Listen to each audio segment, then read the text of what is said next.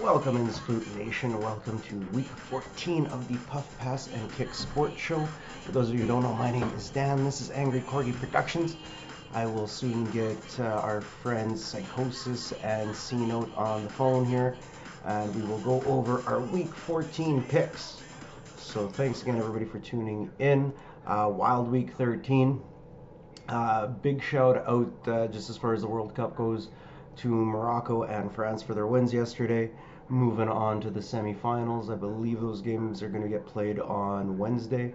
But we'll move on to our week 14 here. Sorry, I was having technical difficulties, so I had to restart after I started there. But we will get going. I'll get C Note and Psychosis on the phone here.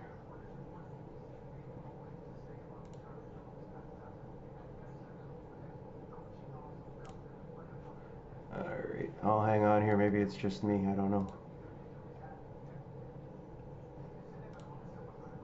Anybody here?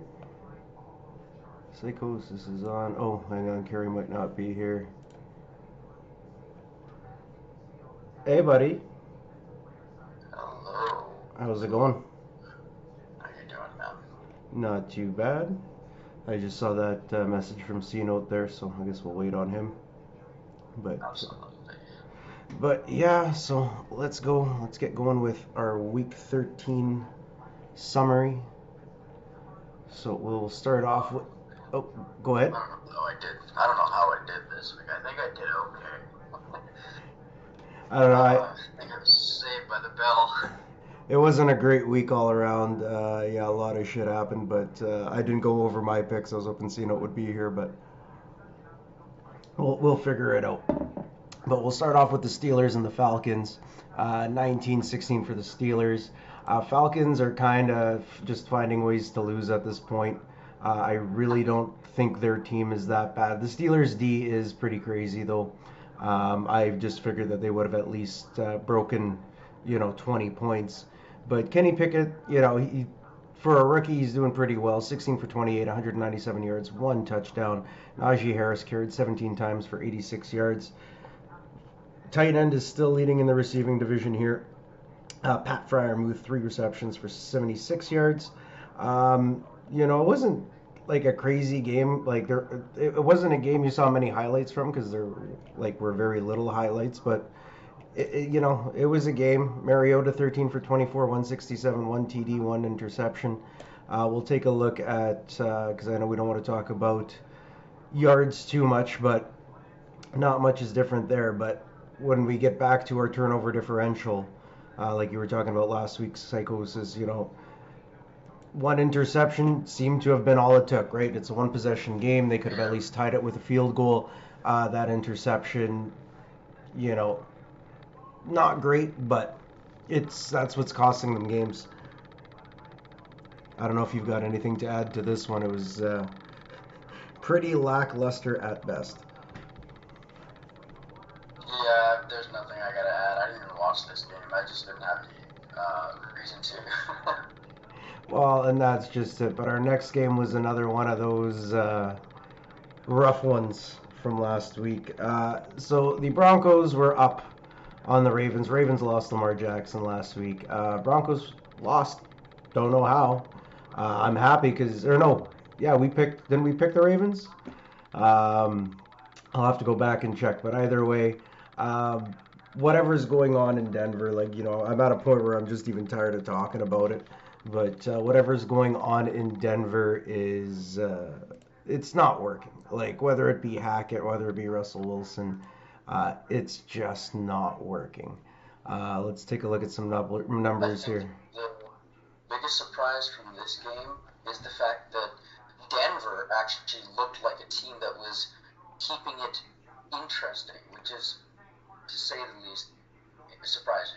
But the Ravens should have blown them out. They should have, and that's the thing. And the Broncos are their defense is really keeping them in there. Like Russell Wilson had a decent day, 17 for 22, 189 yards. You know, it is what it is. I just feel it's just offensive production, right? The tight end is going 6 for 85. Jerry Jeudy should see a bigger game today. Like it is a divisional game against the Chiefs, but I don't really think it's one that they're gonna win. But yeah, like it's something's going on in Denver. Something's got to happen. When we look at the Ravens, right? Tyler Huntley, 27 for 32, 187 yards. This pick, not good. But even he's getting offensive production by what I would compare their rosters. Like Lamar Jackson's out, and I know Lamar Jackson handled a big load of the rushing, and I think that's the problem. And then we look at it again, and we have, you know, quarterback leading your team in rushing. Tyler Huntley had a rushing touchdown, 41 yards on the ground. But Kenyon Drake, Gus Edwards, these people need to produce more. Not everything should be put onto the quarterbacks. I'm beginning to see the same pattern here. Latavius Murray, 47 yards, but Russell Wilson, had just half as many yards carrying. Like the offensive line play for these two teams has been pretty bad. And I think that's a big reason that we're looking at the numbers we're looking at, because like fuck, there was almost a hockey game that had this score the other day. Like it's just you expected more out of these teams. Like this is the kind of game that and let's just talk about it, psychosis. If Russell Wilson had that, we got C note. I ran there. It's a good thing you went an hour early. Hang on, let's see if we can get Carrion on the call here. Oh, hang on. I did this stupid. Hang on, I did this stupid. I gotta call you back. Okay.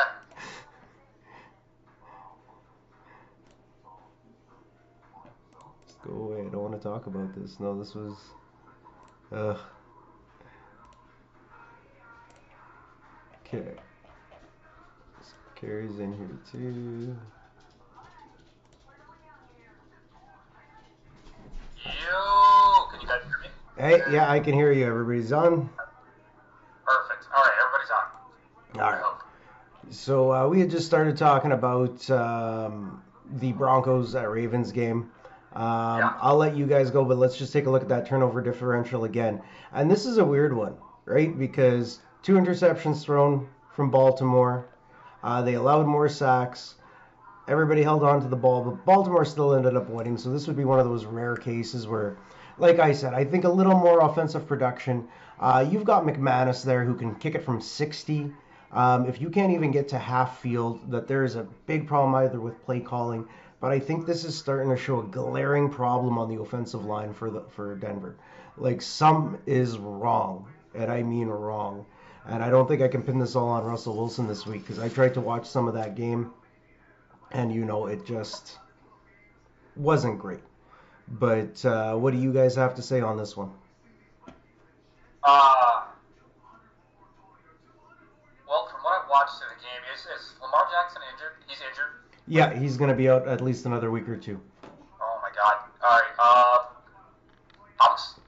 I understand why that game was the score that it was after he got injured, because he's like one of the people carrying this team. But I also don't understand why the Denver Broncos can't get more than 3 field goals on the scoreboard consistently. It wasn't for a lack of trying this game. Like if you look at the stats, I mean, Russell Wilson actually ran the ball. He didn't even throw a touchdown. I mean, I'm sorry, he didn't even throw an interception. But not for a lack of trying, right? I mean, Latavius Murray, he rushed. I mean, this was definitely a defensive game. It's just Denver. Here's the problem, and I'm not going to go on a huge rant about Denver, but I will say this: whatever's going on in Denver, they've got to figure it out, and they got to figure it out quick, because Russell Wilson is there for the long term, and I'm pretty sure they don't want to sit there and pay him all that money to sit on the bench. So they got to figure that out, whatever's going on out there. Yeah, for sure. For sure. Yeah, that's about all I got. I don't know. I kind of stopped paying attention to the Broncos, to be honest with you. I was just like, who did we pick? We all picked the Ravens. So that is a win in that category. Because I missed it and I was running, who won the Steelers-Falcons? Steelers ended up winning 19-16 over the Falcons. All right, so that's a win for me and Corgi. And hold on, L for psychosis. Okay, and then we all got wins for the Ravens game. Perfect. So I can cross those off. But yeah, I haven't. It's weird. It's almost like it's gotten to the point now where, like, and no shade on any player, just because, I mean, you got to be at least somewhat good to get to the league. But I literally just have, if I see a Broncos game, I tune into another game. Because I know it's either going to be a loss or it's going to be something that I'm just like, Well, and it got to a point that they actually pulled Kansas City off the primetime today because it was a Broncos Chiefs game scheduled for tonight, and they switched it out to the Chargers game, which, let's face it, probably the best move. We could have gotten to bed early, but we'll drift away to mediocrity in the middle of the afternoon there. But yeah, the Broncos are so bad that they're devaluing everyone else's primetime. Yeah, and that also sucks because, like, if you really think about it, if they're flexing games out because that game is just not going to be good, now you got to worry about, are those games actually still played at the same time? They just flex them on TV, or do they cancel those games until later? No, they'll swap them out. So what happened 2 weeks ago is they had informed the Chiefs and the Broncos that they were going to move their game because NBC, like, it kind of gets to a point where it's based on viewership as well. So I can't remember who the Chargers are playing today. It's supposed to be I think it was supposed to be actually a good game today. Chargers playing Miami. Yeah. So Chargers Miami are good, which I would rather watch the Chargers play Miami. So that's just it. But this is why they put in those flex rules. But some of the games this year have just been the same. Like they're pulling games. Like even when Cowboys ran it up there, they pulled them off. Like yeah. Because the reason I asked that is because I'm like, I didn't know if they actually swapped the game itself, because I'm like, these people paid money for these tickets. Some people paid for airline tickets. I'm hoping that they didn't swap that game and screw these people out of all that cash. Well, they try to do it with enough, but yeah, that's essentially what happens.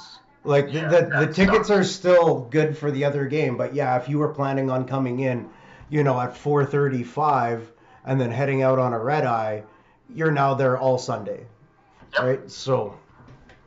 That kind of sucks. It's like, that's one of those things where I'm like, dude, just leave it. Because now you're screwing your fans. But at the same time, it's like, I get it. The viewership dollars are more than probably what your gate is. So why not go with the more dollars? So I get both sides of it. It still just sucks. Well, yeah, it's corporate chess. Like, that's it, right? Because then NBC is going to be like, if we're only getting X amount of viewers, how are we going to charge our ads this much? Especially with the payday that the NFL got with the new broadcasting rights. Like it's, and this is what they're talking about changing. There's talk about changing the Thursday night football game to Friday nights on Amazon in hopes that extra day gives teams more time to prepare and come back from injury. I think that might be a good idea. I think at this point they may as well try but the lineup on Thursday night is just always horrendous. Yeah. They should probably make better games. But I'm wondering if they did, they couldn't take away from college football, because I'm wondering if they did Saturday nights instead and promoted it as like a Saturday night lights. But Friday nights would be Friday night lights. It seems to really coincide with baseball and hockey too. Like, and that's the thing, right? Because Saturday's hockey's big night. So I think that... they don't want to take over that landscape. I get you. And that's it. But at this point, like, I would almost rather two Monday nighters. That's 100%. Just start it earlier in the day, like when people get out of work, about 5 or 6, and then go from there. Because that was it. What they were doing was, which was actually really good. At the beginning of the season, that first 3 or 4 weeks before anybody hits bye, and there's so many games, there's usually a double header on a Monday night. So they'll start an East Coast game at 5:30 my time, and then by the time the West Coast game comes on. A lot of people don't see it, but it's kind of at regular time, and it's a little earlier on their side, which I like. I do like that format because there's really nothing else going on a Monday night. Very crazy idea. This is crazy, okay? They should do on Sunday night, 7 o'clock, an AFC conference game, and an NFC conference game. So that way West Coast can see their game, East Coast can see their game. 2 primetime games, still drawing in both audiences and still growing, and getting that platform. That's just an idea. That's a really good idea, actually. I like that idea. I like that. Each conference gets 1 primetime game every Monday, or whatever day they choose. Yeah, but I think but I think the Thursday night's on its way out. Like, I don't think. Yeah. I mean, it started off as a pretty What's going on, sir, guys? Frisky coming in with a raid. Thank you so much. Raiders, welcome in.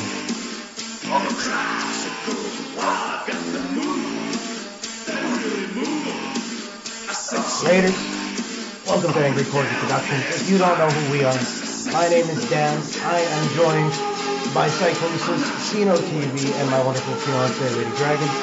We are discussing our NFL picks for Week 14. And Frisky, you're an absolute gem of a human being. Thank you so much for the raid. And again, Raiders, welcome in. Feel free to chime in. We're going over our Week 13 picks from last week. And for Week 14, as always, we do have a Perfect Picks gift card. If you can guess all the games right in the ticket for Sunday and Monday, I will give you a $25 Canadian gift card to Amazon. But yeah, welcome in. Frisky, my man. Gives you that little bit of extra motivation to get that just before Christmas, huh? Dude, right? Frisky, I keep telling her it's, but that's what brings in the viewers. So worst case scenario, like I said, if shit gets really bad, Angry Corgi OnlyFans might have to be a thing.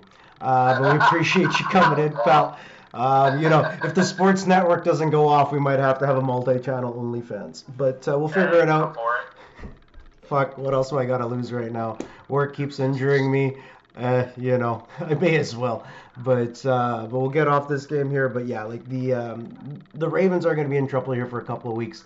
Tyler Huntley, he's good. But until both of these teams get their rushing figured out and their O-line figured out, it's gonna be a rough go. I feel like the Broncos, I know we're going to move off this game, but I feel like the Broncos are going to be hurting for a couple years. They're going to get their draft picks next year, but they still have to work them into the system and whatnot. And I think the following year is when it's all going to start to click for them. And, and that's just going to be it. Like, this is going to be a rebuilding process. But the problem is, I think the biggest thing that they did that really, I think moving Bradley Chubb out of that defense, you probably wanted to get the fuck out of there, but now you've got to worry about, this is like when the Raiders lost Khalil Mack.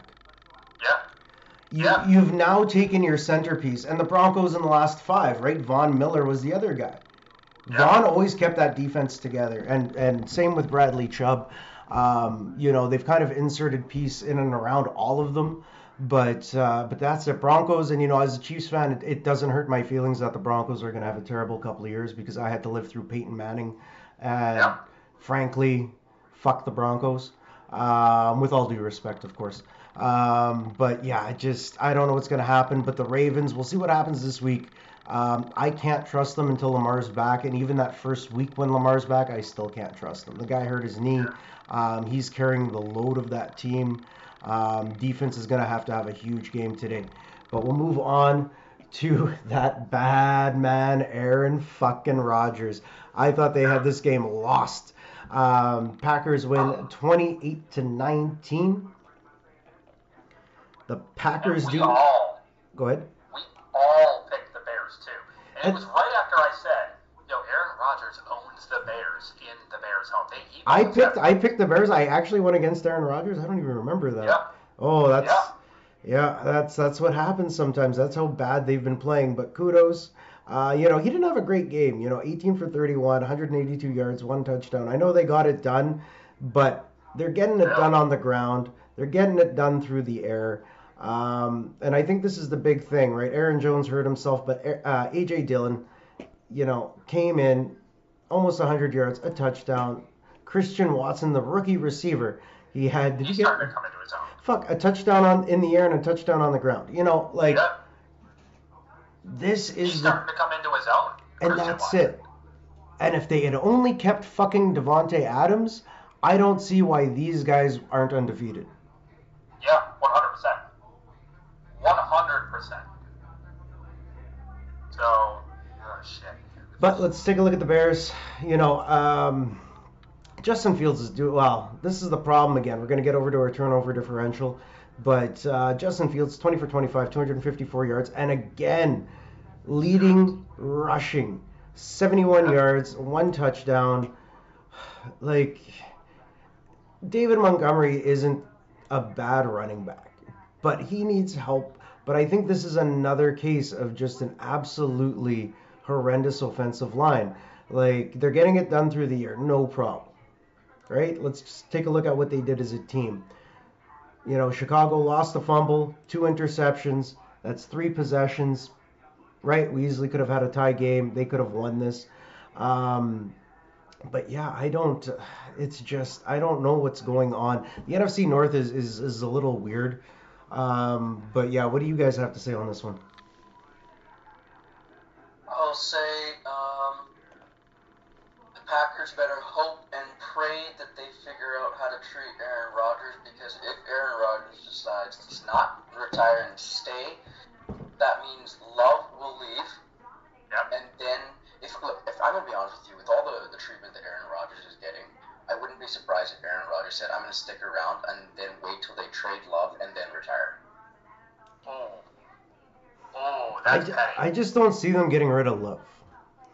I think they've invested. Like, unless they're going to go and get someone like Caleb Williams, CJ Stroud this year, I really can't see them getting rid of Joe. Love's contract is up at the end of next year, and he's made it pretty obvious. If he's not starting or getting more reps, then he's not going to spend another season on the bench behind a quarterback that is completely fading. But let's talk about something, because I thought about this earlier. Right now, Tom Brady isn't saying that he's going to be with the Bucs in 2023, and I thought about this. The Raiders go after Aaron Rodgers. Tom Brady goes to Green Bay. Where does Love go?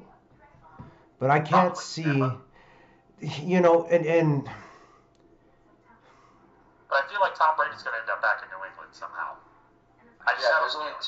There's only two places that Tom Brady could end up at, and that's either New England or the 49ers. I don't think he's going anywhere else. You think he'd go back to the Patriots? Dark horse is Miami. You think he'd go back to the Patriots? I don't know. Yeah, I think he'd go for one final season, just to call it, just do a quick little walk off. A goodbye tour of Tom Brady. The goodbye tour.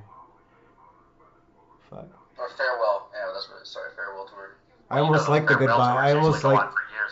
I don't know if he's allowed to have one. Like, he did this once already. He had a tour. We're done with it. Like, we celebrated once already. I mean, let's think about it. Every person that does a farewell, like Gene Simmons and Kiss, they did like 19 farewell tours. Freaking the boss, what's his name? Bruce Springsteen. Did freaking 19 farewell tours. Like everybody, the Beatles, Paul McCartney, they did like 19 farewell tours. And freaking, I feel like Tom Brady will end up doing the same thing. It's the reason he's divorced. Part of it. So it's like, he could definitely go back to New England and be like, yo, I want to win a couple more Super Bowls in New England just to really cement that legendary GOAT status. That, or you can go to the Jets and really stick it to New England. He wins a Super Bowl with the Jets?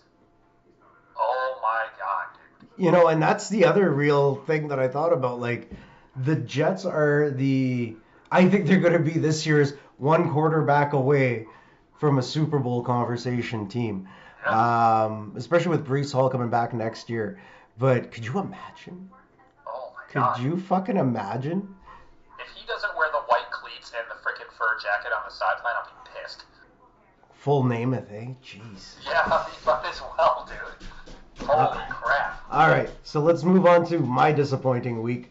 Oh my God. Fucking Jacksonville. Every goddamn time. Every goddamn time. Canadian's the only one who picked right on this one. Yeah. Psychosis, sorry. Psychosis is the only one who picked right. Dude, it's screwing me up. I'm sorry. I'm trying so hard. You're good. All right, so let's talk about the Jacksonville Kitty Cats. Something's got to happen in Duval here. I love saying Duval. You need to win games so that I could say Duval more. Trevor, yeah, right, Duval. That's how I feel about it this week. Trevor Lawrence, 17 for 31, 179 yards, 1 touchdown. It's mediocre play. I don't know what's up. I didn't watch much of this game. I thought it would be a lot closer. I thought we'd be talking like 30 to 40. But Lions are getting it done. This man, Jared Goff, is the new Matt Stafford. Like that's it, right? Like he's putting up Phillip Rivers numbers, and they're winning finally, and I'm happy that they're winning. But yeah, like I think. Can I ask a question? Yep. Sorry to interrupt, but are these garbage time numbers? These yards? I'm just curious. No, I think they got him relatively close, like within the second and third quarters. Let's take a look. Actually, I think. Okay. Because I know, like sometimes when quarterbacks Detroit have high yardage games, they're in the garbage time area where they can really just chuck it and try some shit. He was pretty consistent. So we've got 14 in the first for, and these are just the Lions numbers. 14 in the first, 9 in the second, 7 in the third, 10 in the fourth. Jacksonville had literally garbage numbers in garbage time. Absolute 0 in the fourth quarter. 8 points in the third. A couple field goals spread out across the first two. But those Lions, Dan Campbell, the man out there getting up, biting fucking kneecaps, and getting work done. I love Dan Campbell. I'm happy about this. You still need to pay fucking Megatron, though, Lions. But other than that, man, shit's clicking. Their running game is just devastating. Like DeAndre Swift and Jamal Williams, fucking money. It is also week 14 in fantasy football. If you have not, like, by this point, if you're not looking at the playoffs, you're kind of fucked. But if you have any of these two players and you are not starting them this week and you are in a run for a playoff contention, they are having a divisional game against the Vikings. Fucking start them. That's Dan's, fantasy tip of the week. If you are playing DraftKings today or any kind of daily fantasy, pick them up. This is going to be a huge game. I picked up Jamal Williams, I believe, at $5,200 on DraftKings. Take him. Take him. The Lions, do they, if I remember, they still have a shot at a 500 season, right? Yeah, I'm actually pretty sure. Hang on here. I want to say that. I think that they moved into second, to be honest with you here.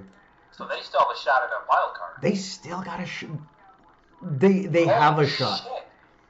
They have a shot. Yeah, they are. So this is the likely scenario. If Green Bay Packers, they would have to shit the bed completely, which is possible. Right? Depending on their schedule. That's completely possible. Let's take a look. Sorry, I didn't mean to interrupt, but these I want to see this now. So we've got them, because the thing is, they've got an even divisional record. They're pretty much on par with each other. It would just be the head-to-head. But what's Green Bay's schedule look like? Frisky, if you have any of those two, even if you want some advice, dude, I'm here. I'm in a 12-man. I'm about to take another championship. I'm actually pretty good at it. I'm 12-1 in a 12-man right now. If you need any tips, bro, let me know. If you win, put it up on TikTok. I want to see the elation. Oh, dude, my buddies are. I started this league. People started calling for collusion on me, so I gave up commissioner status. I've been doing this league for like 10 years. I gave up commissioner status to my best friends. I fucking destroyed them last year, and I'm gonna fucking destroy them again this year. Let's go. Right? But yeah, I got you, Frisky. You need any help? You got fucking somebody you can't figure out? I will do my best to analyze and help you out, sir. But what were we looking at? We were looking at these fucking Packers. Yeah. Checking out their schedule, which is let's see. And we also do have. Remember, we're on an 18-weeker now, so we are gonna have that extra week. Fuck, right? So they're playing. They got a rest week. I think they're lucky because those teams that I was looking at are going to be Aaron Donald all day. Week 18. It's going to come down to week 18. Yeah. I guarantee this shit right now. Calling it week 18. If the Lions can keep winning, they're in. they are in. They should at least have a wild card. Because the entire season we've been talking about, like, what's going on with the Lions? What's going on with the Lions? And they actually have a shot. But now they're the team we wanted them to be. And I'm happy because I started going on the Jacksonville bandwagon. So Dano is hopping back on the Lions bandwagon because I grew up watching Tim the Toolman Taylor. I love the Detroit Lions as much as he did. And deep down, I want them to win. Like, they are kind of like, the brother that's kind of got a little shorter leg on the left than the right. You just want to see them succeed. Like, they should be good. But, man, and I just love Dan Campbell. I love the energy that he brings. If I was like a foot taller and had a better chin, I'd be fucking Dan Campbell. But we'll move on here. Let's go to the Browns at the Texans. Browns won 27-14. I don't think any of us thought the Texans were going to win. Yeah, we all picked Cleveland on that one as a win. This was, I still don't understand this. Jacoby Brissett's better than I think having to throw him in. But whatever. I understand it. I understand why you're saying that. Yeah. I fully do. But I would say, how long's he been off for now? 11 weeks. 12 weeks. It's almost an entire season. And then he just gets thrown back in. Granted, it's against the Texans, but still, man, you're getting thrown back into an NFL game after not playing for 2 seasons still, total. I think it was 2 seasons total because last year he was off as well, right? And then some before that he got hurt. So that 2 seasons, man, that piles up fairly quickly. Like people improve very fast in this league, so it's going to take them a little while to actually catch up and get used to well, you've got that 2 to 3 weeks of rust, at least, right? And that's barring, he gets it together. I don't think Cleveland was out of it. I think had they, and they're still not. They won the game, but with Lamar Jackson down, I think that they can still make a run here. But I think Jacoby Brissett, I don't know. I thought he did pretty well. They just weren't winning games. I don't think it was on him. But let's take a look at the numbers. You still have the running back duo of Nick Chubb, Kareem Hunt. Chubb with 80 yards on the ground, Kareem Hunt with 56. Receiving's whatever. No one's scoring touchdowns, though. This is kind of the issue. Texans, Kyle Allen, 20 for 39, 201 yards, 1 touchdown, 2 interceptions. From what I understand, they're going back to Davis Mills this week, which at this point, you may as well give everybody some work. At this point, if I were the Texans, I would just throw my whole second string in and just say, fuck it, go for it. Because, dude, there's 4 games left in the regular season, correct? Yeah. Okay. Why even risk it? There's teams that are, they have 3-win seasons. Why even risk giving up the number 1 pick next year for, just tank it? I hate to say that. I really do. But, you're 1-10-1, dude. If you win out, then you might fuck up your first-round pick. And this is, and that's it, but then we get into that ethics conversation, Carrie, about should you just start throwing games? As a human being, it would bug me to throw a game. I know I'm low, but I'm getting paid millions of dollars, and now I'm just kind of, how do you give a fuck? Yeah. Right? And that's the thing. It's hard to, and it's hard. Dameon Pierce is still out there running for 70 to 100 yards a game. But I think at this point, you go heavy. I don't know who they're going to go get. They're going to go get C.J. Stroud probably. But I would also say, on the flip side of that, for the next 4 games, you get your second stringers a whole bunch of experience. So next year, they have that experience. They know. And that's they're like, oh, shit, this is how this works against, the first stringers. So we know what is expected of us. But, thank you for changing that, Lady Dragon. I just noticed that on Streamlabs. Okay. Sorry, Psychosis, go ahead. I was just going to say, I'll be right back. I'm going to grab myself a drink. Okay. The only thing I'm going to say on this game is I think it's kind of interesting. Actually, it's highly interesting that Deshaun Watson played against the Texans in Houston. That man must have had to stay in his hotel to avoid any more allegations against him. Dude, they probably put him in a fucking safe house. They wouldn't even let him go to a hotel. Yeah. But yeah, no, I don't know. I think that was a very, we would refer to it as a faux pas, right? It's not shit you do. Like, come on now, like play him against fucking Miami, go play him. But going there with all like, This man is gonna have a rough life. Afterwards, he's never gonna be able to get a massage again. that is probably, and we laugh, but that is probably a stipulation. As someone who's done time with people like this in our vicinity, I can tell you that yeah, they have a lot of, and I don't know, man. If I wouldn't even allow this motherfucker to have a cell phone. But that is my personal opinion on it. Understood. Hey, it makes sense to me. But that's it. But from a football standpoint, yeah, that's, it is what it is. But we won't get too far into it. I still think that they should have let Jacoby finish out. But well, I think he was doing pretty well given the circumstances. I think Jacoby Brissett's a pretty decent QB given his circumstances and what he had to deal with. I think so. I think he's better than Marcus Mariota. 100%. I think that he deserves a shot to start and go and quit being this bridge QB. I know it hasn't been anything crazy. Well, like in here, and this is the thing. At this point, they are pretty much out of it. Yeah. So let's take a look. Yeah, because I don't think the Bengals are going to drop enough games for them to even move up, and the Ravens might. They might, but even if the Ravens lose the next 4, Browns win. Because the Browns face the Bengals. The Bengals are 0-4 against the Browns under Joe Burrow. Yeah. The Browns haven't had like a great quarter. Like last year was Baker Mayfield. But I think the big thing is going to be this division. Because right now, Cincinnati is 1-3 in their division right now. Yeah. We're not talking tough teams. They've lost to Pittsburgh. They've pretty much lost to everybody. I think the one game they did win was the second round against Pittsburgh. But, it's not... I'm still not... I know they beat the Chiefs last week, but the Chiefs lose those kind of games on stupid fucking penalties again. But that's just what we do. But this, I'm not convinced. I still think if the Browns ran the next 4, they're in the wild card talk.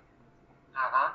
Because Tennessee, I don't think they're that bad. I don't think they're as bad as the numbers say. I think that when Myles Garrett got hurt, they have a team. I just don't know what's going on. But I think without Lamar Jackson in the AFC North right now, anything can happen, especially with the amount of weeks left.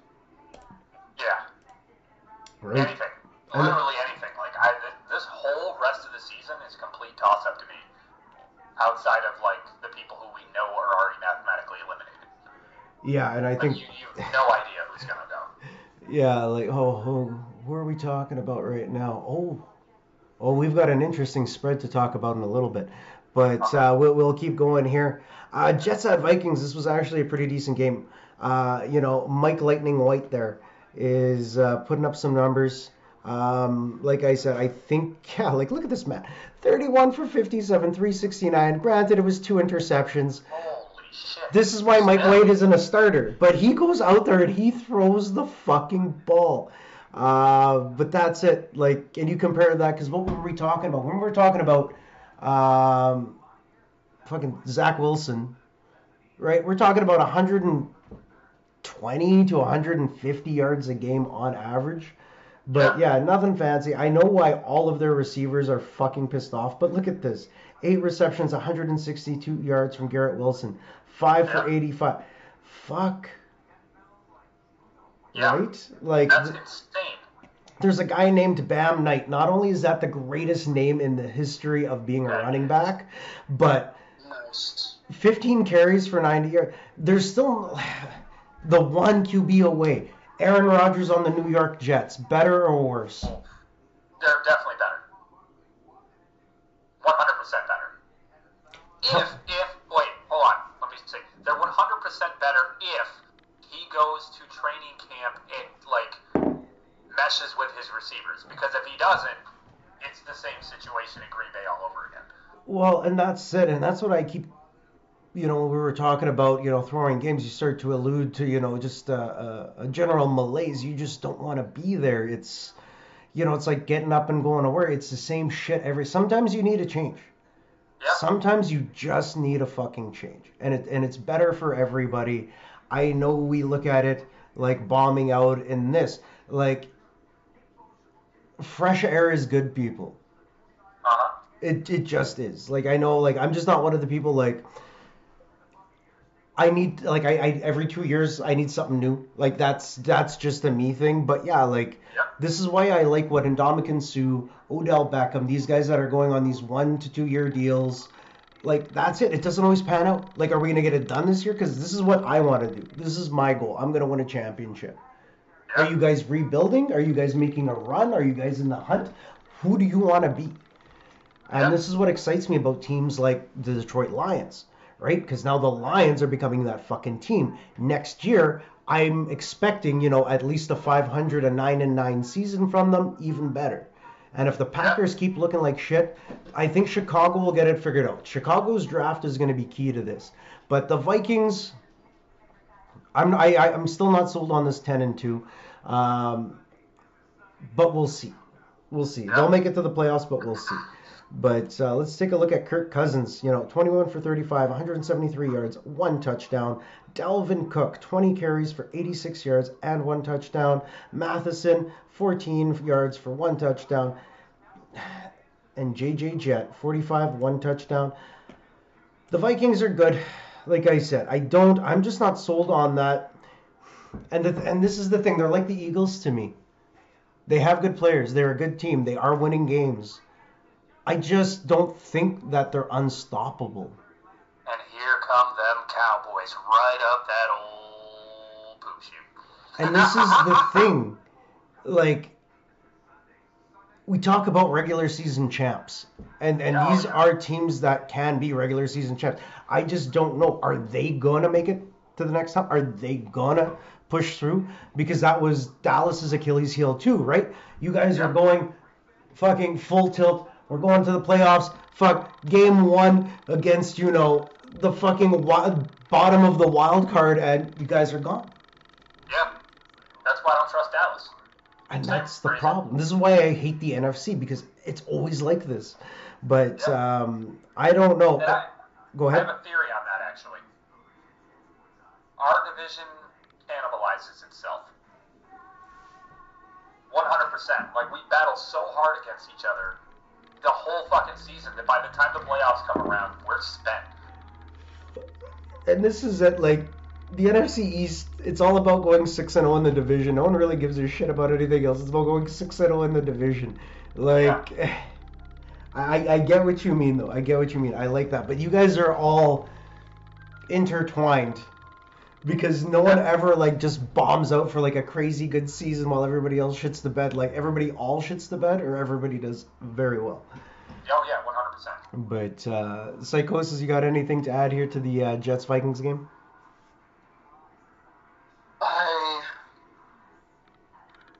The only thing I gotta add is I just hope the Vikings. I hope the Vikings make the noise that they're supposed to be making. The Jets, I don't think the Jets are. And I hate to say this for anybody that's a fan of the Jets, but if I see the Jets in the playoffs, I'm not scared. If I see the Jets on the other side of the field, I'm not scared. The Jets find a way to shoot themselves in the foot.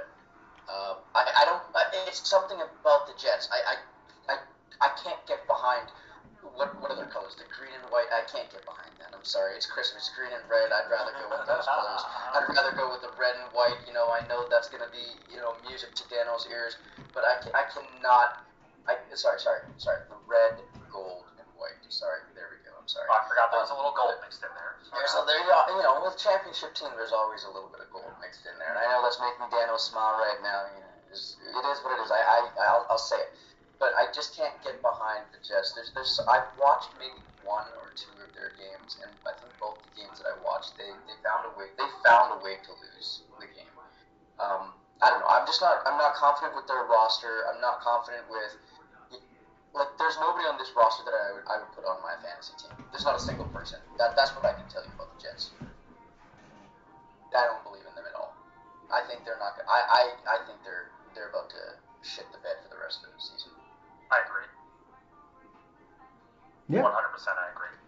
The Jets will Jets, but for now, they're dominating. I just almost wish that these teams, like the AFC East, had put up more of a fight when Tom Brady was in there.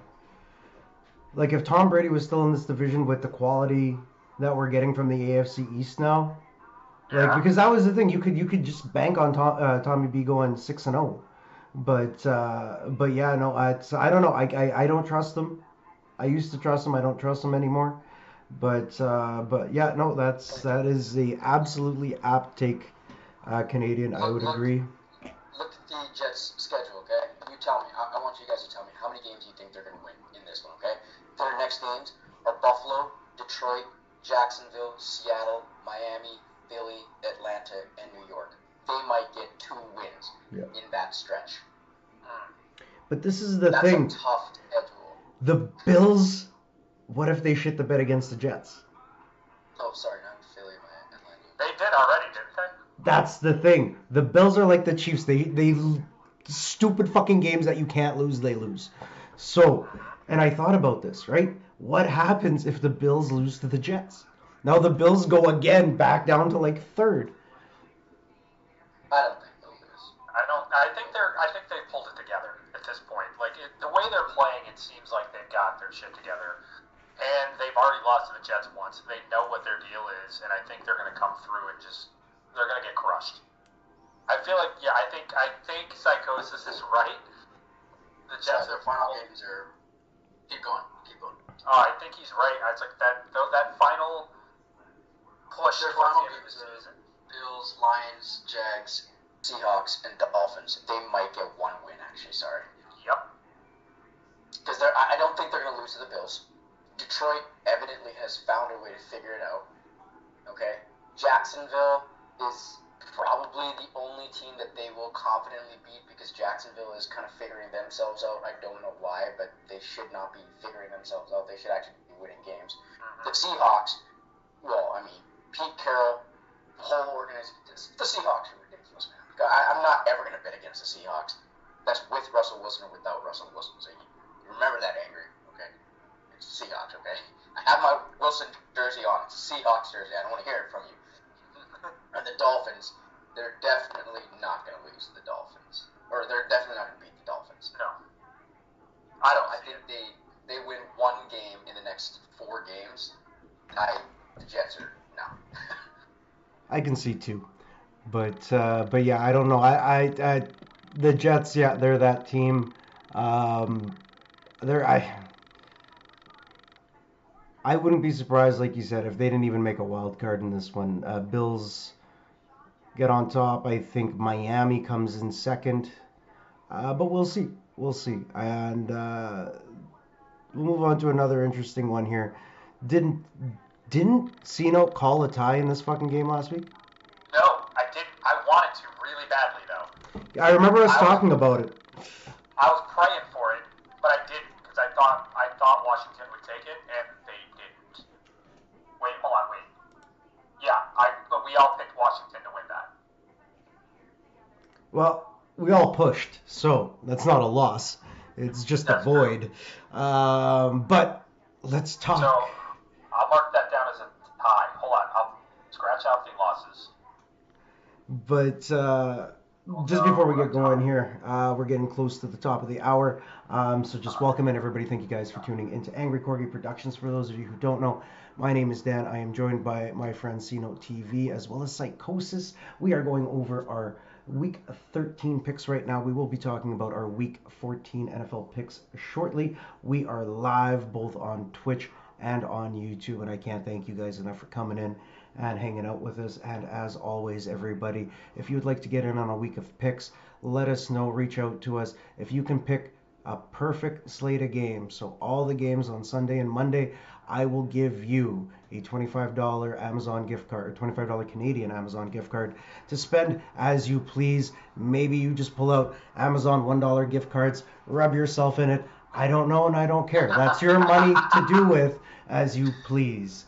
Hoppy got him. Welcome in. Hey, What up, games dude? haven't started, man. If you want to get in, hit us up on Discord. Myself, C-Note, or Psychosis will mark it down. But as long as you get them in before 12 p.m. Central Standard Time, I'll call it legit. Yep. We haven't started ours yet. We're still going over week 13, but appreciate you coming in.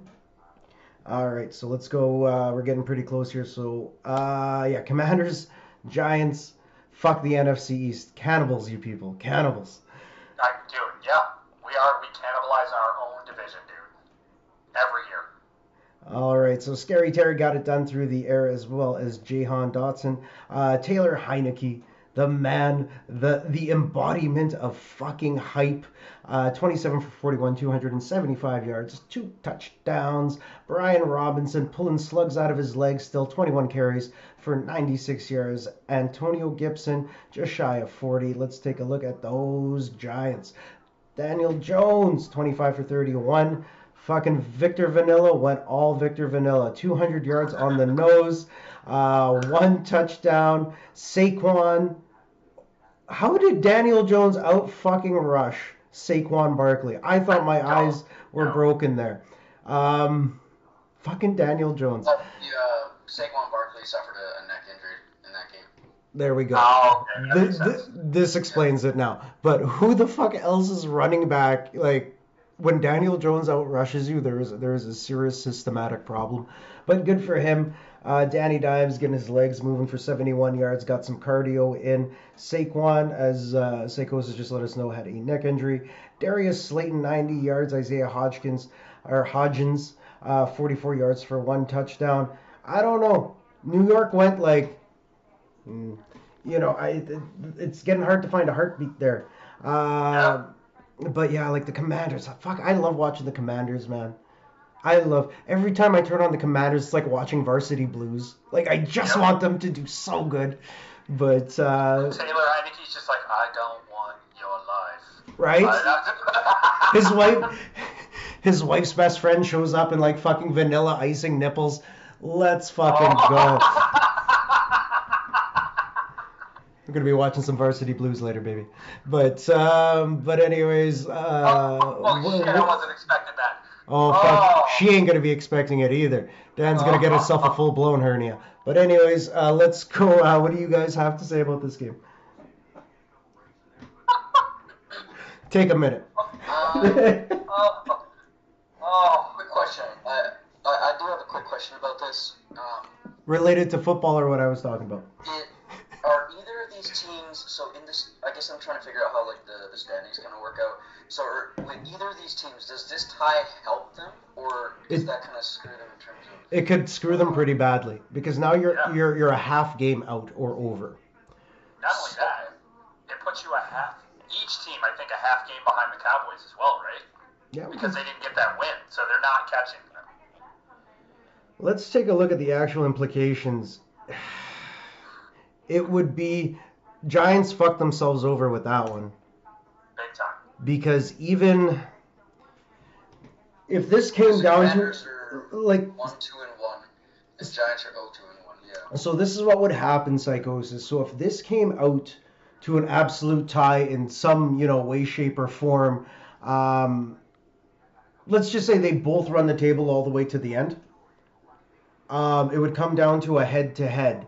And Washington would wind up winning probably by that half fucking game. Because if they both lost or tied to each other, they would have to go based on division wins, and then they would move over to conference wins. So that half game could have just put the nail in the coffin for the Giants, unless they make a run of the rest of the season and hopefully get a wild card. But Cowboys should have second, possibly first locked up, depending on how it goes. I really hope you guys fucking take the Eagles out of it, but Because we still got to win 2 games to even catch them, and they would have to lose 2 games for us to even catch them. I think they're an injury away from being what happened before, like. And I don't want to say it because I don't like fucking talking about it, but it's true, like. The same with the Chiefs. If we lost Patrick Mahomes, we're not the same team. Right? Same with, I think if Hurts, something happened to Hurts where he couldn't finish out the season, they rested him because if they're going to keep running like this, they're going to sit him week 18. That's for sure. So that last game of the season isn't really going to matter. The only way it's going to matter is if Philly drops another game, Dallas gets it within one, and Dallas wins that game against Philly at the end of the month. Right. You know, that, if those two things happen. Looks like he'll be wearing blue and white today. See, no, he'll be cheering for the Giants.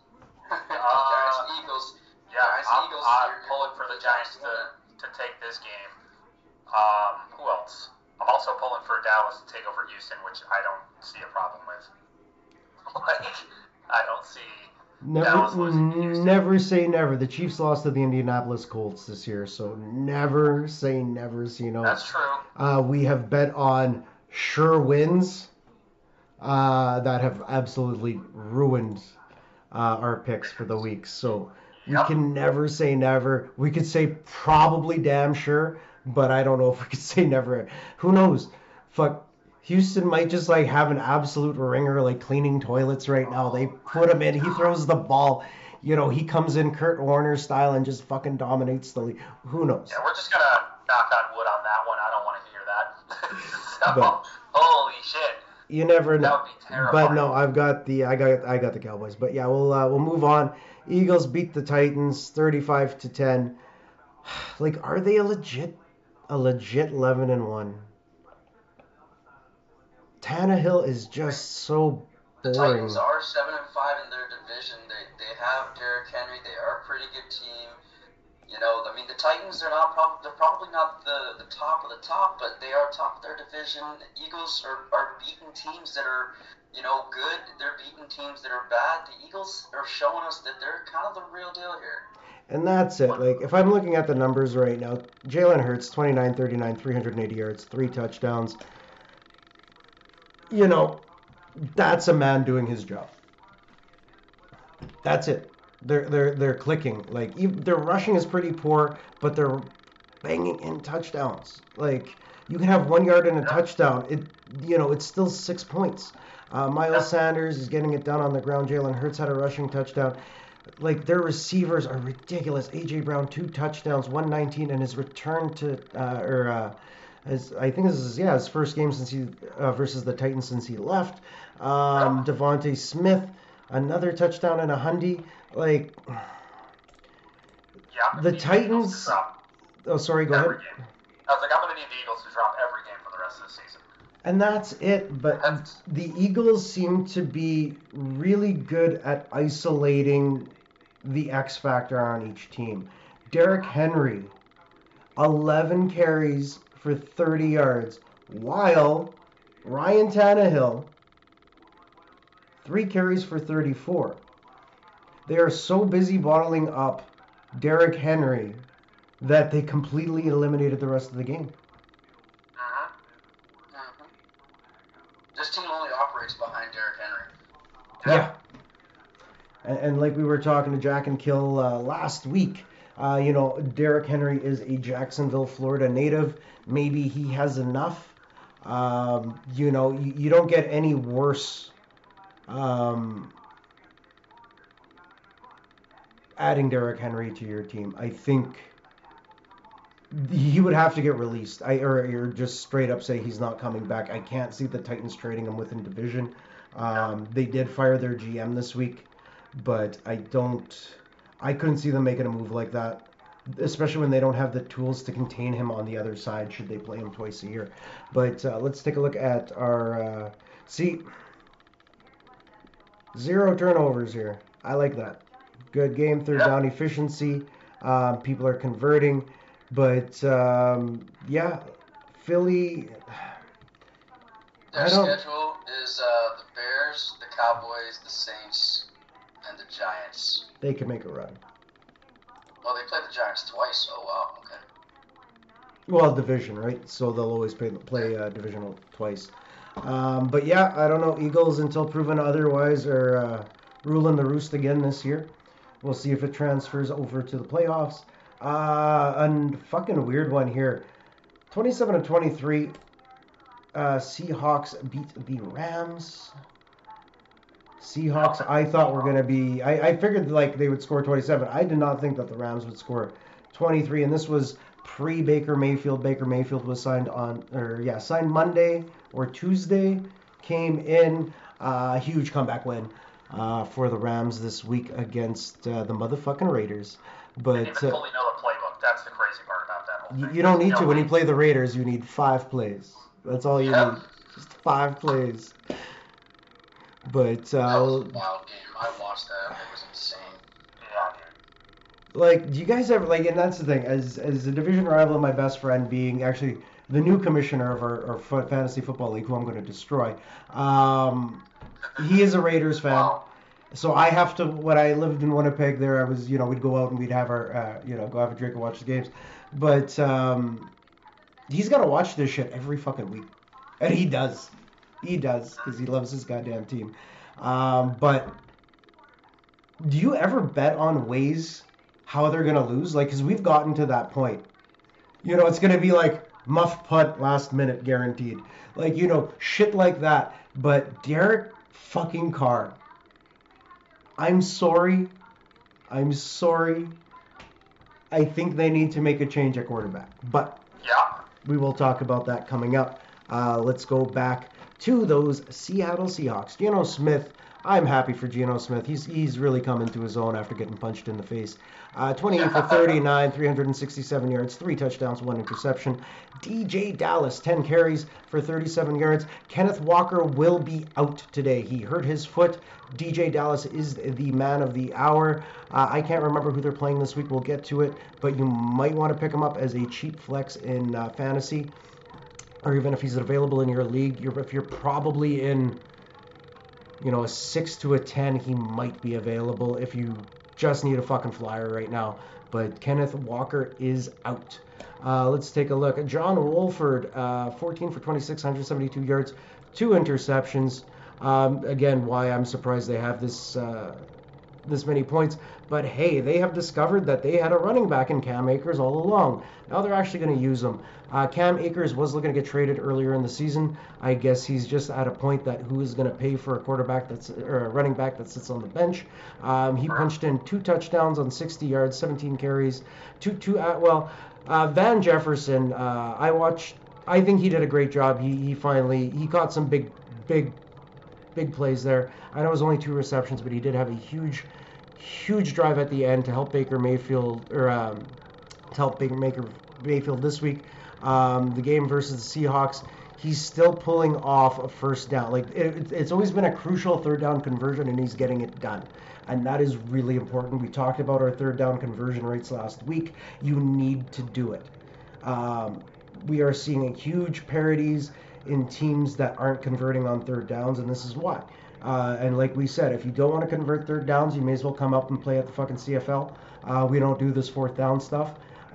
It's cold, and we want to go warm up my hands. So if you guys want to get off the field too, CFL could use you. Take a look at the Winnipeg Blue Bombers. But interceptions thrown, LA had 2 interceptions. The Seattle lost the fumble. Both teams had 4 sacks. Rams' offensive line is just the worst. Like the reason Matt Stafford isn't back playing is because no one can keep him standing right now, which is a big problem for them. Rams will fizzle out the season. I don't see them like even making a push as a comeback. We'll see how next year goes, but that was it. You guys have anything to add to this one? No, pretty much covered.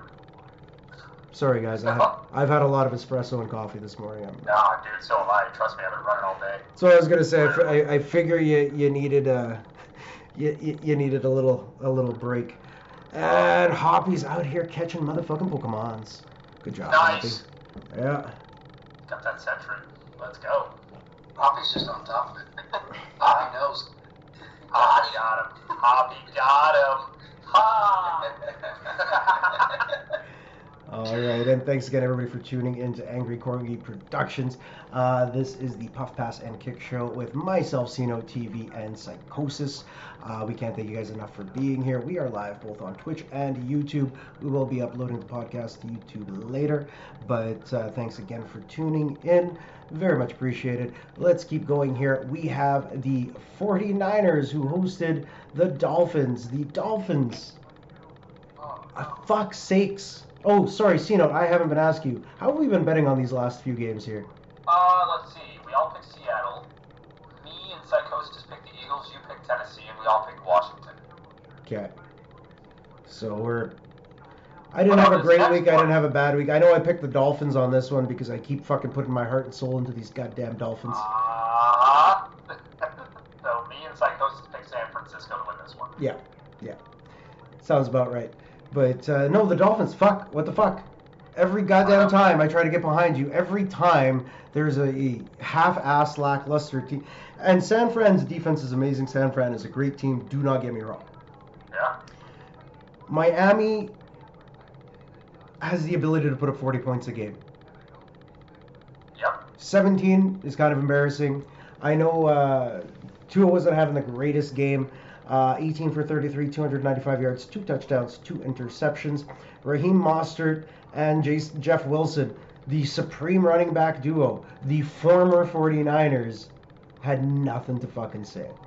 Tyreek Hill, 9 receptions for just short of 150 yards, 1 touchdown. Trent Sherfield was in for the injured Jalen Waddle. If you had Jalen Waddle in fantasy like myself, son of a bitch, but it happens. Guy gets hurt. He works hard. Trent Sherfield came in and proved that he can get it done as that number 3. So he got up on the scoreboard. Let's take a look at Brock Purdy, because this is when Jimmy G got hurt. So Brock Purdy comes in, doing Purdy things. He does 25 for 37, 210 yards, 2 touchdowns, 1 interception. Christian McCaffrey, best ad of the year. 17 carries, 66 yards. He also had 80 yards receiving and a touchdown. Debo was relatively quiet. I can't remember what Debo did. I think he might have tweaked his foot or something, but he was on a snap count. But other than that, San Fran is a contender. They are a real team. Should be feared moving forward. Even they're still putting up 30 points without Jimmy G. So Not bad. they can get it done. Yeah. I think the Shanahan tree is very good. But now let's take a look at the all-important turnover differentials. 3 interceptions thrown by Miami, 1 fumble lost. So let's call that 4 possessions. And then I'm looking at Miami is 0% third down efficiency. Are you serious? No, it was horrible, dude. It was absolutely dog fucking horrible. It was, and that's it, right? You can't win games on 2 downs. No. Which means that they converted 0 third downs, still put up 17 points. Even if they had converted 2 or 3 of them. Fuck. I mean, that would be the perfect NFL game if you literally converted first downs by second down every single time. That's not possible. Right, but that's what Aaron Rodgers used to do with Jordy Nelson and Randall Cobb, right? He'd always have that flyer first thing, and they'd get up 7-0 within 30 seconds of the game. But this is the other thing. Miami had 8 penalties. And as someone who cheers for a team plagued by penalties, 8's too fucking much, man. Yeah. Like, Yeah. the fuck? Oh, I know. Trust me, us Dallas fans been suffering with this for a long time. And that's just it. Like, they keep putting... They hurt themselves so much. Like, they shoot themselves in the foot every week. But this, not converting third downs... I don't even have the stats of how many first downs. Because I'd even look to see how many first downs they had in the entire game. Which means that was... Let's just call it 10 possessions. You played 20 plays? Right? You're not converting your third downs. Maybe 30 plays without a conversion. Yeah. I don't think we've came to a game that had a 0% third down conversion rate. We expect better from you, Miami. Chat the bet on this one. It is what it is. Probably see them in the playoff. Like, I could see this being a Super Bowl game. I really could. But until Miami gets these little fucking problems sorted out, Um, it's the Bills' division to lose, and but I don't know. I see bright things in Miami's future. First year head coach. If you're taking offensive coordinator versus offensive coordinator who became coaches, Nathaniel Hackett versus Mike McDaniel, night and day, right? Yeah. So we'll see, but all I can say is shame on the Dolphins. Got a very bright future, and we ain't talking about their jerseys, fam.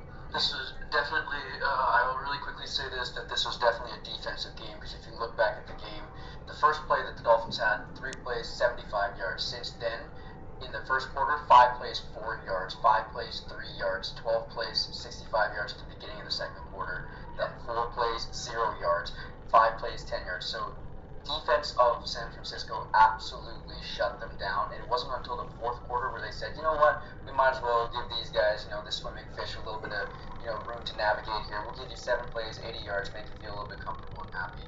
And they proceed to let them have another 54-yard play, right? So it's like these two teams are, when I look at both these two teams, they are built almost identical to each other. They look exactly the same. The only thing is San Francisco and their coaching, their defense, their defensive coaching knows exactly what to do. That's why you see San Francisco throughout the whole year.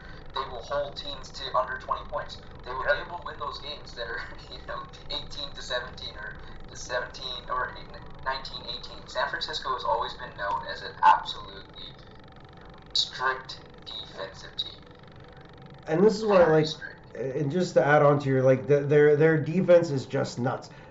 Like Nick Bosa had 3 tackles for 3 sacks. Their defensive line does their job, right? Greenlaw, Jimmy Ward's in the backfield there, Gibson, they're tackling. They're leaving this open for Nick Bosa to do his fucking job. And that's his job, is to absolutely annihilate people. But good on the San Francisco 49ers. Like, this is the thing. When Trey Lance got hurt, right? Oh no, what's going to happen? Jimmy G came in, fucking lit it up, right? Trey Lance who? Now we've got Brock Purdy coming in, putting up 200 yards, a couple TDs.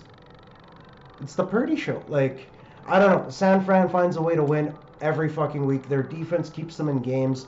Like you said, it's you got to beat that defense, and you got to be able to put up 40 points on top of that. San Fran's going to be a really big contender going into the playoffs. I'm excited to see it. I think that they can make a real run at the Super Bowl. All right, now let's talk about my headache of the week. We all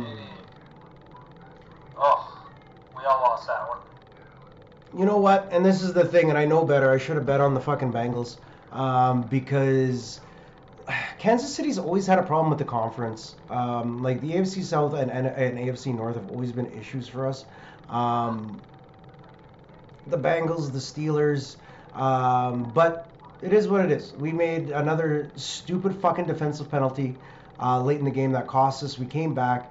We were winning at one point, and then we let Joey Burrow get these 10 late in the game, and that cost us.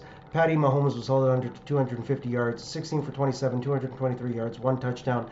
The front 4 for the Bengals are absolute havoc causers. They are so good. Hendrickson is just an amazing end. Can't say enough. But Isaiah Pacheco's coming into his own, 66 yards, 1 touchdown. Jerick McKinnon's doing some work. I think the Clyde Edward-Helaire experiment might be over. We might be shipping him out. MVS, 71 yards. But this is the big thing that pisses me off with MVS. 6 targets, 2 receptions. He dropped a lot of fucking easy balls. I know Juju's coming back. He was injured, still coming back from injury last week, so I expect more from him this week versus Denver. But that was Kansas City's game to lose. They did it. Because of that, we're now out of the first spot in the conference. Joey Burrow, I love watching him play. That is the most irritating part about him beating the Chiefs, was just how calm he is in doing it. It is annoying, but I love watching him. Joey Burrow, 25 for 31, 286, 2 touchdowns. Go ahead. Who is you guys' next running back that you're going to get out of that warehouse else from Texas if Edwards-Helaire is out of there. I think we're running Isaiah Pacheco next year. That is one thing that the Chiefs generally do when they get that like third, fourth round running back that does really well. Like we had Darrell Williams. We trusted him, but I think holy shit. I'm just looking at Candlestick here. So Tampa Bay Buccaneers are going over to the 49ers. That might be a little delayed as the tarps are fucking covered in water and they have people pushing them with squeegees. Okay. Just throwing it out there. Game might not get started on time. But I think Andy Reid knows enough to know that there's always going to be a rookie out there that can run. He needs that guy. I think right now we've got our receiving. I would love to see them go after a running back. Like, I think if we went... Like, and I really wish Kareem Hunt wasn't a piece of shit as a human being. Like, it would be nice. When we had him running, it was really nice. I did enjoy having Kareem Hunt in the backfield. You know, he put up like 4 touchdowns a game. But I think we're going to ride running backs unless we can find something in the draft. But Chiefs don't really, I don't know. Like, Isaiah Pacheco, I think, was a 3rd or 4th rounder. I think we're going to ride him. We'll ship off. They'll end up getting a 3rd and a 5th, maybe for Clyde, depending on who the buyer would be. But I think if you put Clyde Edwards-Helaire, even the Seahawks, like you match him with Walker there, that they'd be fine. You need that ground and pound in Seattle. I feel like you can't really have that bounce around guy, the pinball guy. You need to pound the ball when you're playing or when you're Seattle. So I think I could see him going there and doing well. He's not a bad running back. It's just not working out. We rely on heavy pass catching running backs. Like, that's what we need. Without Tyreek Hill on end arounds, we need a quicker guy. This is where Isaiah Pacheco is going to come into play. But they won't spend a high draft pick on a running back anymore unless it's the next Derrick Henry. Yeah, pretty much. And that's it, right? We got the warehouse down there. They'll go through 6 or 7 in training camp till they find a guy they like. The big thing is that offensive line. We've got to keep working and replacing pieces. But kudos to the Bengals. I can't say anything else. We lost that fucking game because of another stupid defensive penalty. We do it perennially in the playoffs. You know, Chris Jones usually gets 1 or 2 dumb ones, unsportsmanlike, that cost us a game. Did you guys hear that shit too? Was that just me? What? The mechanical sound. Yeah. Like a click, click, click, click, click, click, click. Yeah. Fuck. It's Yeah, Streamlabs. Yeah, It's that's the one I was Streamlabs. talking about. Yeah. I just heard it. Yeah, it's Streamlabs. I've had enough. But anyways, Jamar Chase is back. 97 yards. Tyler Boyd 60. They just get it done in so many ways. Even with Joe Mixon out, Sam J.P. Ryan 106 yards. Joey B 46 on the ground for a tutty. 1 fumble lost by Kansas City. There's your possession. 3rd down efficiency. Everybody was doing good. Like, it was a pretty evenly matched game. But like I said, I think that was Kansas City's game to lose. Can't win them all. That's life. Someone's got to help Patty Mahomes there. He was, he was doing Michael Jordan fucking jumps, trying to get touchdowns. But it is what it is. We do it to ourselves all the time. You guys have anything to add to this one? No, it was pretty good. Other than I'm sorry. That must have been a tough game for you to watch. Honestly, I went in there kind of expecting them to not make it, so it wasn't great. I watched it, but luckily I've got a significant amount of marijuana that keeps me numb to losses. But anyway. Yeah, that helps. That definitely helps. If I hadn't almost given myself a hernia, I would have felt worse about this game. But let's move on to another AFC West blunder. The Chargers keep us in first by losing another fucking game to the Raiders. The Raiders are goddamn garbage. Could we stop letting them win stupid games? Justin Herbert, dude, there is a curse on the Chargers. You're throwing the ball 50 times for over 300 yards, touchdowns. Philip Rivers, reach out to him. There's That's a curse on both their houses. Yeah, both these teams are just, I don't know what's going on with them. like, and that's just it. But the Chargers are a good team, but I'm not mad that they lost this game. This helps us out. Keenan Allen, 88 yards for a touchdown. Austin Eckler was held to 35 yards on the ground, which was a big factor in them not winning, I feel. Derek Carr, another 50% day, 250 yards. And this was before the Thursday nighter. We'll get into that. 2 touchdowns, 1 interception. Josh Jacobs went the fuck off. 144 yards for 1 touchdown. Devontae Adams. This is what happens when you pass Devontae Adams the ball. 8 receptions, 177 yards, 2 touchdowns. Raiders can be a team. I just can't believe in them. Chargers allowed 5 sacks. That offensive line is hurting. Gentlemen, have at her. Yeah, these two teams are irrelevant for me to talk about. There's nothing I had to say about them. Yeah, I mean, I don't know what's going to go on in Las Vegas for the next probably couple of years. They can be dangerous. It's just they're going after a quarterback. There's no way they are not going after a quarterback. Now that all that shit surfaced about Tom Brady almost joining them, I cannot. I would be amazed if they played next year with Derek Carr starting. I'll say it right now. And even that, like, what do the Chargers have to do to just get out of this rut that they've been in for the last 20 years or so? What do you got to do? And that's the thing. What can you do? Like, it's just Chargers just have shitty luck. I don't really think it's because you watch them and it'll be something. Gust of wind moves the ball 3 inches. Field goal. Yeah. It's finishing. That's all it is. But we'll see. Like I said, it's another division rival that I don't mind the loss, but it's kind of annoying to bet on. I almost feel like I can't bet on the Chargers or the Raiders anymore. Let's move on to we got to pick up the pace here. Cowboys at the Colts. Cowboys just statement game. That's what the Cowboys need to do. This was a fucking hatchet job. Matt Ryan, 21 for 37, 233 yards, 2 touchdowns for him. I think 2 touchdowns for you guys. 3 interceptions total. Jonathan Taylor is still, doing what he can with what he can. That offensive line is just the pits in Indy. This has seemed to be a reoccurring pattern that we're seeing with a lot of, preseason Super Bowl contending teams. Your best receivers, your rookie Alec Pierce, 1 touchdown. Cowboys, and this is weird. I thought Dak had a bigger game than the numbers showed. 20 for 30, 170 yards, 3 touchdowns, 1 interception. Tony Pollard being fucking great.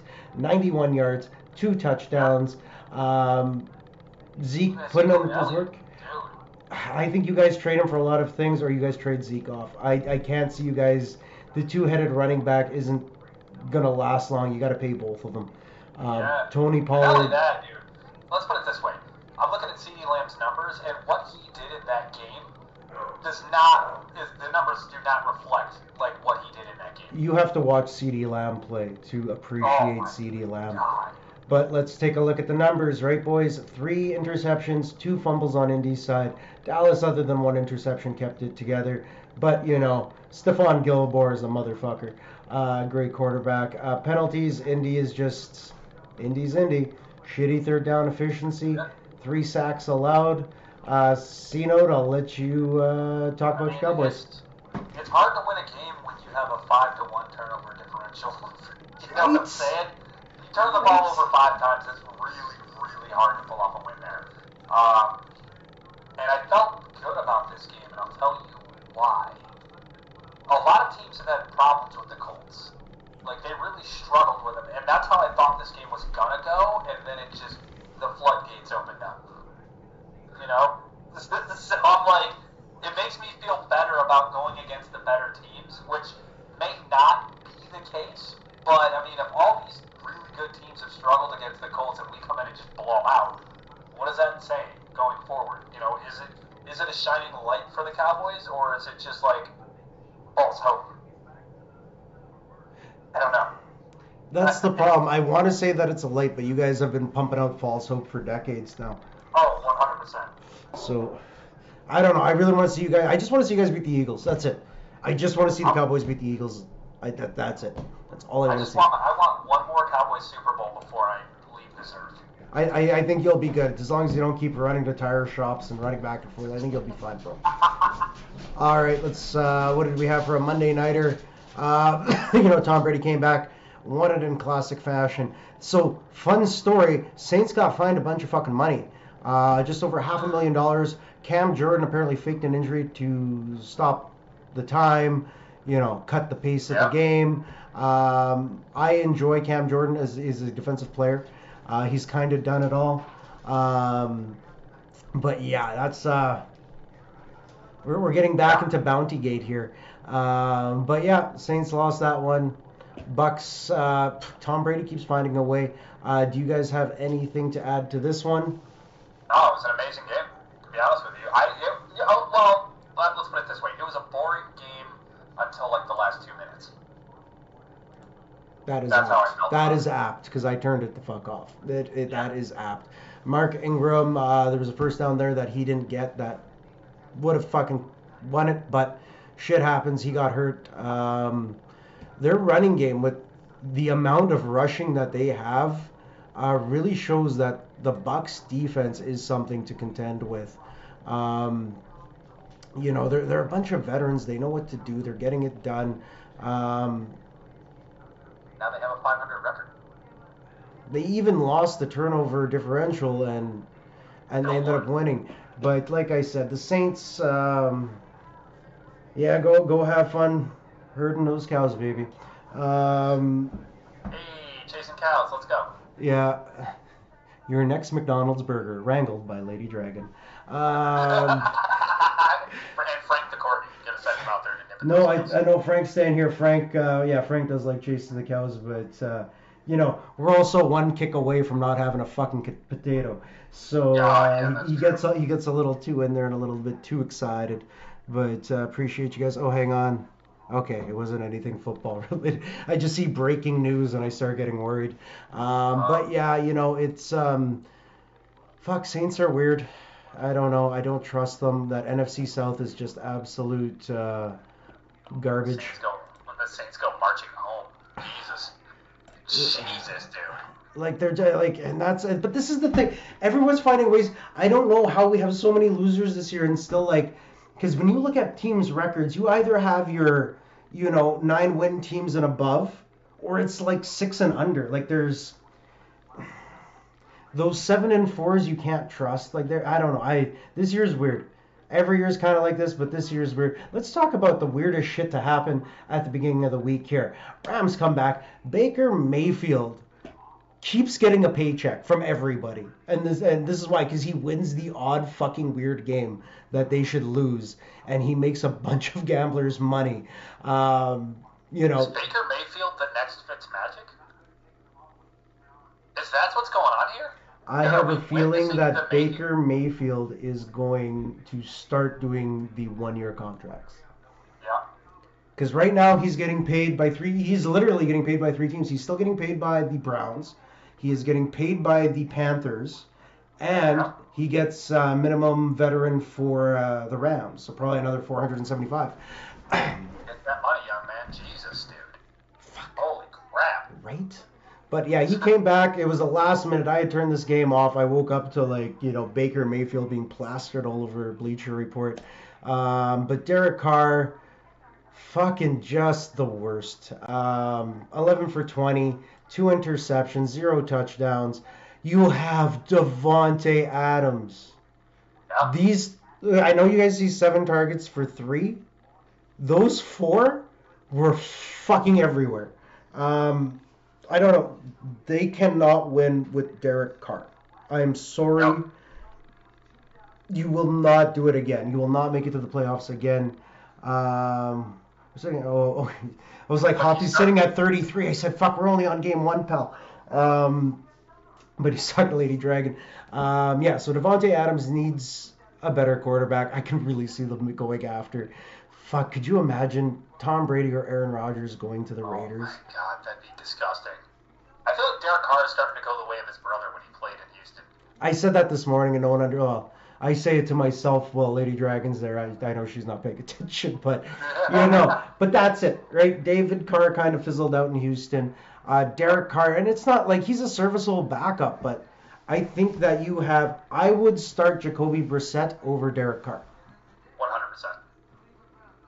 100%. I would. What do you got to lose?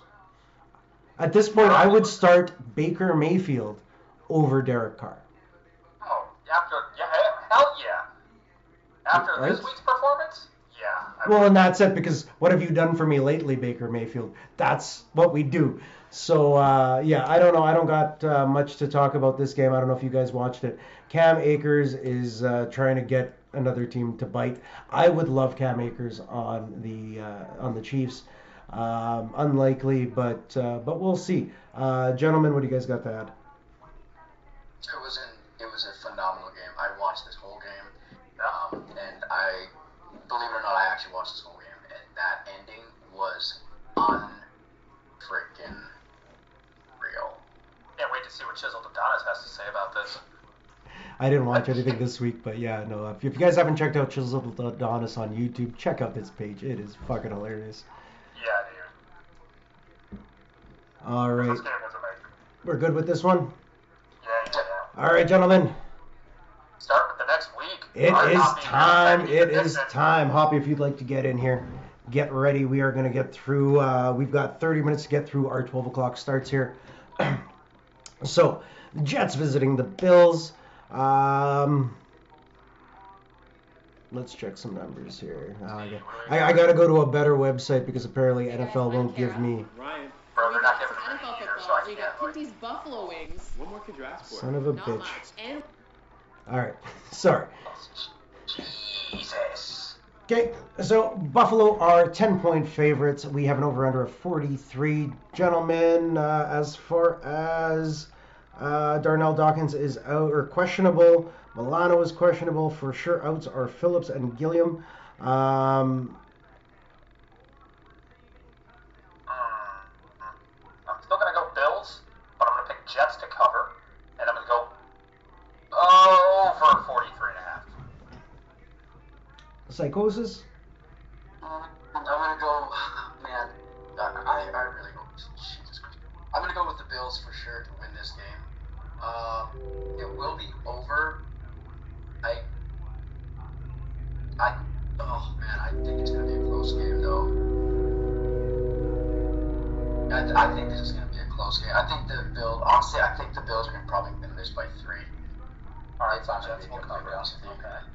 It's just one of those games, man. Like that.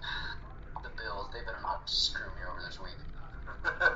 All right. Swear to God. Well, I let's doubt they see. will, dude. The Jets are 9-3 against the spread. The Bills are 7-5.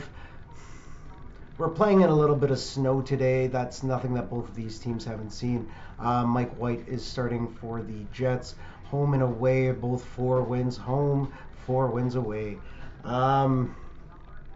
Yeah. Yo, Stephon Diggs didn't practice, or he did not participate in practice. What happened? He must have just gotten a week off. Stephon Diggs didn't participate in practice. They've been doing a lot of veteran days off to kind of. Okay. So it happens, guys. I wouldn't. Usually, if it's a Wednesday, the vets get their day off. Luke Hankick game, welcome in. Thank you guys for What up, being Luke? here. Appreciate you guys stopping by. So I do have a quick question. I know we got to move on, but why is it a 10-point spread? Is there something going on with the Jets that the bookies or whatever decided it was going to be a 10-point spread? I This don't. game is pretty close. You know what? Almost to the quarterback. I think that's it. I think it's a lack of trust with Mike White. Like, look at his 2 interceptions last week. Now you give that to a team like the Buffalo Bills. Poyer's back in already, right? I think he's ready to go, right? You guys, the ball hawks that Buffalo has is able to turn that into a touchdown. And I think that's the big thing, and that's why we're seeing the 10. Buffalo's making a run right now. I can't bet against them. Money line, I got to go with the crowd, right? We're going to go with the Buffalo Bills. 10 points is a big spread. I like Psychosis is 3-point spread, but I am going to say that the Jets keep it within 5. So I'm going to go with the Jets on the spread. We got an over-under of 43.5.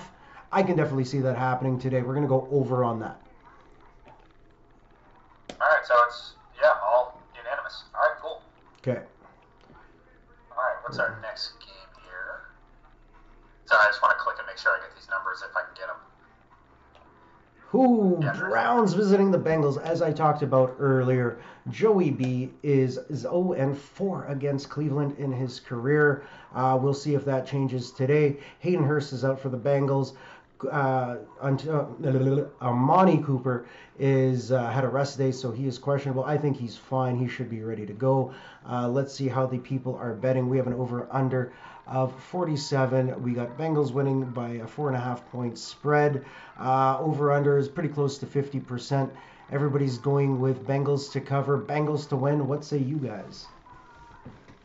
I as well will go with the Bengals to win. For sure, Bengals to cover, and I'll go over as well. I'm going to roll with Browns win and cover. Oh. And over. Now. You chose the Browns. You changed your pick, okay? Yeah, I had to. I had to think about it because I was like, wait a minute. Changed your pick. Okay. Now. Well, if the Browns win, then Dano is going to give you a big hug because he needs those Bengals to lose. So I know I put the picks in the Discord, but I'm going to have to change a few of these now that I'm thinking about them. I'm like, wait a minute. We're going off the show. If you put something in Discord before this is your final vote. I will say that right now. Shit changes. Sometimes there's an injury. Sometimes we get cold feet. That's okay, Carrie. But I have cold feet right now. I'm not gonna lie. But this is the thing. But that's the game you have cold feet on. This is what the books love, because I want to pick the Browns too. I really do. I'm thinking about it. This is why I'm fucking. I'm spinning my tires here. But 0-4. Deshaun Watson had that rust game last week. I don't think Cincinnati's, and this is my thing, I don't think Cincinnati's offensive line is better than that defensive line. Cleveland secondary isn't as good as Cincinnati's receivers. I see T. Higgins scoring today, daily fantasy if you're looking for cheap. T. Higgins and Tyler Boyd, I think, have scored a touchdown in each one of the Browns games, in the last 2 seasons. Might be a cheaper option than Jamar Chase. He'll have yards for sure. I don't know if he's going to get the tutty, though. Fuck.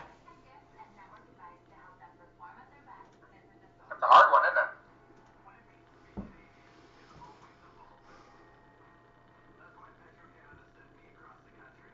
Joey B goes 0-5 against the Browns. Browns win, cover, under 47. I'm going to hate myself for this later. I am absolutely going to despise myself as a human being later. But you might not. As I've been saying the last 3 weeks, ladies and gentlemen, the Browns got this. I know they took Jacoby Brissett out, which is very irritating. But I think the Browns got this. All right. I don't like it seen out. I don't like it seen out. This next game is going to be very, very tough to pick. Yo! I don't know who I'm going to pick for this one. This is going to be a tough game. Bro, the spread on this is fucking insane. Yeah, so this was that interesting spread I wanted to talk to you guys about. 17 points. As you can see, I've never seen that. the Houston Texans just aren't coming to work today. They are taking a snow day. I don't blame them. 44.5 point over under, 17 point spread, 90% of the bettors and money line on Dallas. Gentlemen, have at her. I'm for sure picking the Cowboys, but I don't know if I want to pick the spread. I might have to go Houston to win, to cover, and over. I might have to go Houston on. I'm just kidding. Of course, I'm not going to choose Houston. I'm going to choose the reasonable bet: Dallas to win, Dallas to cover, and over. You know why I'm choosing Dallas to cover? Not only because of the spread, because in the last three games, Dallas has put up 20 points, 30 points, and 50 points. They have absolutely demolished competition. This is what I want to see from the Dallas Cowboys. I want to see the Dallas Cowboys shine during the season so they can fall during the playoffs. Get your confidence out. Flex it right now. Show that moxie. Show who you really are, because when the playoffs start, you guys are going downhill. I'll give you one playoff game, but you guys are going downhill. I mean, I'll take the win. I'll take the win, but Jesus, dude, that was brutal. I can't say it with as much enthusiasm as Psychosis did, but this is the thing. In Gamblers, it feels like a trap. 17 points is a lot. But they can do it, though. They can do it. That's and it the wouldn't problem, be difficult. especially against this team. So people are betting it's almost 50-50, because when you see a 17-point spread, like I said, it's kind of like someone luring you into a van with a little bit of candy. It's probably not going to end well. No. But fuck. Yeah, that's hard. And I really want to pick the spread because I want to see him beat the shit out of Houston, but at the same time, it's like... But someone on Houston has to give a shit. Like, Lovie Smith is a defensive guy. I can't see him... Like, even Houston, they allow 23.5 points. So, if you take an average of this, and we said that they are going to win by 17 points, that would mean that, you know, we're talking 6 or under for Houston and 24 plus for Dallas. Right? Yeah. Which I can see. Houston's not going to get more than 3 points. I would be surprised if Houston even puts up 3 points. Like, I gotta see how many field goals they're kicking. Hang on, let's just check. Jaron Curse was injured during pregame warm-up. Still, like... Okay. I'm going to tell you this right now. This is how confident I am in this game. I think you're going to see a touchdown from Dak. You're going to see a touchdown from Rush. You're going to see a touchdown from Pollard. And you're going to see a touchdown from Zeke. Because this was the thing, too. Are we going to start sitting people if they run it up? Are they going to get to 17 and say, you know what, let's get Rush back in here? Let's not forget about Lamb either. There might be another one from him, too. I think Lamb's going to put up 2 quickies, and then they're going to sit him. I think they're going to rest him. I don't think there's any point in getting him hurt. None at all. Because I think one of the best moves Dallas did this week was not signing OBJ. Yeah. As much as that pains me to see, I would have loved to see him, but I think that was a great move. Jerry Jones has bought enough used cars. He knows what's going on. I would love to see him next year in a full especially after season. he crashed that last one. Jesus Christ. But on this one, boys, we're going to go Dallas. Fuck it. I hate doing this. Dallas to cover. We're going to go with over 44.5 points. I can see Dallas... actually, no, we're going to go under. I can see Dallas putting up 30, and I can see Houston keeping it to under 10. But yeah, like, I don't know, man. It's... OBJ, I want to see him play a full season. I really want to see him play a full season with the Cowboys. I don't think coming in, possibly in the playoffs, to possibly get hurt is worth Jerry Jones' investment. But the flip side of that coin is now he's probably going to go back to the Giants because the Giants would be dumb enough to pay him right now. Yep, because they need him. They need him. And that's just the reality of the beast. All right, next game. Lions at Vikings. I fucking love this game. Please hold. 2.5 point spread to the Lions. Right. Because why, ladies and gentlemen, the Lions are finally favored against a 10-2 bullshit 10-2, 10-2 or 11-2 Kirk Cousins. As far as injuries, Minnesota's all going to be there. Their biggest guy here, Harrison Smith, should be back. Even if Bradbury plays today, they're going to be moving him pretty hard. You're going to be lining up against Aiden Hutchinson all day. I don't think it's going to end up well for you. Nothing here that I'm overly worried about. Yeah. I don't know. I want to bet with my heart on this one. I really do. But I'm going to do it for you. I'm going to go with the Lions to win, and I'm going to keep it under. I fucking love you, C-Note. All right. The Detroit Lions are 7-5 against the spread. Minnesota is essentially the same. Minnesota is 4-1 at home. Detroit is, they've won half their games at home. I've got to go with, and that's it. I think 2.5 point spread. Fuck. What do you think is better, Cousins or Goff? That's realistically. Have you seen the Spider-Man meme where there's two Spider-Mans and they're pointing at each other? That's what I'm going through right now.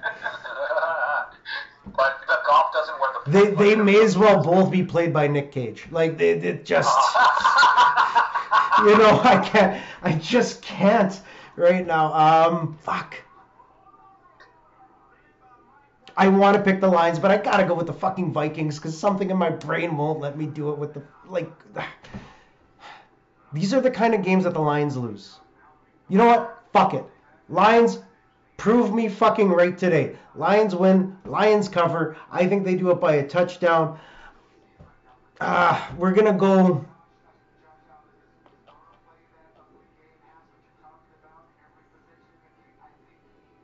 Over. 51.5 points. Psychosis? I will play devil's advocate because I'm not betting against Dalvin Cook and I'm not betting against Jefferson. I'm going to go Vikings win, cover, and over.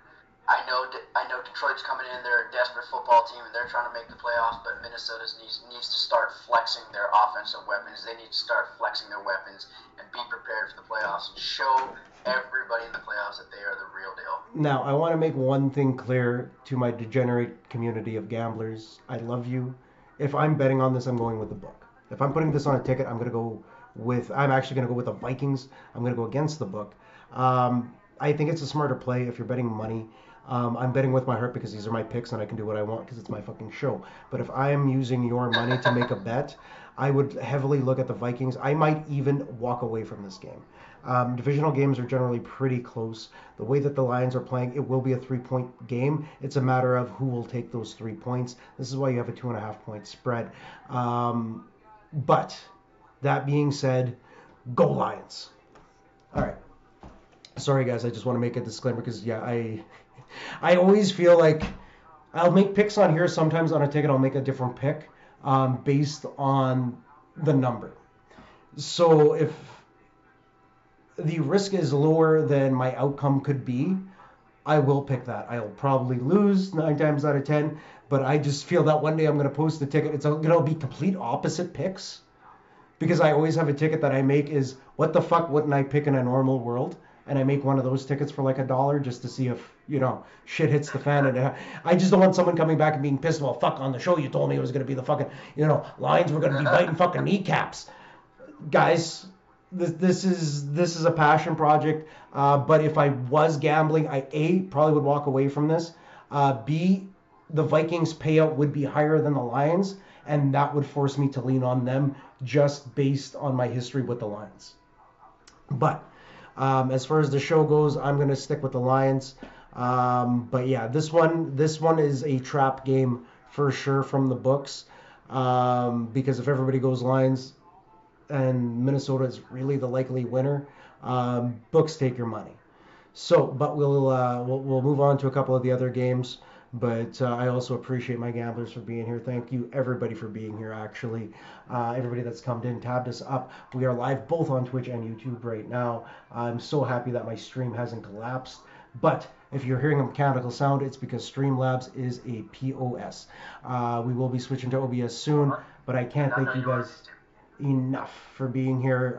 Cino TV, Psychosis, very much appreciated, guys. We'll keep moving on with our pick. Actually, everybody got in.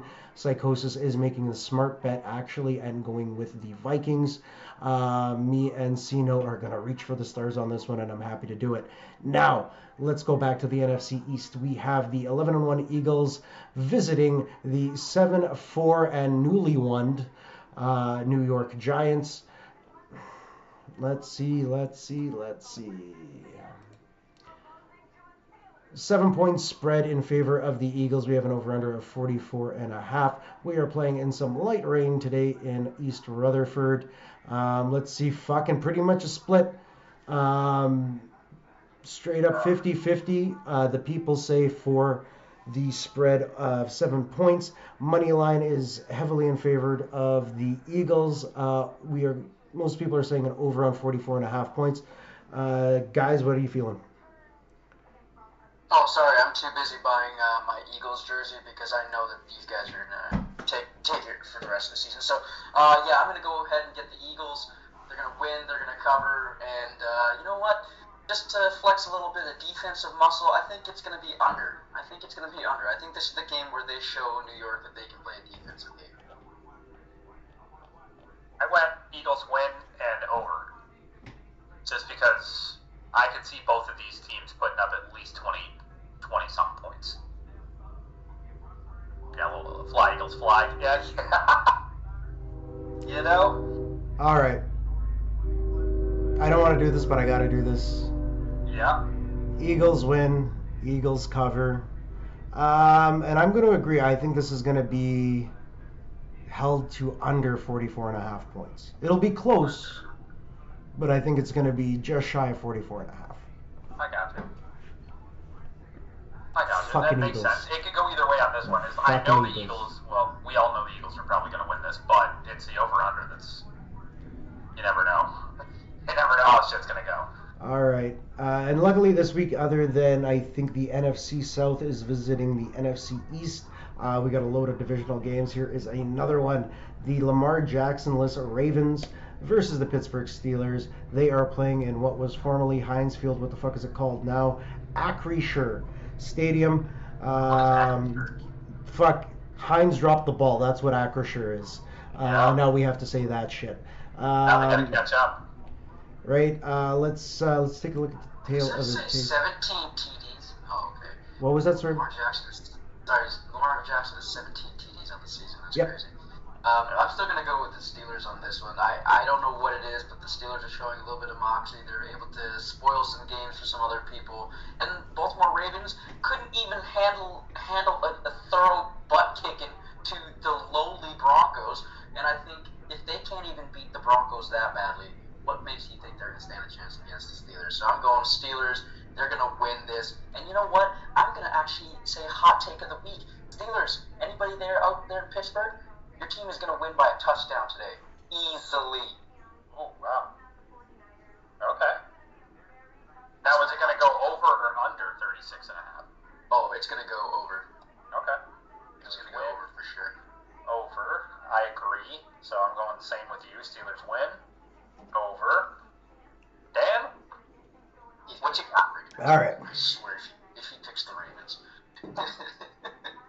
I'm not. I'm going to pick the Steelers because I've been picking for the last 3 weeks and you guys have been fucking downing them out. Steelers win this fucking game until... And it's nothing against Tyler Huntley. Nothing against him.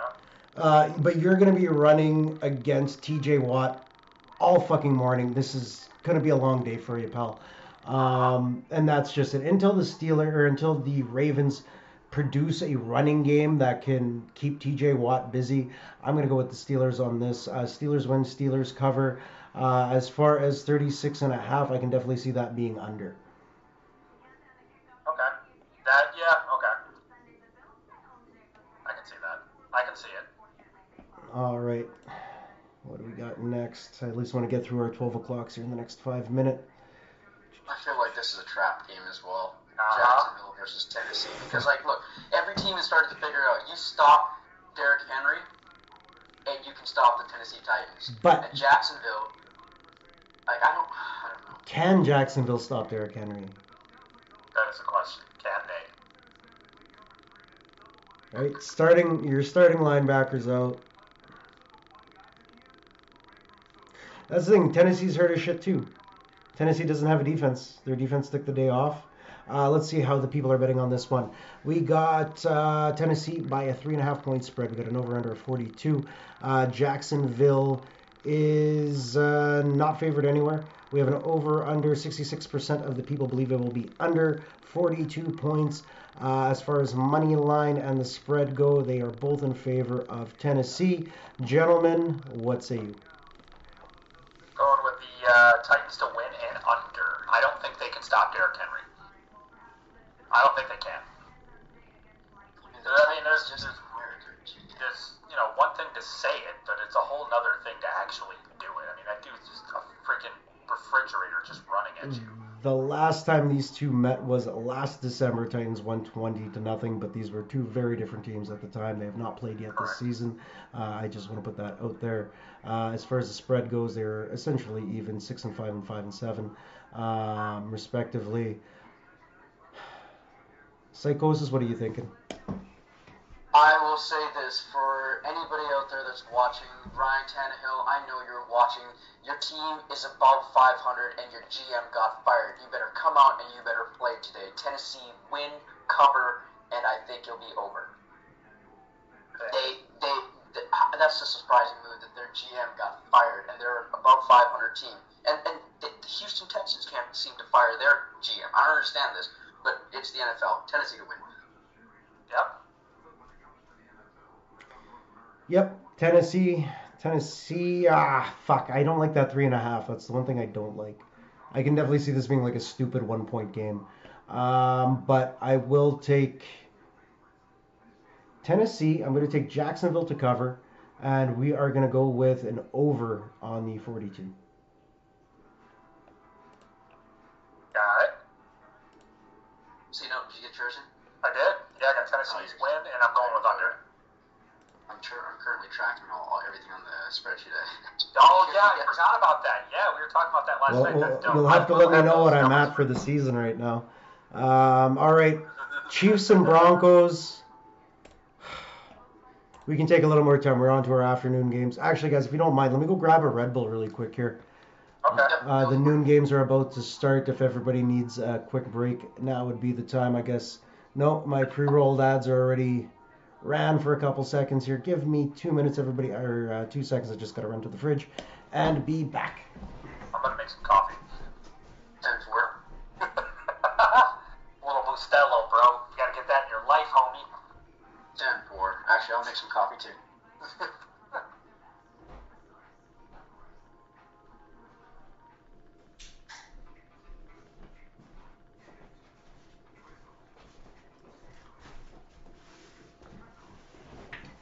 I don't know if anybody's had the pomegranate winter edition Red Bull, but it is fucking delicious. Oh. Yeah, everybody go juice up. Yeah, juicing up. Okay, so what do we got next here? Chiefs at Denver.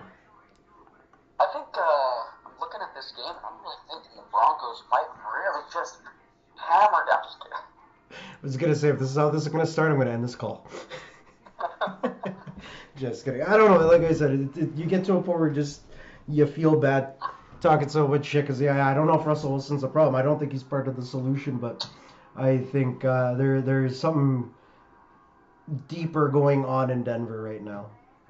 So, quick question for you then: is this a game where Kansas says, you know what, we're gonna rest Patty Mahomes?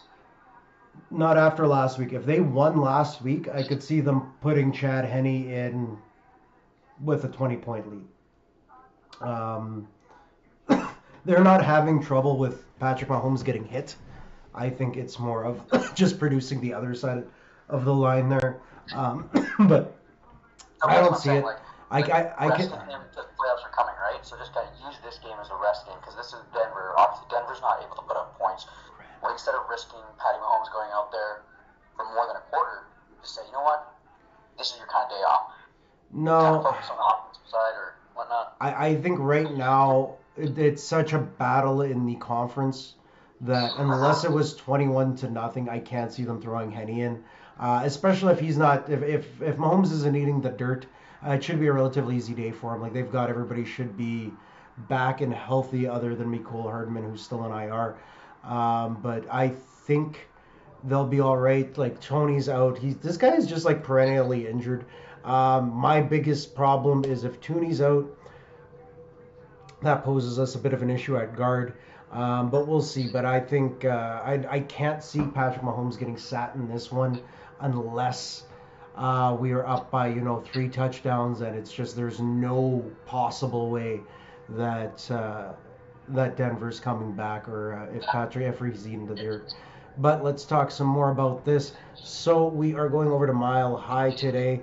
The way that the line is looking, we have Chiefs by 9 points. We have an over/under of 44.5. Money line is 97% on the Kansas City Chiefs. It's almost not even worth betting on unless you're just adding it to a parlay.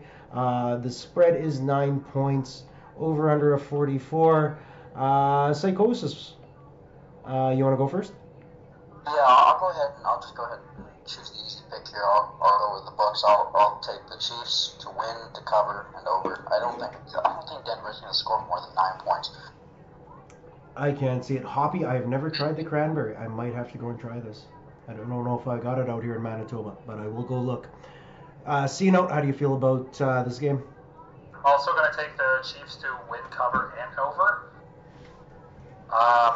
Because I know you said, but I'm trying to remember if you said that the Chiefs actually have problems with the AFC. We generally do. Our division we're okay against. It's every other fucking division that we seem to shit the bed against. Gotcha. But specifically the North and the South. I don't know. Yeah. And you can clip this if you want to, but this is probably the first and maybe last time I will choose Patty Mahomes over my Russell Wilson. Okay? Go ahead and clip that. I don't care. But I will choose the Chiefs to win this because at the end of the day, as much as I love Russell Wilson, I love beating you more. Okay, I want to get good. I want to get a good week this week.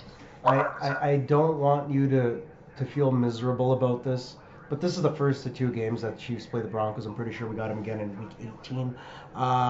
So yeah, for anybody playing daily fantasy football, if you've got a Chiefs, I'd probably give them a start today. It's going to be a really good day for them, I hope. I can't see Denver putting up more than a few field goals. My run defense is super suspect, but we'll see if Latavius Murray can get through. Other than that, I have the Chiefs. I'll get the Chiefs to cover. We're going to go over 44.5. Actually, fuck it. No, we're going to go under. Like I said, I think if it got to like 24-0, they're going to sit Pat. But other than that, he should be on. I just can't see the Broncos putting up more than 14. Give me one more second. Hold on 1 second. Do your thing, bro. We have the Octobox on in red zone. Oh, that is delicious. Fuck. I don't got anywhere to be. I'm not much of a drinker, but throw a little bit of vodka in that. Fuck money. I could be a functional alcoholic all day.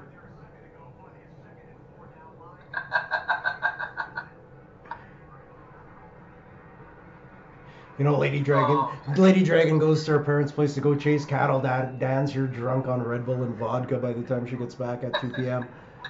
What happened? Nothing, babe. Love you. Oh, by the way, I know she's not here, so I'll let you guys know. We're actually eloping at the end of the month. I guess January 1st. So we're going to go just get her done on paper, and then we're going to have a huge party in summer there. Just as a cookout, we'll probably stream one of them. We were going to stream a wedding, but fuck, why the hell are we going to pay like $10,000 to $15,000 when we can just go get the paper signed? My cousin can get us married, and we're done. We can take that money, we can put it into better equipment, and shit that we actually need to do, like take care of a child and fix the doors in our house. So, what do you say we take a trip up there and we go fuck, if you guys want to come, man, you guys are more than welcome. I'd absolutely love to have you guys here for the barbecue. This January, when is the barbecue? Well, we're going to do the barbecue in June. So June 3rd, okay. We're renting a community center out here, and we're going to have a nice big cookout. But we are likely going to be getting married on January 1st if everything lines up. We're just going to go down to Winnipeg and get it done real quick. We have the kid that weekend and everything, so it'd be a good time to get it done. But just a side note on that one, man. I want to say congratulations to both of you guys. You guys are an amazing couple, and I think you guys are going to have such a fruitful marriage moving forward. And I think everything's just aligning right for you guys. I've never met two people like you guys who are just so loving and caring and supportive of the community. And myself personally, I've witnessed that. And I wish you guys nothing but love, positivity, and happiness throughout everything. Hey, I appreciate that, Kyle. I really do. Hoppy, no. We are in Canada, possibly one of the worst places in Canada. I don't know if you've heard of Manitoba and or Winnipeg, but you know, it's capital of the world. real estate's cheap. But other than that, yeah, we are the Slurpee capital and murder capital all at once. The sugar gets us going, and we don't stop until we get that cigarette. But well, here's the thing. I'm from the States, dude. I just bring my gun. I'll be fine. we're about to ban. I think they're fucking banning another kind of gun. I can't remember. It's like auto or any. I think we got rid of certain handguns, and now it's gonna be. It's some kind of hunting gun now, and a hunting rifle. Now everybody's just tripping balls. So I'm just gonna keep to myself, smoke my weed, and watch the finest in American football, because the CFL is just fucking high school. Not even high school. Your high school is better than our high school, for sure. Or your high school is better than our CFL. I can't. I got a problem with the CFL. It's just not engaging enough. I mean, they produced people like Dwayne "The Rock" Johnson. Yeah, and now we got to go to our kid and say, can you bail us out, son? Because we have ran an absolutely horrible organization for years. Because Canadians need cowbells to ring and something to cheer for. So we said, there was 2 teams that named the Rough Riders at one point in time. It was fucking retarded. But whatever. Let's get back to a better, classier league. Hoppy, I apologize, but we'll do this one slow. Panthers at Seahawks. I don't know. This one's a weird one, guys. I can see this going either way. It's kind of got that feeling. Carolina's been winning weird games. Their ability to run the ball has been huge. We have the Seahawks by a 4-point spread. Carolina, I'm assuming, is going to be, they're not favored in anything. Pretty close. 4-point spreads almost split down the middle. We got an over-under of 44.5. Most people with under on that one. Tail of the tape, we've got a 3-6-3 record for Carolina versus the spread. Seattle is 5-7. So at the end of the day, both losing records against the spread. Gentlemen, what are you thinking? Yeah, I'm gonna go with the Seahawks on this one. I have Panthers. Yeah, I gotta go with the Seahawks on this one. Seahawks have got a lot riding on this. They're trying to make a name for themselves in this division, post Russell Wilson era. So Seahawks win covered, and I think it's going to be under. I don't think it'll get up to 44. Neither do I. I'm going to have to agree with Canadian wholeheartedly on this one. Yeah, like I'm not a. Like, I just feel like if there was the upset of the week, this is the upset of the week. That's the problem. What's Seattle's record at home right now? They're 3-2. Fuck, 0-5 away for the.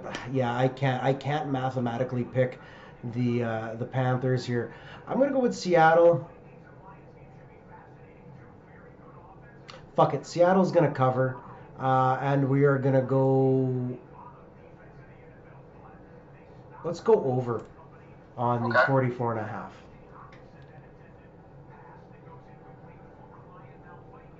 So we're all in agreement. Seattle's about to waffle stomp the Panthers. I don't want to say waffle stomp. I just, like, a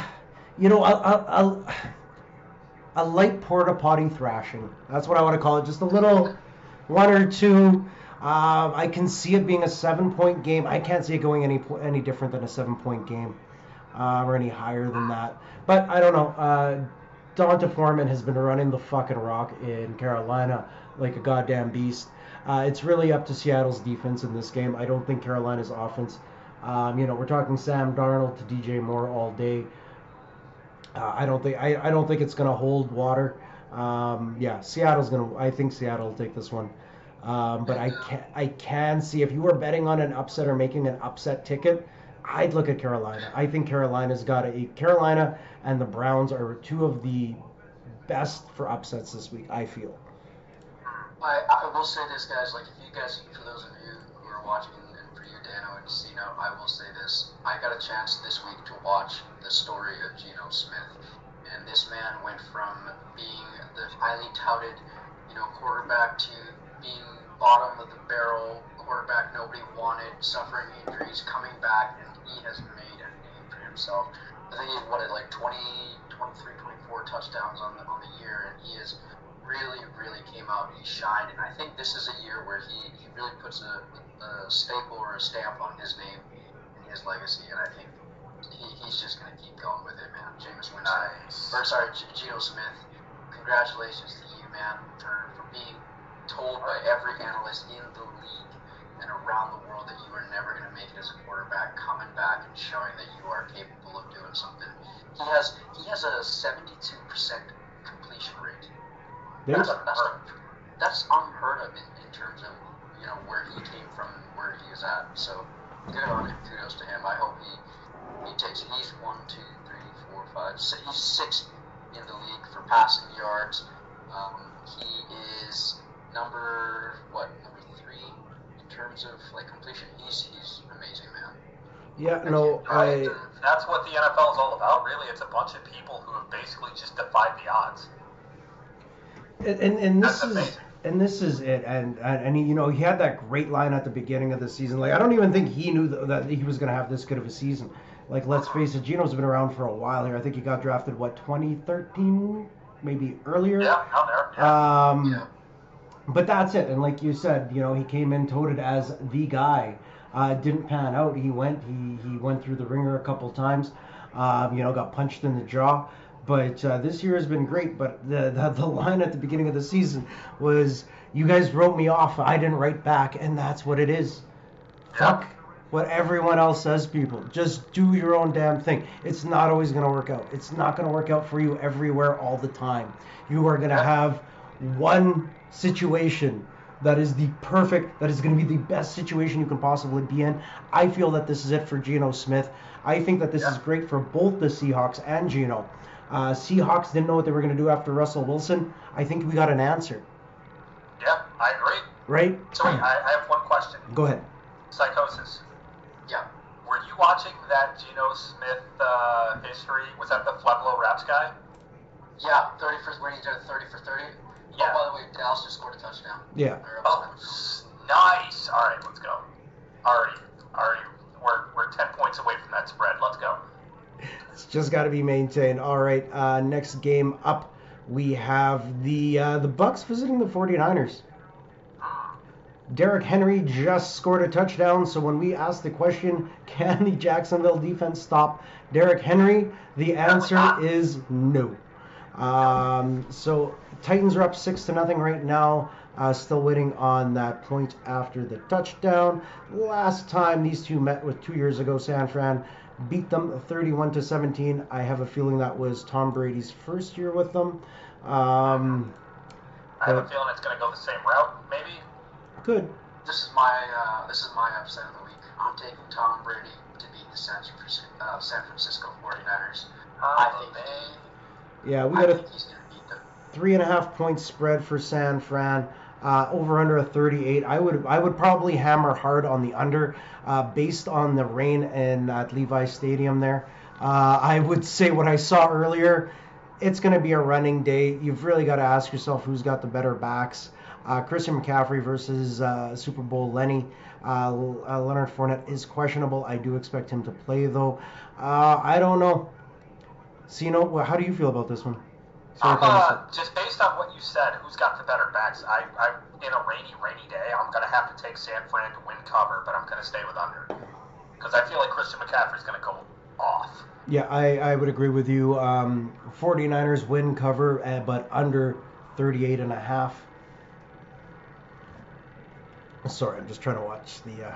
got a little caught up in the Eagles-Giants game here. But then again, if Fulton Lynch gets going... And this is both teams are really good against the spread. 8-4, 7-4. 49ers are great at home. 5-1. I don't know. Tom Brady got lucky a couple weeks in a row. I want to say he got lucky. I really, really do. I know it might be false, but fake news. Tom Brady isn't what he used to be. San Fran wins. San Fran covers and under 38.5. Psychosis. This is my upset of the week. Tampa Bay is going to win this. They're going to cover.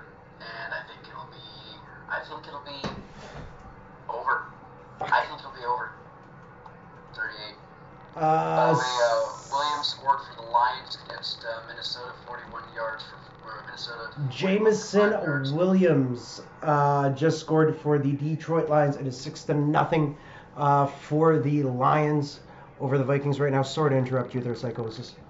Very good. All right. The upset. I don't know if Tom Brady wins. That'll be super annoying.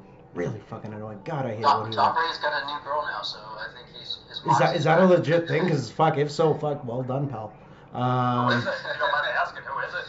I don't know. Somebody that's a younger, hotter version of Giselle. That I'm Dude, sure I just say that, but she's I don't know. I think she's some kind of influencer, but like I just picture her doing yoga all day. Like that's well done, pal. All right, so last time we'll go on to the new Sunday nighter after my Chiefs were pulled out of prime time due to the ineptitude of the Denver Broncos, which is legitimately what happened. That is fucking fact. But the last time the Dolphins met the Chargers were much different times. I believe that was I guess it would be last year. It was still Tua. But 29-21 Dolphins won. We'll have to see what our numbers are for this one. Shit, everything got jumbled on me every here. website I go to, they're not giving me the numbers anymore. They're just like, F your numbers. Yeah. You know? Everything changes again and again now that all the games have started. All right, so we got Miami's got a 3.5 points, or they're the 3.5 point favorite. Here we got a 54.5 point over under. We are playing indoors at SoFi. Armstead is questionable with that's your right tackle, and Pipkins on the left side of Herbert is out too. Derwin James being doubtful is a big thing. That defense runs through Derwin James. Joey Bosa is still out to my knowledge on IR. That quadricep injury, dude, that's brutal for a defensive player too. I know it says doubtful, but man, that's going to be hard to play through, even with pain meds. Holy crap, dude. Hoppy, it's got to be empathetic, you know. It's the kid just got diagnosed with dyslexia, and it must be rubbing off on me. I got to spend less time with him. Oh my God. Oh. What are you watching? Because I got Red Zone on, and I don't feel like I'm watching what you're watching. Who, me? Yeah, you. No, I'm responding to what you just said. Oh, okay. Coffee out. Holy crap, dude. Yeah. Oh, no, it's good. We know why he's not good at math anymore. Luckily, we live in a day because this is the thing. Miles Sanders scores a touchdown for the Philadelphia Eagles, 6-0 there. Another great daily fantasy pick for yours truly. But I might have to start doing a show on Friday to get everybody ready for DraftKings next year. But we will go back to here. So what do we got? We got a 54.5 point over-under, 3.5 point spread. Miami is favored for spread and for money line. 72% of the people are going under. What are you guys thinking? I'm choosing Miami to win and cover and go over. LA, yeah, dude. I have a feeling both of these teams, Miami can really score when they're not playing San Fran. First off, and I know Herbert can really throw it down if the defense is giving him, anything. So both of these teams, if they put that, I think both of these teams can put up 25 points. Yeah, I can see it happening. They can easily combine for 54 points. Both of them. It all depends on how the defenses are playing. So I'm going to go with over. I would bet over on this. Not as a safe bet. As a, holy shit, this is actually going to happen and I might make some money on this. But this one, for some reason, I just want to take a chance with the over. I don't know why. My guts just tell me. It could happen, man. We've seen some 70-pointers this season. Oh, shit. Was that Damian Pierce just gets another first down for the Houston Texans. They are within 10 yards of scoring on the Cowboys. We are at midfield for the Bills and Jets. Josh Allen gets absolutely chewed up by that Jets front four. And the Eagles Psychosis. are up 7-0 on the Giants. Yeah, it happened quick. Miles Sanders had a nice run there. Psychosis, how you feel about this game? I don't think it'll be over. I think it'll be under.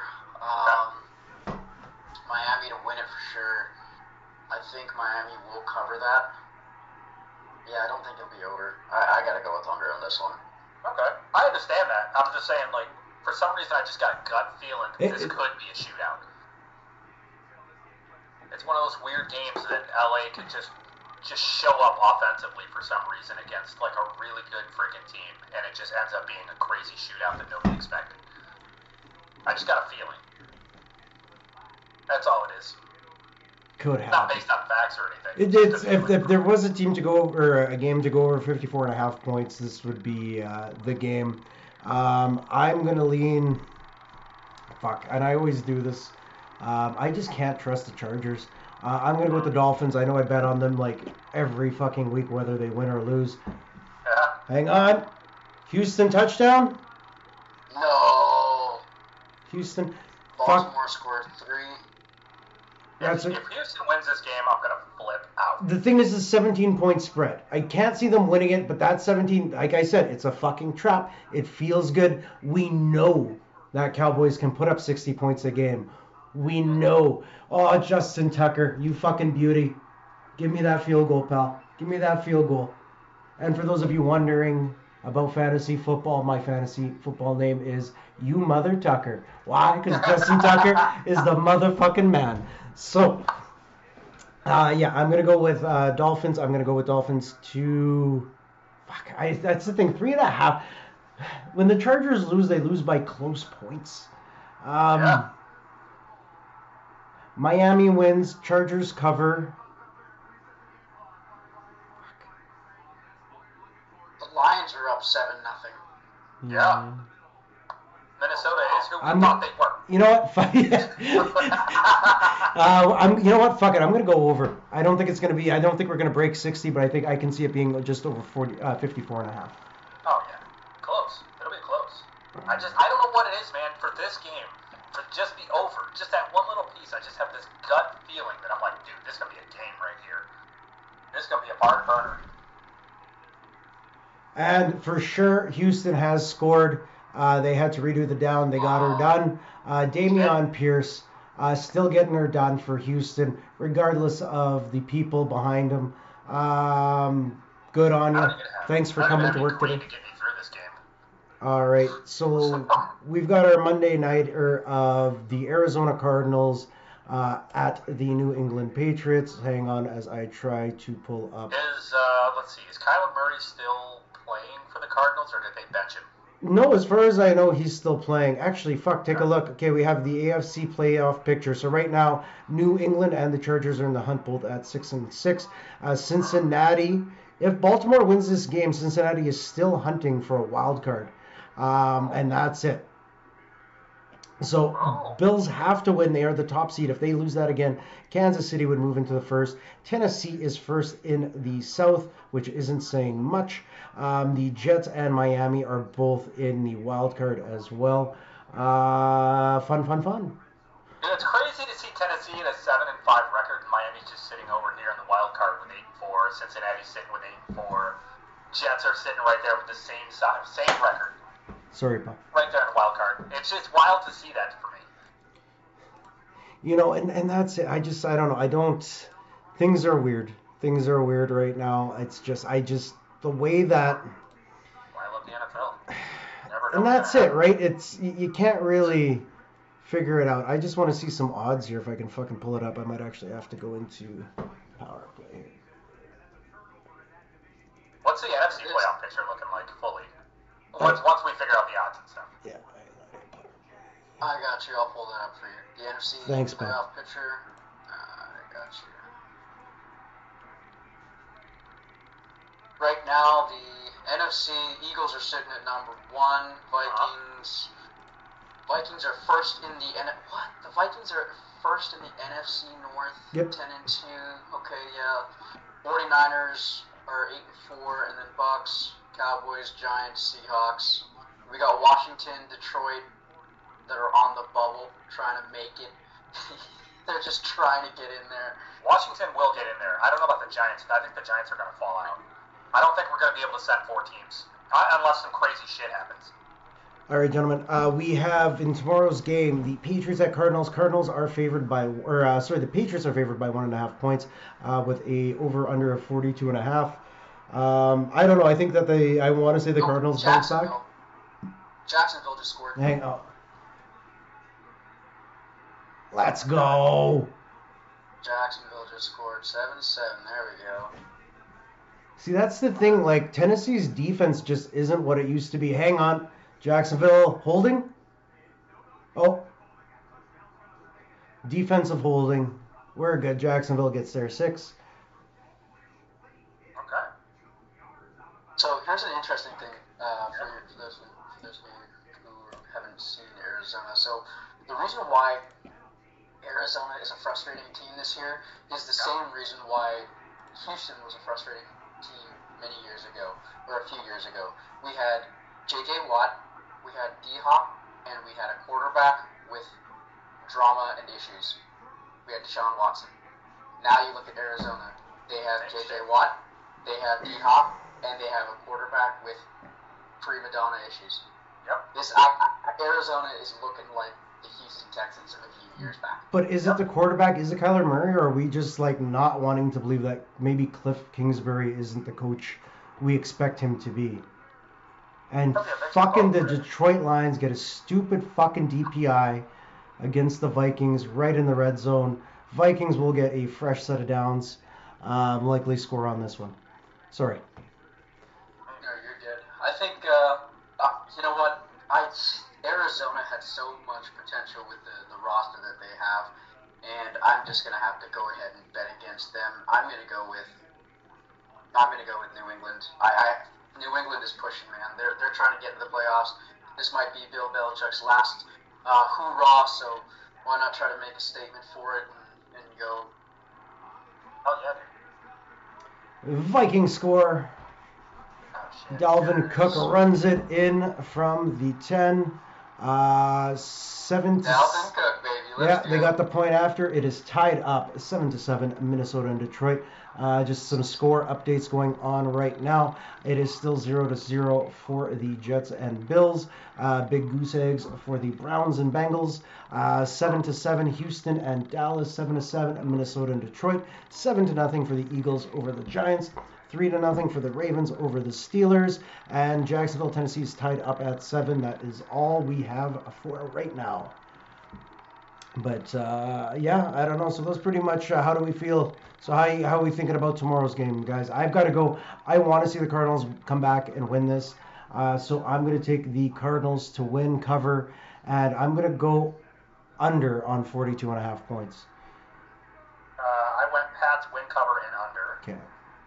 Yeah. Okay. I got to go. I don't know. I don't trust Mac Jones right now. I don't trust Kyler Murray, but I don't trust the Patriots right now. Hang on, I just want to watch this play here from the Browns. I almost kind of just want to fucking sit here and just watch football all afternoon. Maybe get Fortnite up and play a couple games, but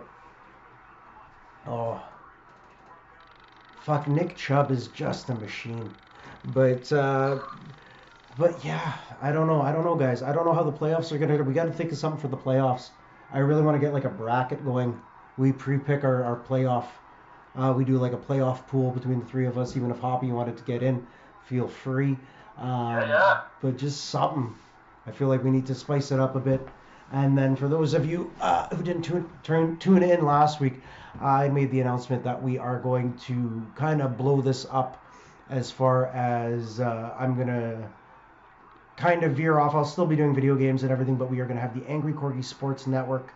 So we'll do a couple streams a week for sports. C-Note's going to take over the F1. Psychos is going to be handling NHL. I will be fucking dealing with baseball. But, you know, I got football, so I got to take some. It was either baseball or golf, and it might end up being both. But that is, I am excited for what is going to be, and we will run it under the banner of the Angry Corgi Sports Network. So we will I'm still excited. have, yeah, just on the side there. We'll get set up. Fuck, Jalen Hurts. Like, this is his fucking year. I'm sorry. Like, if he doesn't do it this year, I don't know if he's going to come back and play like this next year.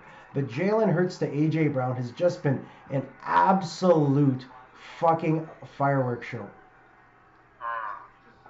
I'm sorry, C-Note. I know you don't like hearing that shit. But, It's all good. and But that's the thing. If he gets it this year, cool. Because if he doesn't come back and play like that next year or any years after that, and this is the thing, like, is this, and that's the problem with Philly that I find is they always have a guy and then the guy fizzles out. Yep. Probably because they run too hard, dude. They burn them out. And our division cannibalizes itself, dude. I'm going to say that for all eternity. We cannibalize each other. We just sit there and we beat each other into the freaking ground until nobody has any energy left. And then some, like, bullshit team in the first round of the freaking wild card comes in and knocks us out.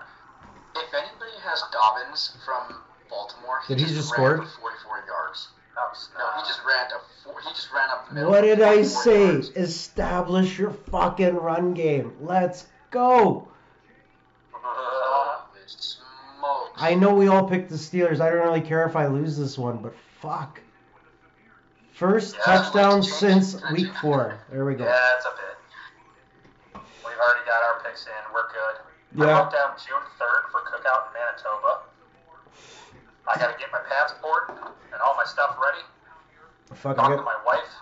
I gotta pack the wife, but that's even the same with me. I gotta go get my passport done. I think Lady Dragon's gotta get hers renewed.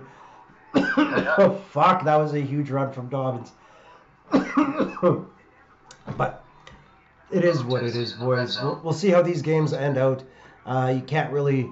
This is the thing. I don't like getting too excited in the first quarter over things because they could.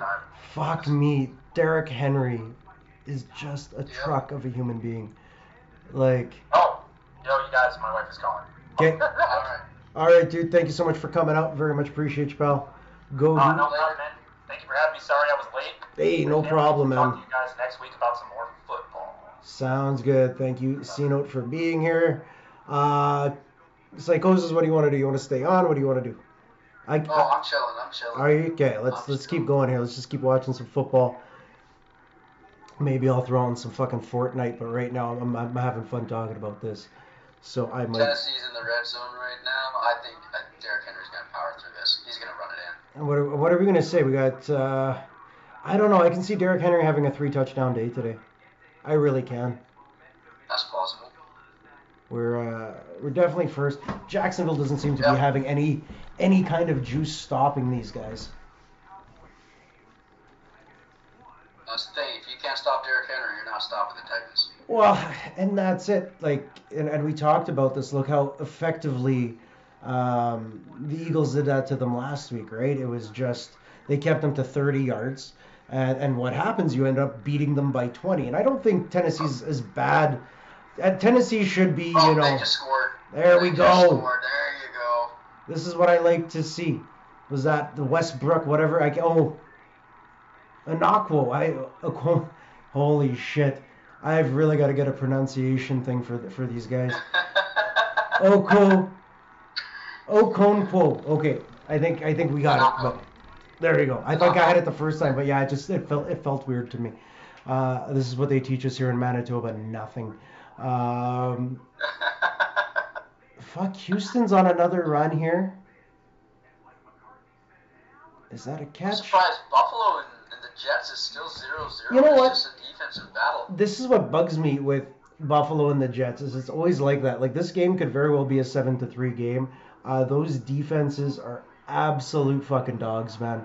And that's it. Like, when we looked at the numbers, I can't remember what our over-under was. Let's see if I can still get some gambling on here. Probably not. Oh, there we go. No, I can't open it. No, because I live in fucking Canada. And it's not going to give me numbers anyways, because they're assholes.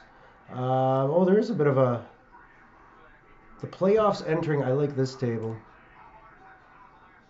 So playoffs entering, we're looking at it right now from the outside in. The Chiefs and Jets would be a good game. Ravens, Dolphins, Titans, Bengals. And And again, everybody, this is if the season came to an end today. This is what we'd be looking at. The Bengals have burnt 2 timeouts already in the first quarter. That is something's up. Like I said, they always have problems against the Browns. Bucks, Cowboys, 49ers, Giants, Vikings, Seahawks. Our presumed first place conference winners are the Eagles and the Bills. Psychosis, if you're picking here, how are you choosing these games? So, I'm going to switch out. I don't think the Bills are going to be there. I think that spot's going to be reserved for the Chiefs. I think the Chiefs will take that bye week. So let me go over to the NFC. I think it'll be the Eagles versus. Actually, I can't make that prediction right now. I need at least another week or so because you need a week of spreadsheets or what? Well, just because like the way some of these divisions are lined up, right? If a couple of these teams lose games, they could eventually be out of the playoffs. You know what I mean? So like for sure, I know the Chiefs are going to be that number 1 spot. Eagles are going to take that number 1 spot. 49ers might not even play the Giants. Right? Oh, but I'm not taking this seriously. If this ended today, if the season ended today, this is the list that you're looking at tomorrow for the playoffs. Okay, I would say the Chiefs win that one, and they go on to face the Bills. The Ravens and the Dolphins, the Titans and the Bengals, I would say the Bengals win that one, so it'd be the Bengals versus the Dolphins. I think the Chiefs would beat the Bills, so it'd be the Chiefs versus the Bengals. I don't think the Dolphins would beat the Bengals, so I think it'd be the Chiefs versus the Bengals, and then the Chiefs would go to the Super Bowl. On the NFC side, it's the Eagles versus the Seahawks, and it'll be the 49ers versus the Cowboys. I think the Eagles beat the Seahawks.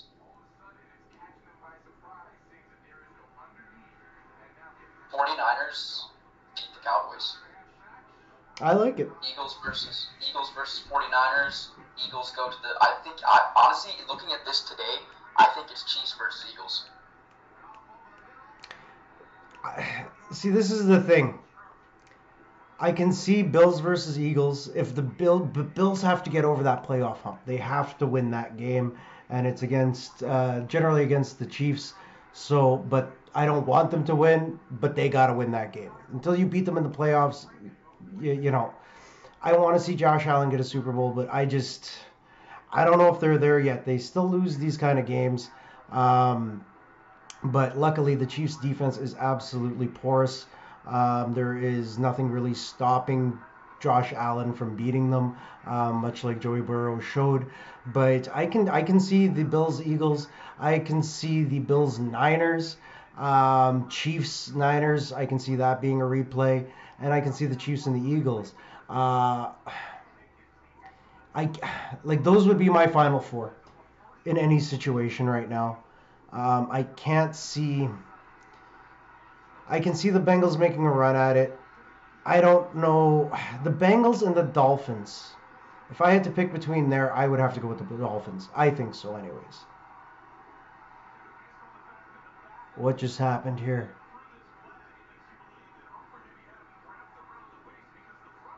DPI on the Ravens in the red zone possibly. Hang on.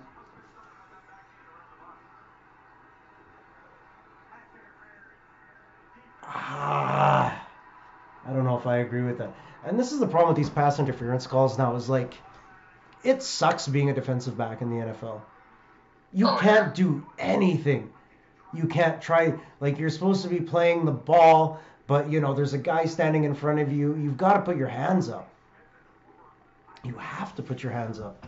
But then you have games where the Texans are winning. They're up 10-7. Yeah. Holy smokes, okay. No, it's crazy because like you'll have games where like the quarterbacks barely touch the receiver, and it's a pass interference. And then you have cornerbacks who are wrapped completely around the receiver, and there's no pass interference. The parody of the play calls and the referees and how they call penalties, it's unreal to me, man. Like it's just they got to be consistent with it. I just got conned into playing Fortnite and buying Battle Pass. Really? I didn't want to do this. Hoppy, that was me on Sunday. I hadn't played Fortnite in like over 300 days or some shit. Like I was never huge into it with the building mode. And yeah, so Dano got hooked into playing Let's go. Fortnite and got the battle pass. Let's go. Oh Touchdown. my Jalen god. Hurts to Fuck. Smith. Devonta Smith, yeah. Oh. Hang on, I gotta check my fantasy right now. Pittsburgh just scored as well. Jacksonville scored. So Tennessee is 14-7 against Jacksonville. Pittsburgh is down. So it's 10-7 Baltimore. Oh, wow. Minnesota and Detroit are tied. Dallas is losing 10-7. Tony Pollard just got blasted. Holy smokes. He just got absolutely rocked. It might be one of those games today, Canadian. It might be one of those games today. Oh, my doorbell just rang. DoorDash came. Give me 1 second. Yeah, do your thing, bro. Do your thing. And thanks again, everybody, for tuning into the Puff Pass and Kick Sports Show. We are live with some Week 14 live reactions. Dan is just making hands gestures behind the scenes. You know, we lost C-Note. Psychosis is ordering food, which sounds like a really good idea. I wish I lived somewhere where DoorDash delivered to, but I might have to go find some num-nums somewhere. Happy I was into it for a couple of years ago, but lost it now. You know what? And that's it, man. Honestly, I hated fucking building mode. It drove me insane. I just wanted to shoot people and kill people. And I'm actually really enjoying it. Like, I've kind of just been playing on my free time, but I'm actually really enjoying this chapter right now. That was the weirdest DoorDash drop ever. So normally when I get a DoorDash, they either leave it at the door or they come up to the door and hand it to me. So the person who drops the food off, it's like a lady that would probably be old enough to be my mom or whatnot. She's sitting in the car. She has her young kid dropping off the food to me. I open the door and I see like this young kid holding the food, and I was like, what are you doing? You know, that was the one time, and fuck, where was that? It was Skip the Dishes here in Canada. But yeah, it was the same thing as my first experience, and that was the same thing that happened. A lady came, that I literally got a text, my daughter will be dropping off your food. And it was like a 7-year-old kid running up the sidewalk with my food, just kind of dropped it on my porch and then ran. I didn't know, and then she wanted a tip, and I was just like, fuck, I should have given your kid $2. Like, but that's it. Also, oh, go ahead. I wanted to share something with you because I know you asked me about this the other day. So here, I'm going to share my screen with you on Discord here. Interesting stat. I took it into account when you were mentioning it. But, so on here, right here where I'm highlighting, you asked about the home and road win percentages. Yeah. So right now, 55% of the time, out of the 195 games that have been played, 55% of the time, the home team actually wins. See, and that was the thing, because that was always a stat that it was like, oh, at one point in time, like 75% of the home teams used to win. Also, Josh Allen just got sacked. And this is what drives me nuts about the fucking Bills and playing in their division. They might lose this one. They might lose this one. But do you have our total wins for the season? Not yet. I'm still going. Casino had a couple of the ones for the earlier stuff, and I'm going back to the older YouTubes that you have. So I should have that by the end of this week. I should have all the numbers so we can get our total amount of wins that we all have. Because that'll be interesting. We'll bring it down to a percentage. I know you weren't there for like the first few weeks, anyways, but yeah, no, I'm definitely excited for this. And again, thanks everybody for being here and hanging out with myself and Psychosis. We are just shooting the shit, talking some football. We made our picks earlier. Right now, I guess I can give people updates on the scores. We have Goose Eggs. The Cleveland Browns and Cincinnati Bengals are at 0. We have the Eagles up 7-0 on the Giants. Tennessee is now up 14-7 on the Jacksonville Jaguars. There is nothing going on with the Bills and the Jets. Baltimore is up 10-0 on the Steelers. Houston and Dallas are, I guess Houston is now up 10 to Dallas' 7, or did that change? No, it's still showing 10-7. Okay, hang on here. I don't know I why think they scored. Bleacher Report is still showing me that it's in the first fucking quarter here. Yeah, it's saying second quarter. Okay, something's up. Yeah, I got off of Bleacher. Okay. I just go on the NFL. Yeah, and then we got 10-7 for the Texans. We have a 7-7 game for the Lions, and the Eagles have scored again, 14-0. Sorry, I want to tell you it's the internet, but it's not. I don't know why. I just it's Manitoba, just in general. Our internet is just too damn cold. It doesn't want to fucking do anything. Lady Dragon, welcome in. Did you guys get all the cows? Have they been herded? Are you poke catching cows? Are you throwing tiny balls at them? Hoping that they will go in. Because if you come home with a Taurus, I will be super impressed. Kenny Pickett will not return versus the Ravens. He got knocked the fuck out. Mitch Trubisky is starting. The Steelers might not win this one. I probably should have taken the Ravens. I probably should have taken the Ravens too. Yeah, but whatever. We'll see. Mitch Trubisky's a serviceable backup. I can't believe he's still in the league. Dude, I still think Mitch... Well, now, here's the situation for you. Do you start Derek Carr or do you start Mitch Trubisky? Carr. Still with Carr, right? Yeah, I think I'd have to go with Carr too. Jacoby Brissett or Mitch Trubisky? Brissett. Tony Pollard is the machine. Jacoby Brissett is a little bit more agile. And that's the thing, right? Like, and it's funny you say that. Like, Mitch Trubisky is clunky, right? Like, he's like the Forrest Gump of running backs. He just feels clunky. Like, he's just, I don't know how to explain it. Like, watching him play is boring. You know, we talk about Danny Dimes being... He's your poor man's Jay Cutler. Yeah, right? Like, that would be... Yeah, that is the best way. Because, yeah, he is very Jay Cutlerish. Like, he has flashes there. But, you know, Jay Cutler was the best Jay Cutler there was. You know. I miss Jay Cutler. I used to have the meme that used to be my fantasy picture was just Jay Cutler at a fucking meeting with a cigarette in his mouth. Just sitting there. Just fuck. That guy had no fucks to give about anyone or anybody else. See, now we're back to Josh Allen running the fucking ball. And, like, hurdling over people. If he gets hurt... Back over there? Why is Josh Allen doing all the running? He's getting sacked, he's getting hit. The worst part about this, too, Psychosis, is they went out and they got Nyheim Hines from Indy. They went out, like, they have Devin Singletary. They have... Fuck. I can't remember the other guy. Just scored a touchdown. I knew that was going to happen. There we go. Let's go. Let me update our screens here.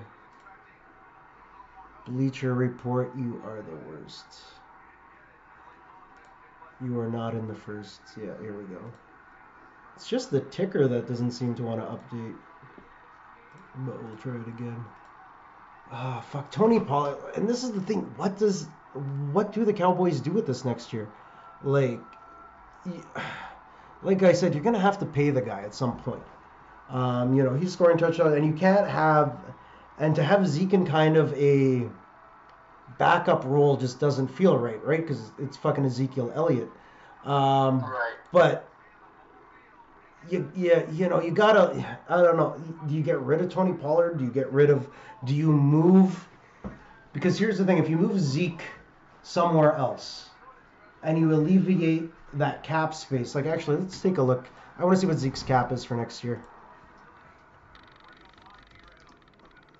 Crazy thought, what if Zeke went to the Raiders?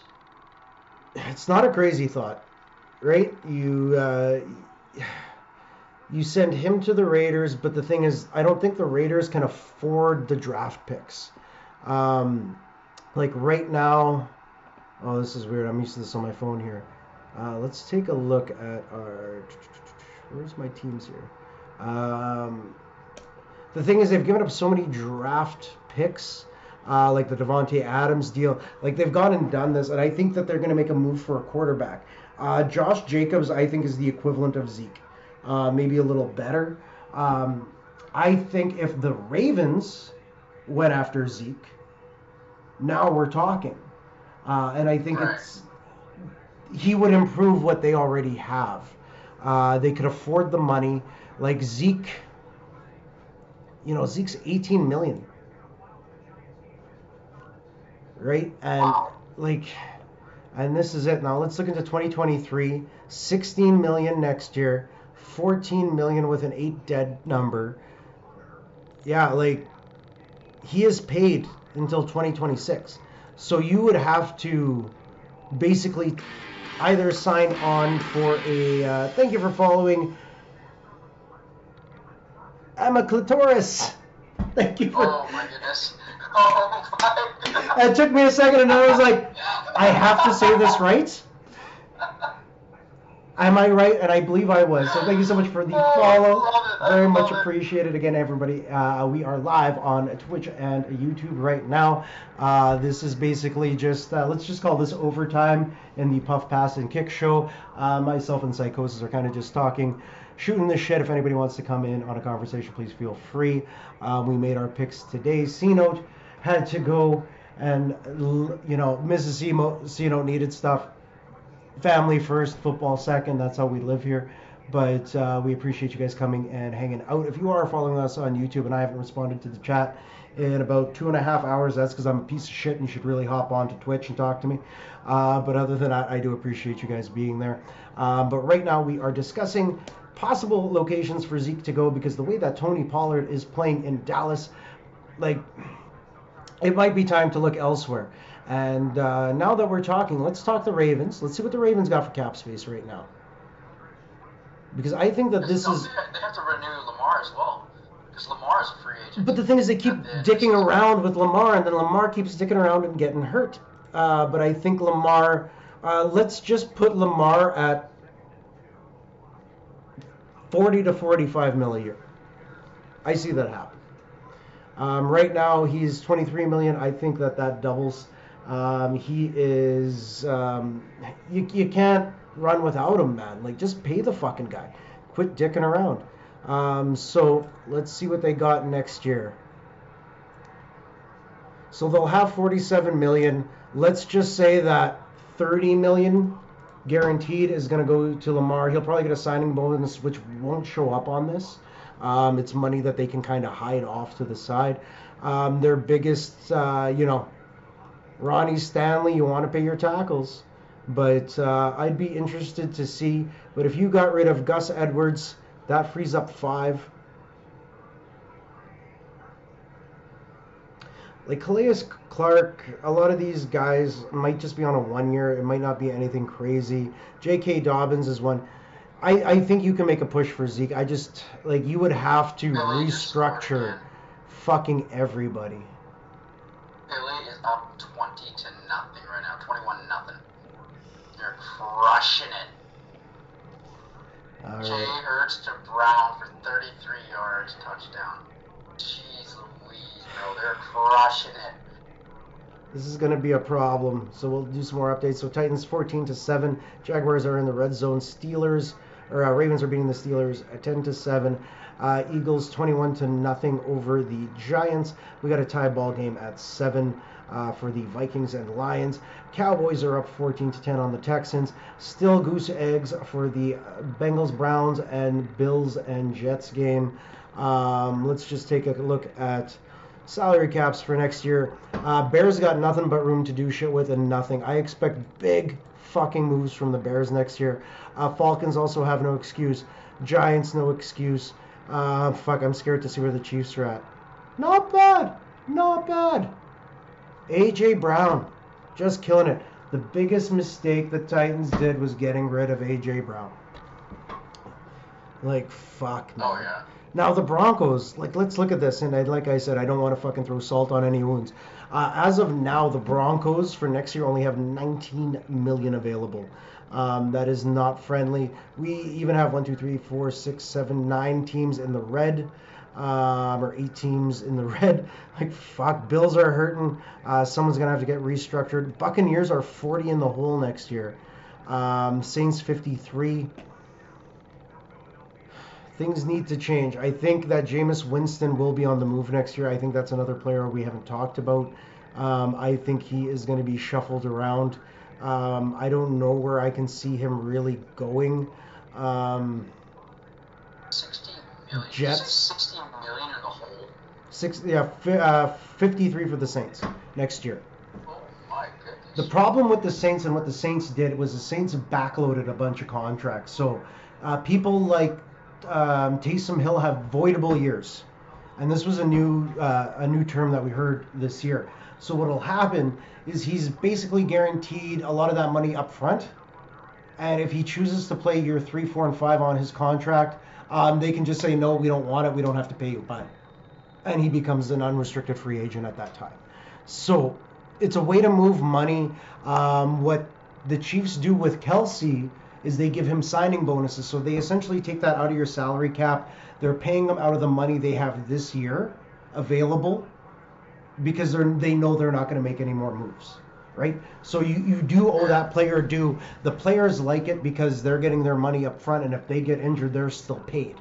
But right now, let's take a look at some of the numbers for next year. Their biggest, and this is like Cam Jordan is worth it. Your tackle and your center here account for better part of 18. But they also carry, and this is the problem, if they cut them, they have guaranteed so much money to these people. Even Marshawn Lattimore, he may only cost them $9 million next year, but if they cut him, they owe him 43. It's very poor management of money, but they tried to do things in that 2-year span where they tried to win, right? They had Breeze. They wanted to go on a run. They got all their pieces together. It just didn't fucking pan out. But I think Jameis Winston's going to move next year. He's only got a cap hit of 4. Next year they will owe him 11. That's easy enough to move for a guy like Jameis Winston. I feel with the play of the quarterbacks right now, he's a serviceable running back, or a serviceable backup. You can sit him behind, because frankly, if I was Jacoby Brissett, I'd be looking elsewhere for next year. But I think Jameis Winston sits behind Deshaun Watson next year in Cleveland, should something happen. Baker's probably going to stay as backup to Matt Stafford or in competition for him next year in LA. There's a lot of possibilities, but I think Jameis Winston is going to go the way that Tyrod Taylor went. He's going to be a good running back. He's going to be serviceable. And then maybe he'll turn into a Geno Smith where he gets his shit together. He has a lightning year. He comes back. He gets another contract. But by the looks of it, Mitch Trubisky just threw a fucking interception because he is just the worst. I think you said Jameis Winston, right? Yeah. So Jameis Winston, I think he's another Geno Smith. Right? He has the potential. He has to find that right team. And crazy as it might sound, there's 2 quarterbacks that potentially could go to New England to play with Mac Jones. Jameis Winston and Matt Ryan. I think Jameis Winston doesn't fit into Bill's plans. I can't see they would have went after him already. I feel Jameis Winston. I'll compare Jameis Winston to Cam Newton. Right? You got an arm and you got legs. Like they are able and they were a big dude. And that's it, right? Like it's one or the other. Like if one's hurting, like their arm's either hurt, then they run. But this is the thing, Jameis. Cincinnati. Did they do it? Yep, they scored. Okay, let me get updated here, everybody. Sorry. Joe Burrow scrambles up the middle for 8 yards. Oh, that's an 8-yard run. Where's the touchdown? Oh, that was Jamar Chase on the tutty. Okay. Beautiful. Jamar Chase is just an absolute machine. Absolute machine. So we're down to 1 scoreless game. That is the Jets at the Bills still. Bengals will hopefully, McPherson shouldn't have any problem kicking that extra point, so we'll just call it 7-0 for the Bengals over the Browns. Sorry, 14-10 for the Cowboys over the Texans. We got a tie game. Vikings at Lions, 21-0 for the Eagles over the lowly fucking Giants. Something happened there. Like I said, Big Blue went that way, and now they are, they're going into the toilet. Ravens are still holding the lead, 10-7 over Mitch Trubisky. Thanks to Mitch Trubisky, who helps them out tremendously. He is just such a wonderful dude. He does whatever he can for the other team to make it easier for them. Mitch Trubisky, tip of the hat.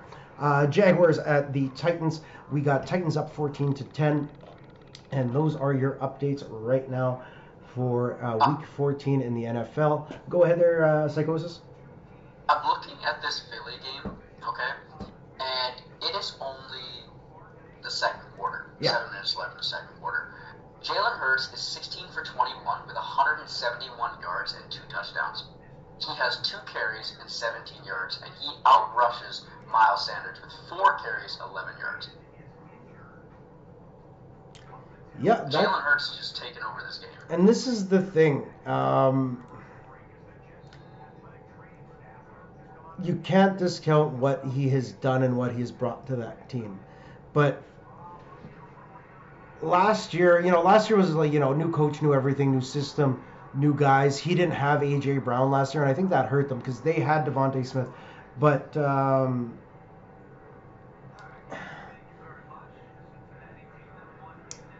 they didn't have the tools around Jalen Hurts last year to get it done. You didn't have anybody pulling coverages off Smith. Your rushing game is non-existent. Jalen Hurts is still leading that. But Jalen Hurts, he is the next Lamar Jackson. He is, Justin Fields has this potential too. I feel that if Justin Fields was on the Philadelphia Eagles, it would be interchangeable. I feel anyways. You give him a little more of a team. It's the same thing. I think this has a lot to do with the O-line and coaching. You bring Jason Kelce back. You've got your big dogs up front. I think your biggest blow was Jason Peters taken off. But other than that, the Eagles have it figured out right now. They really do. Nick Sirianni has done a great job with the boys. But if you look into comparison, Jalen Hurts, 21 attempts right now. Daniel Jones is at 8. Right? Saquon still isn't leading rushing there. I should be getting close now. Third down conversions, again, are going to be your biggest thing. The Giants already have 3 penalties. The third down efficiency, 80% of the Eagles' third downs, they are converting, which is huge. Getting to fourth down and having to punt is useless. Eagles are sacking. And this is the move that the Eagles made. The Eagles did what Tampa Bay did a couple years ago, right? We're going to sign Ndamukong Suh. We're going to sign Linval Joseph. We're going to get a bunch of guys on a 1-year deal. Veterans who know how to cause chaos in the middle, right? Because right now, if you look at the NFC East, What is the biggest threat? Running backs, right? We have Zeke. You shut up Zeke. You shut up Pollard. Cowboys have to go through the air. Now they're going to be throwing on Darius Slayton and the boys. Like, they force you to go to their secondary. And that's what I enjoy about watching the Eagles. They know what they're doing. They know how to funnel people where they want them to funnel. And a lot of people were talking shit about Nick Sirianni last year, yours truly included. And, you know, big apologies. You guys are getting it done. But like I said, I feel like they should have lost more games, but maybe not. Maybe I'm the asshole in the situation, which is likely, because they have outcoached and they have made the right calls at the right time. They have forced their opponents to make a stupid decision. Right? What do you think about? So, what do you think about them adding more to their power? They're clearly dominating. But this is the thing now. But now the Eagles hold the cards because players want to come and play for them. So they'll do it on a cheaper salary. Right? So what if OBJ goes there? OBJ, Devontae Smith, and A.J. Brown.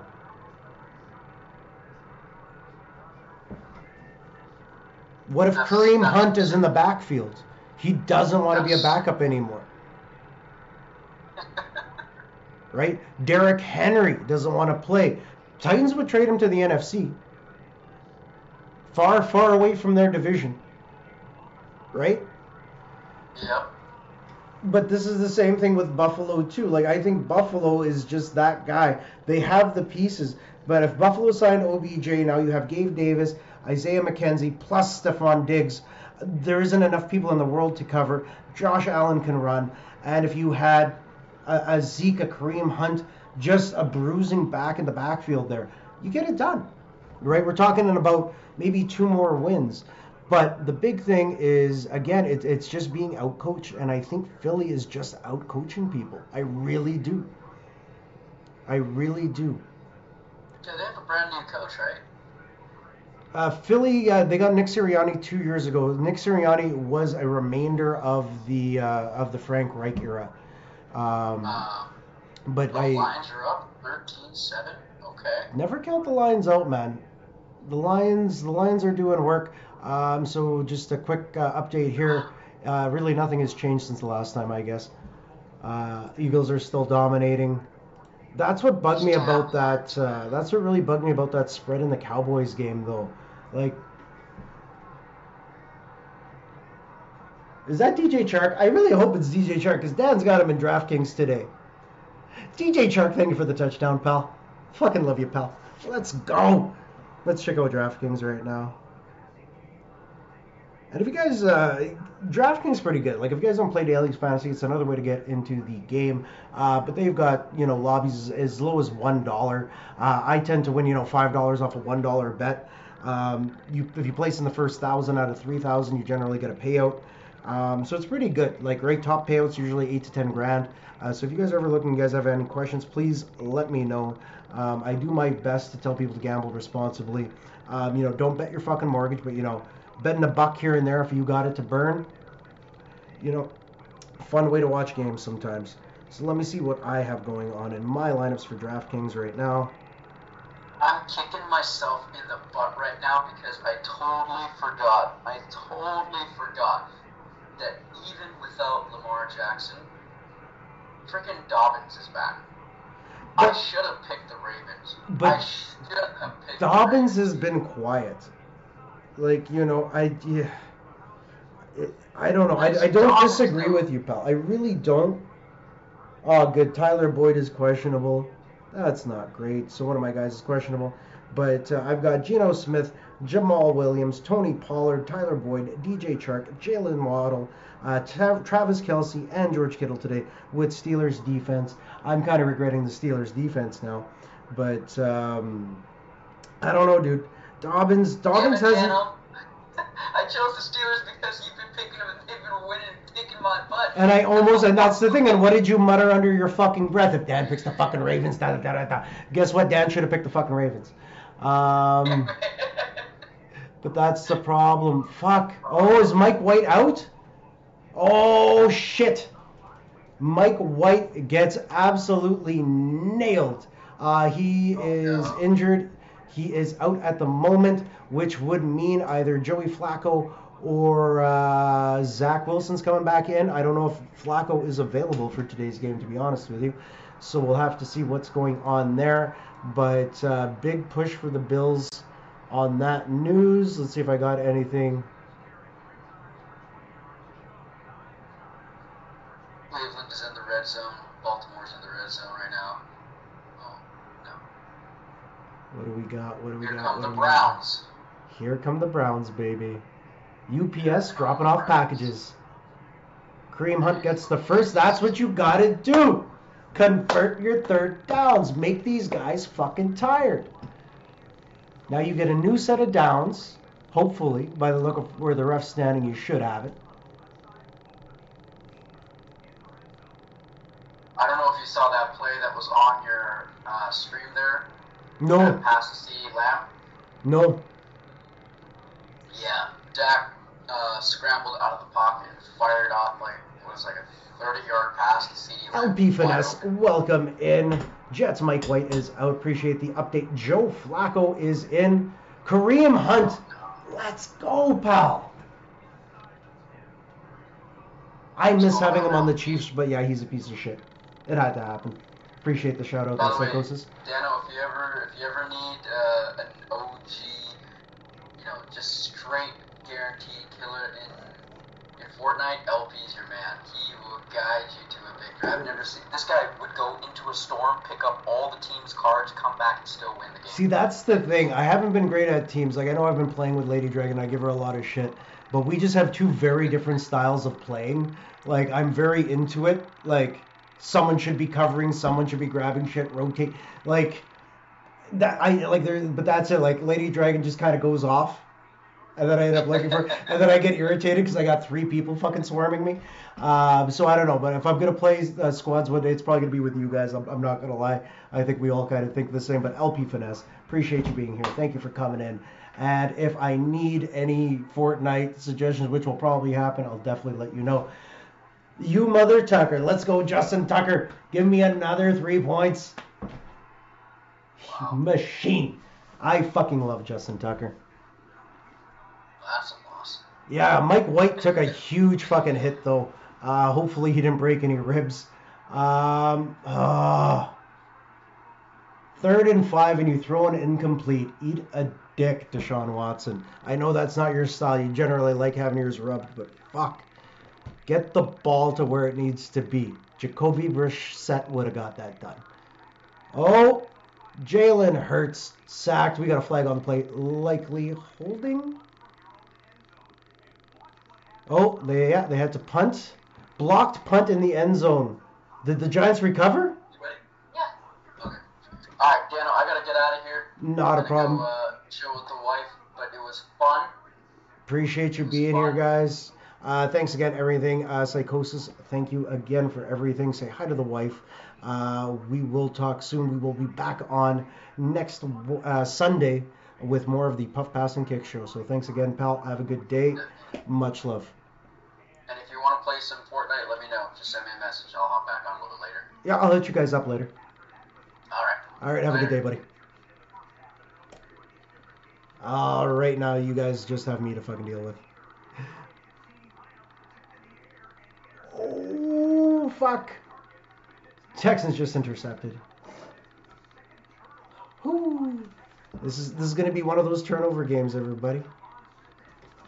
Let's see what else we got. Cleveland is kicking a field goal right now.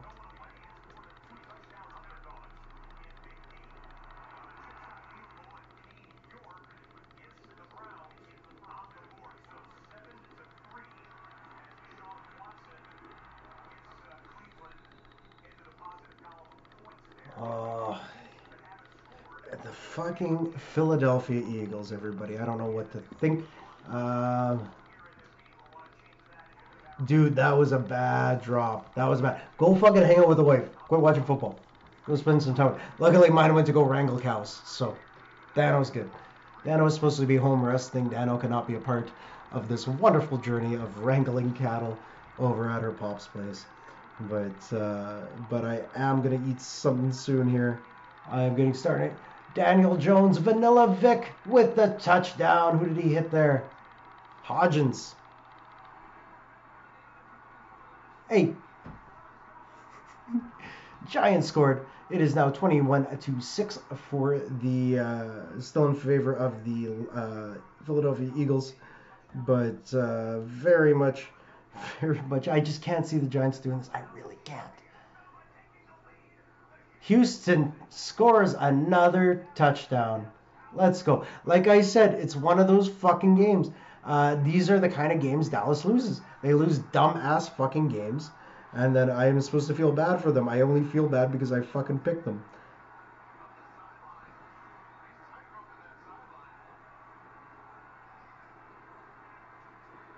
What's going on? What did he do here? See, and that's the thing. Like, Dallas' secondary is better than this shit, but I think that they came in here just expecting an easy win. You can tell that this is kind of complacency. Like, this isn't... I don't think they usually play like this poorly. Jacksonville's got the ball. It is 14-10 in favor of the Titans. Jacksonville has entered the red zone.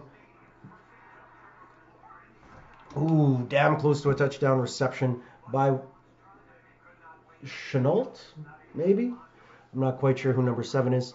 Maybe Kirk. It's Jacksonville. I haven't paid too much. I want them to win. When they start winning, I will pay more attention. I really want to start screaming Duval. We are still at 0-0. We've got Bills hosting the Jets. We get the 2-minute warning here at the in the second quarter. Jacksonville's back up again. Let's see what they do here.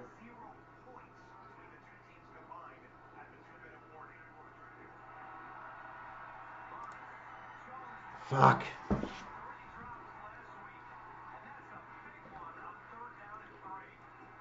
Bad drops. Bad drops.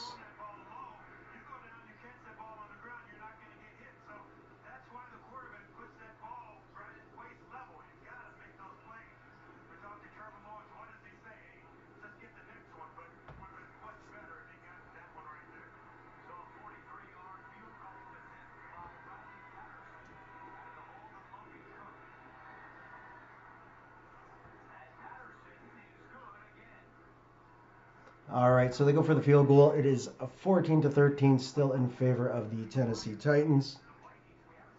The Lions are winning 14-7. Jefferson with another huge catch.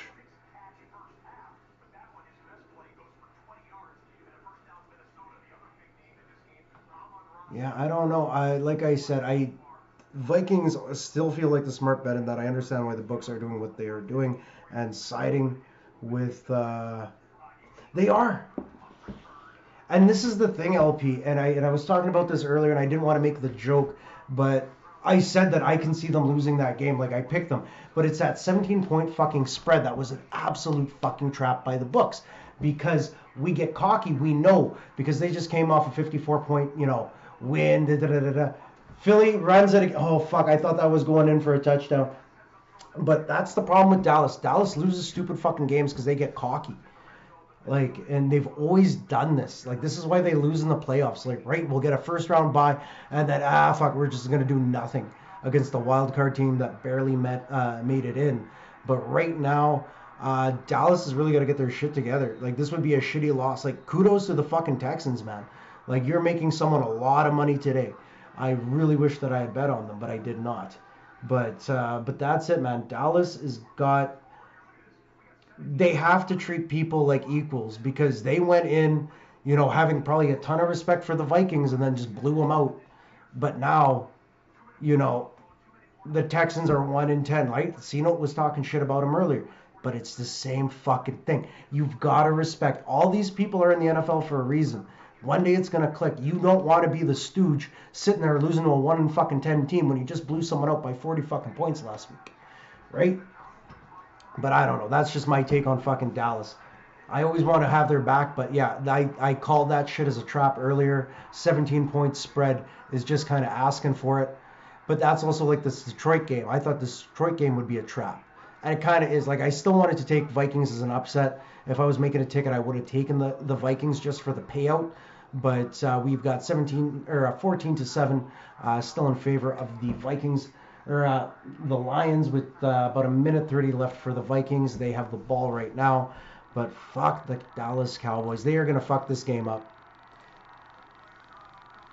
They are going to fuck this game up. Like I said, I can't remember. I want to say it was about 70% of the people went with the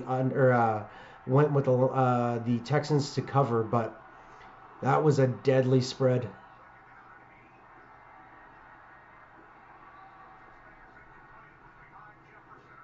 Cousins just fucking throwing it everywhere right now. All right, let's get you some score updates here, everybody. Reload. All right, we're still at goose eggs at the Bills and the Jets. Bengals are up 7-3 on the Browns. Fuck, Derrick Henry is going to run a mile here.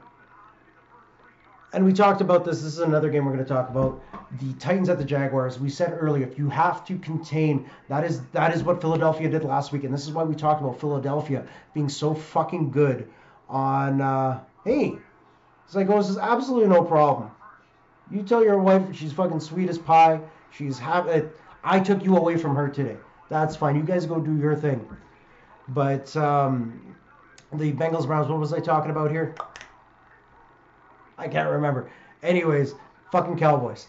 The fuck was I talking about? I was on a good rant there. I got really... Oh, Eagles. Coaching. Yeah, so last week the Eagles held Derrick Henry to 30 yards. Now, this is what they're doing. They're taking Saquon out of the game because that is the team. They are a one-dimensional team, much like the Tennessee Titans. Let's see what Saquon's doing right now. 6 carries, 20 yards, right? The Eagles have figured out how to stop the run. They added Ndamukong Suh and Linval Joseph to an already vaulted defensive line. They are taking out those one-dimensional teams very well, and they're doing it again here with the Giants. Other than stupid special teams problems,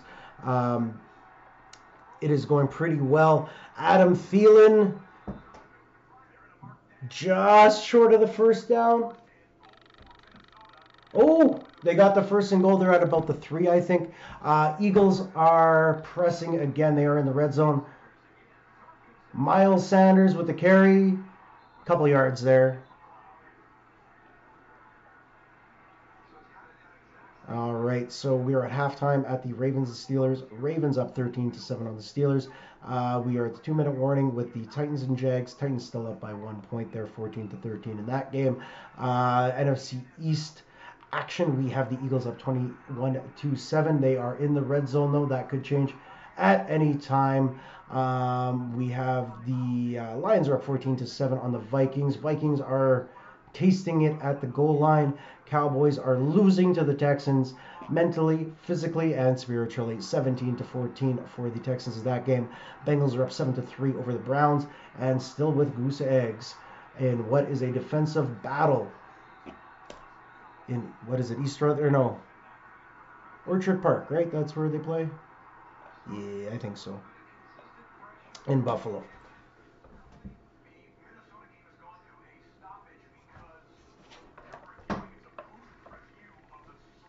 Okay, so they're doing a booth review in Minnesota for the placement of the ball. So did he get the first down or not? That'll be the question.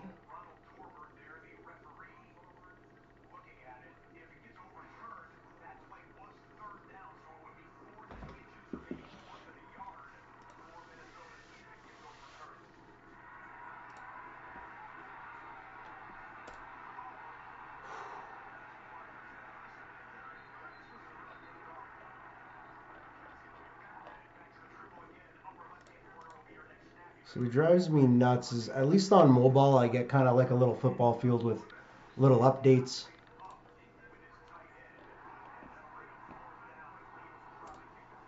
All right, Dallas is in the red zone again. We got four teams now. We have the Eagles are in the red zone, Vikings are in the red zone, as well as the Bills and the Cowboys.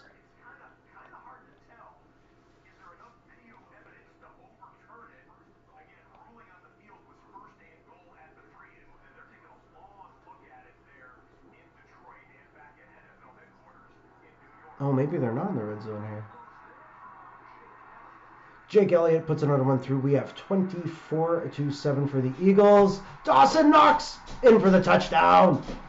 Let's go, baby. It is coming down pretty hard in Buffalo right now. Dawson Knox scores a touchdown for the Bills. It is 6-0. And that's it. And I know he missed a couple games, like his brother had passed. But Dawson Knox is solid. I think I've always thought that he should be in the conversation with, Kittle. Not quite Kelsey, but I think he is a solid tight end. You hope for more production, but he's doing his job. Can't catch them all. But this is what I mean. Buffalo has the fucking firepower to do this. Hopefully, they've got to win this game. If they lose this game, it's going to be a big problem. So we should be hitting up to 7-0 right away here. Yeah, point after is good.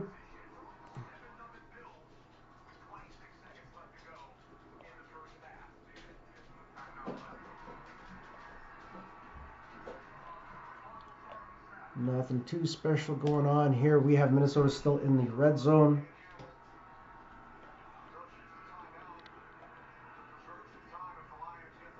All right, Kirk Cousins right now is 16 for 21, 165 yards. We got Dalvin Cook with one tutty on 19 yards.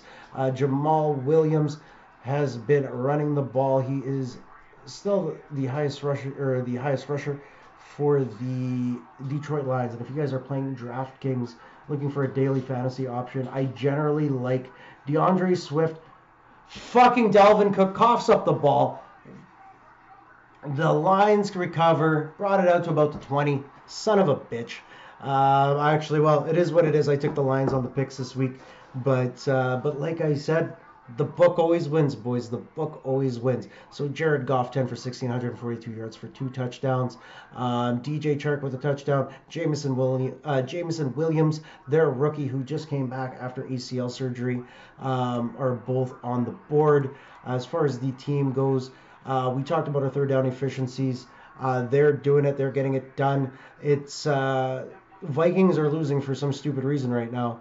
But Detroit's already got 5 penalties. We're not even into halftime yet. This could be a long day. I think, like I said, the Vikings would have been a great upset pick if you were gambling today.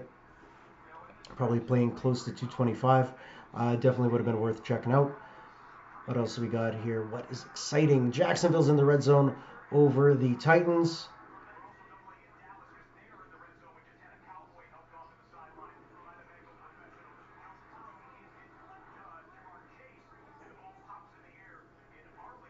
Houston's defense just fuck. If the Cowboys lose this one, you know what? And that's it. Yeah, and that's the thing. Like, Kittle might have been a stretch there, but yeah, like T.J. Hawkins, that's a good place to put him. You know, with the Pat Fryer moves, that tier 2, but he does have that potential to be a tier 1. All right, Bengals are in the red zone. Fuck, Joey Cool. I just love watching this guy play. He's just so relaxed all the fucking time. Burrow takes it. First down for the Bengals. They're in the 10.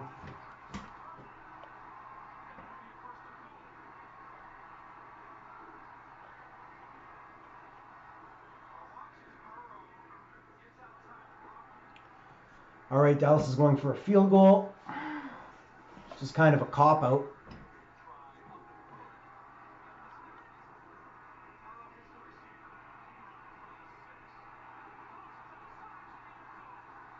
Sam G. P. Ryan again.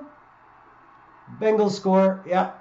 P. Ryan with a touchdown. He has scored in the last 2 games here. 13-3 for the Bengals. They will likely get the extra point. McPherson. I think he will. I think Josh Allen needs Dawson Knox and Dawson Knox needs Josh Allen. I would agree with that for sure.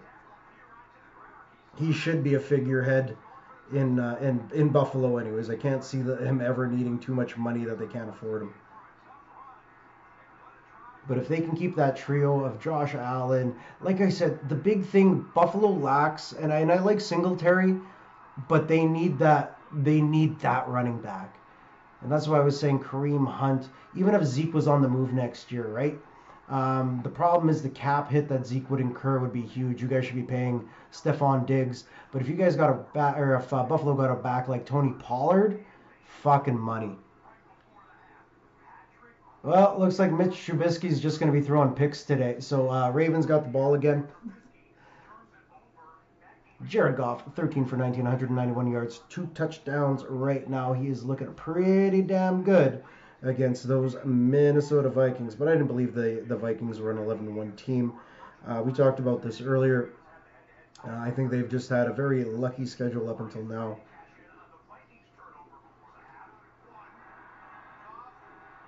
Goff throws an absolute bomb to nobody. Just open it up and throw it.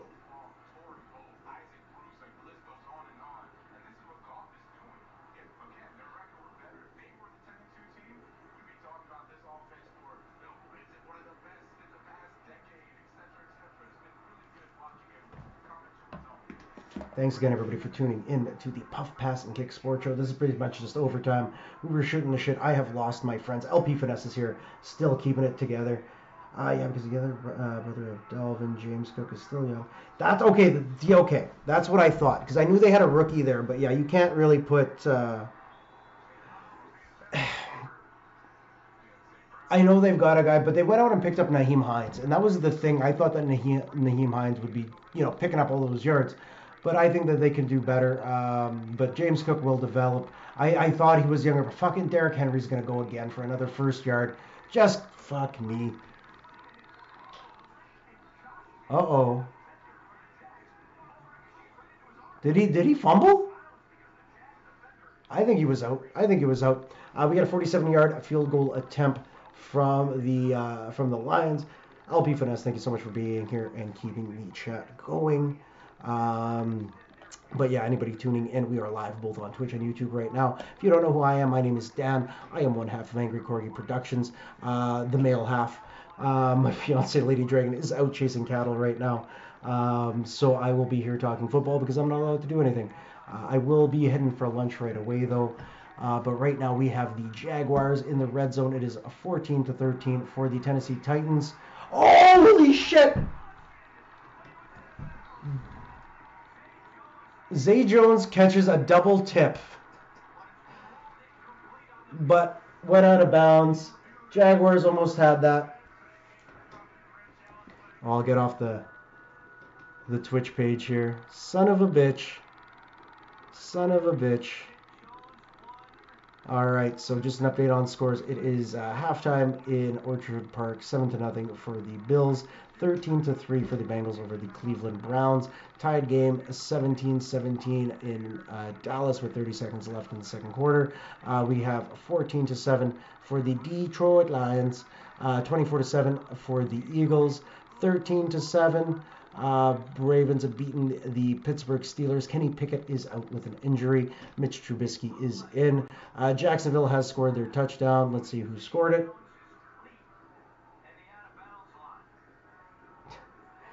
Fuck, the Houston. Oh, man, if the Texans beat Dallas today, holy shit. So what did we have here?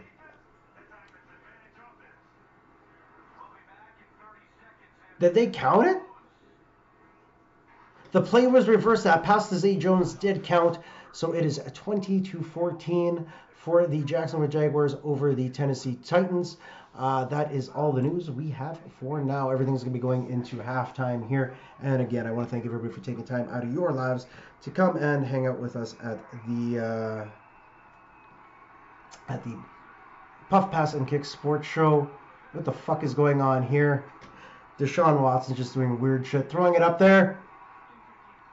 Nobody caught the ball. Nobody caught the ball. That was just odd.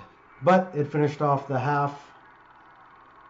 They'd rather do that than kick the ball, I guess.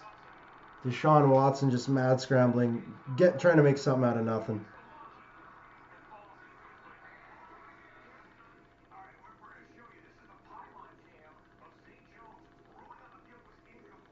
Oh shit, let's see this pylon cam. Oh! Zay Jones just got his toe in. Beautiful double tap. Beautiful double tap. Wasn't Zay Jones, wasn't he playing on like the Bills? Wasn't he the one that like went crazy in a hotel room? I'm just trying to remember. I know there was something. All right. So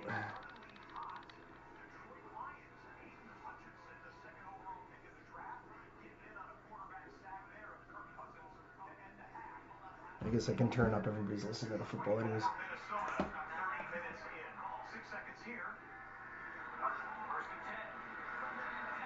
He has. You know what? Yeah, he was. Yeah, he was the one that went crazy in the fucking hotel room or some shit. Like him and his old lady or him and his... Something happened. That's all I remember. They had to get people to get him out of a hotel room. But he has turned it. And this is the thing that bugs me, LP. And we were talking about it last week with Jack and Kill. The Jaguars are going to be fine. I think that this division is in trouble. They're trying to learn. I think Trevor Lawrence is serviceable enough. Doug Peterson is the coach that you want there. But yeah, they've got a way to go. They've got to figure out some more pieces. But I think that the Jaguars themselves are emerging as a good team. But I'm really happy Zay Jones. That was a hell of a play. hell of a talent there. The Houston Texans are going for a field goal right now. 2 seconds left in the second quarter. Let's see what they do.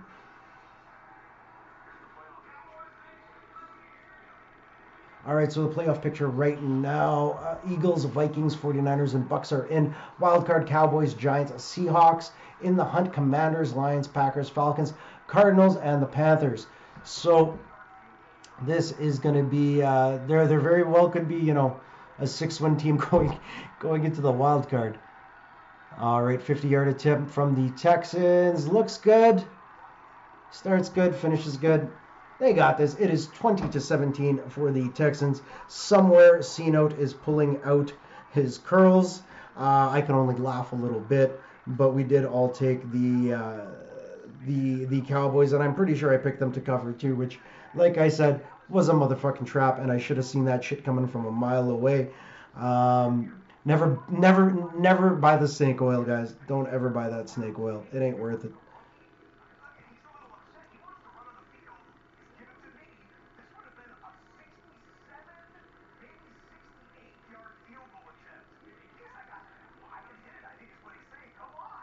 Fuck.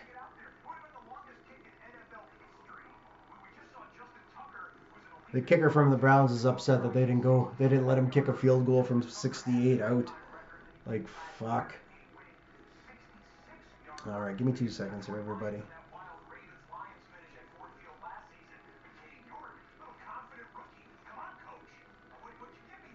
All right, Kadarius Toney is officially out today versus the Broncos for the Chiefs. Derwin James is doubtful versus the Dolphins. We were talking about that earlier. So if you are betting on the Chargers, I'd keep that that bit of information, and because we'll see how it goes.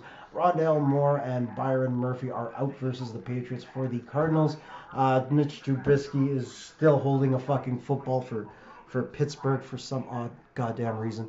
But Kenny Pickett's out. He'll probably be out today, arrested today, maybe next week, depending if he does have a concussion. I guess we'll have to see what the independent neurologist will say.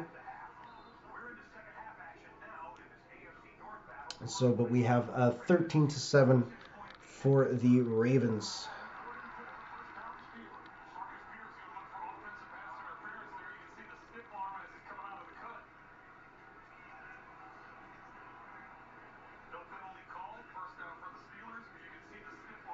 All right, everybody, give me a couple minutes here. I just want to go grab something quick to eat.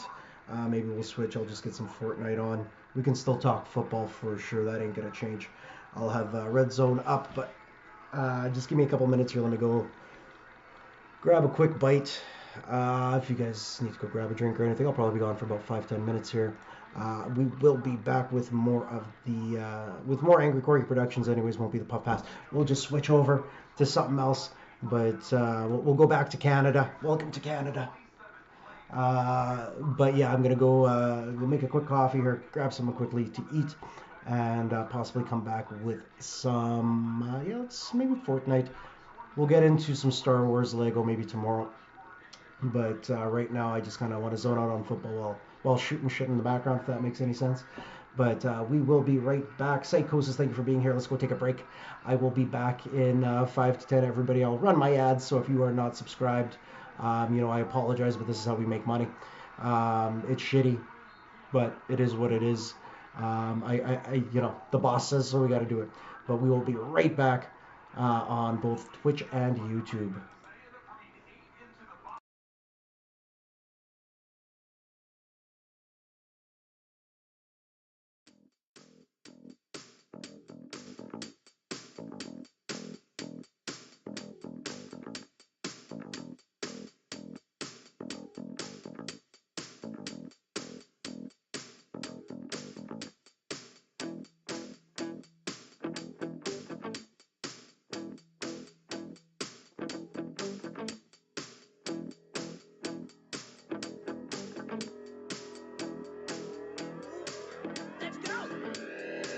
Walks slowly down the street with the tempo way down low. Ain't no sound but the sound of his feet. Machine guns ready to go. Are you ready? Hey, are you ready for this? Are you hanging on the edge of your seat? Out of the doorway, the bullet's back. To the sound of the beat, yeah.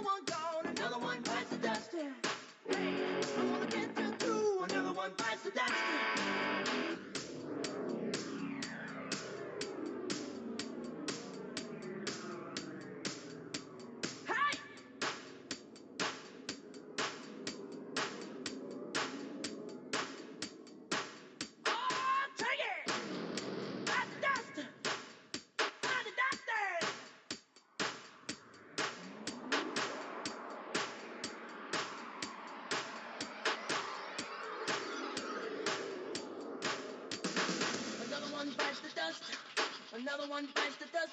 Ow! Another one bites the dust. Hey, hey! Another one bites the dust. Hey,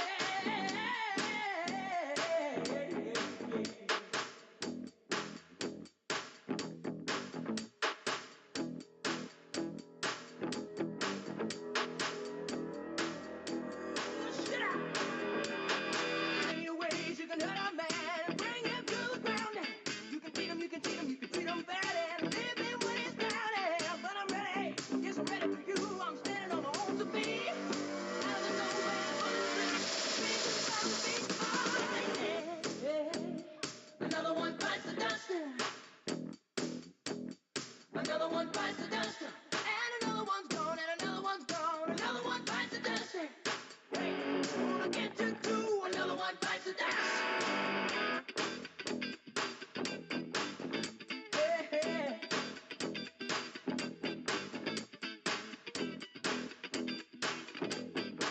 Bites the dust.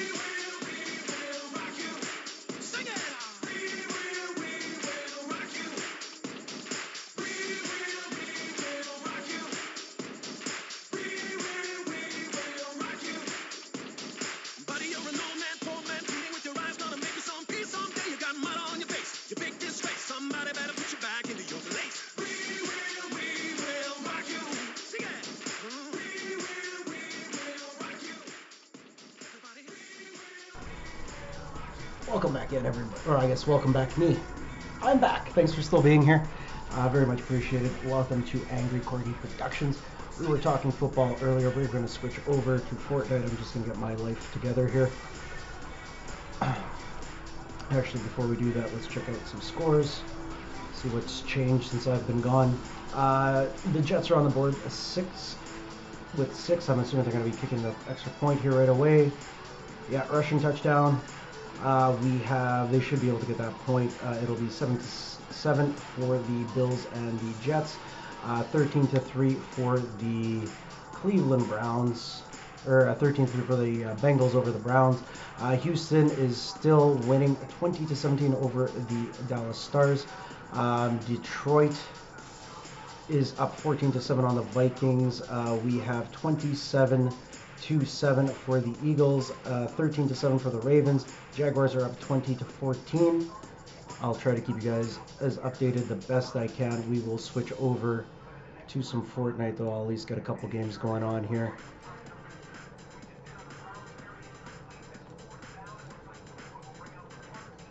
I'm just gonna go through like 50 fucking open windows. I'll get there. Get my life together here, folks, I promise.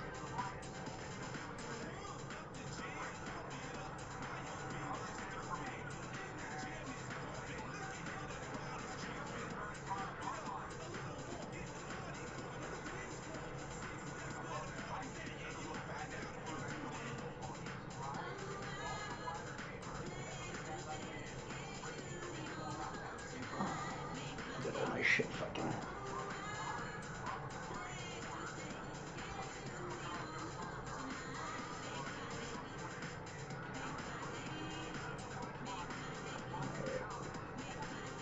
Hopefully this all works out. The shocking score of the first half, well said, is the Houston Texans 20-17 over the Cowboys right now. Houston's got the ball.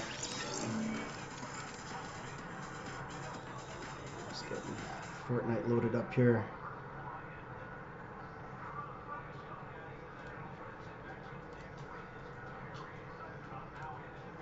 And thanks again, everybody, for tuning into Angry Corgi Productions. We are live. Hopefully it'll pick it up. There we go. We are live on both Twitch and YouTube. Can't thank you guys enough for coming in. If you are on YouTube and I haven't responded, I apologize. Please come into Twitch. I'll do my best to go back and forth here. But we appreciate everybody coming in and taking time out of your days to come and hang out.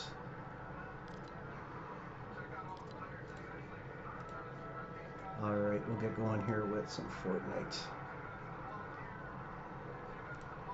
Alright.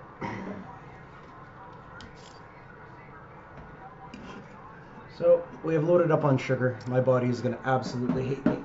Ugh. I can't do anything right now. I have an abdominal strain, so I'm supposed to be hanging out, you know, getting fat, watching football, playing games. First down for the Houston Texans. Big first down for them.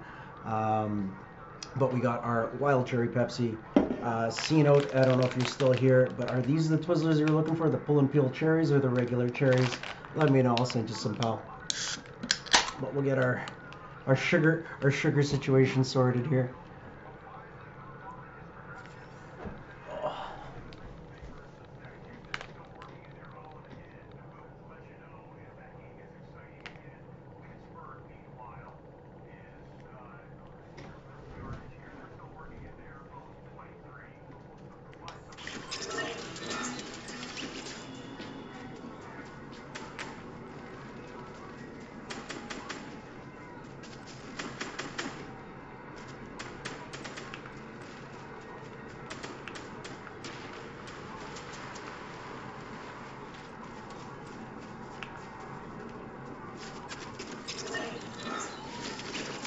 Try to shoot me.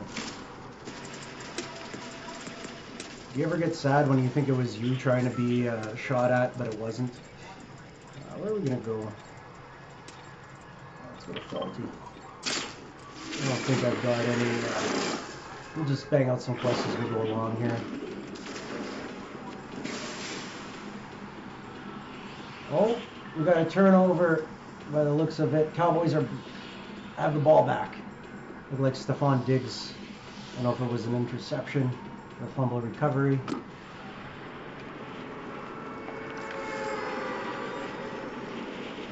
Hey man, Mr. Irrelevant's getting it done.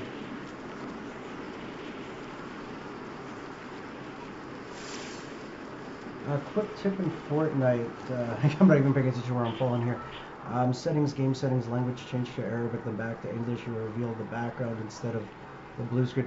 Oh, fuck, that's pretty cool. But no, the 49ers, I think they do have a very tough game. I think they'll still pull it off. I'm not quite sold on the Bucs right now, but Brock Purdy, we'll see if he can get her done. He had a big game last week. I think he did at least 250 yards through the air. Fuck, Dan. Let's go into the hottest spot possible here, Dan.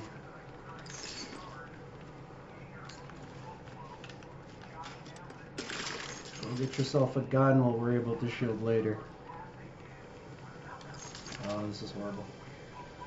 I hear you.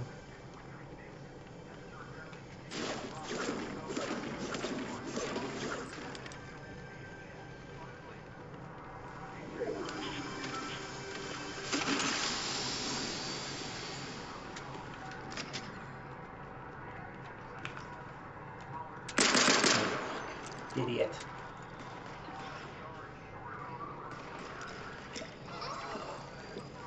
Okay, so we got the llama flying around here.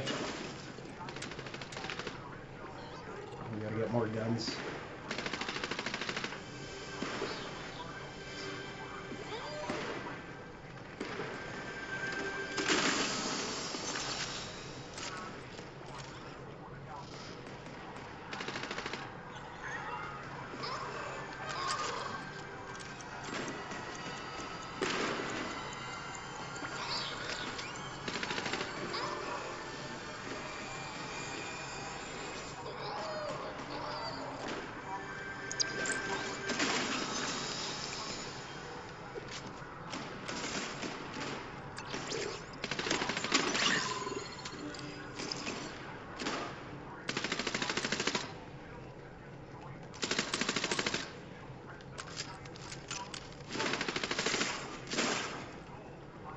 Same guns here. I gotta fucking start cleaning this out.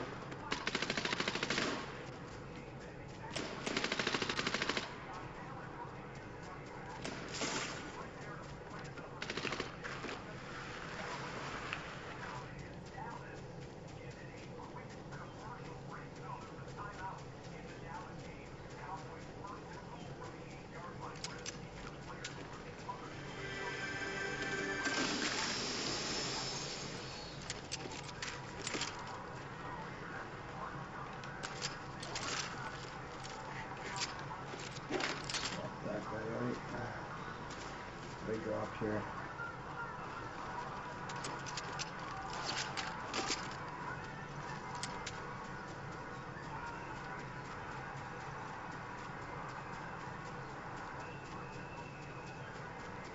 I'm like half paying attention to this. If I keep looking away, it's because I'm looking at the games.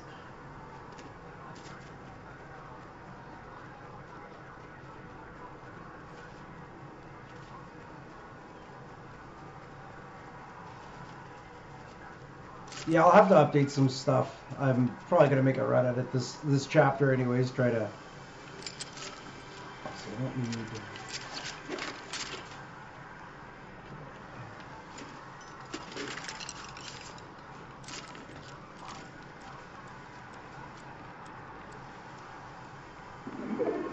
Bills, Josh Allen. Looks like he got another touchdown. What the fuck? I hear it.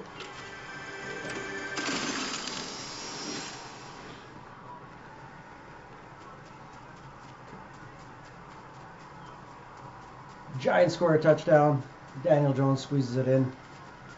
Fuck, I don't have a DMR right now.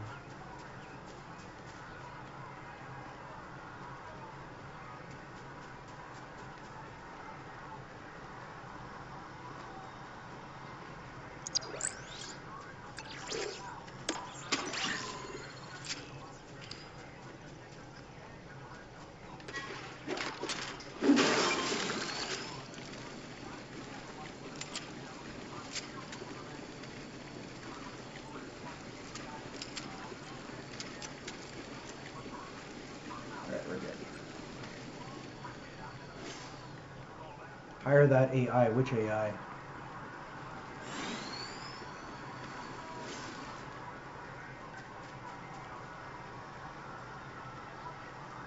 What did I miss here?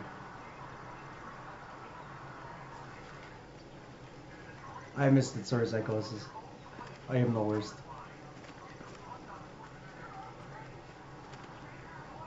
Oh, fuck. The Lions are just running all over the Vikings right now.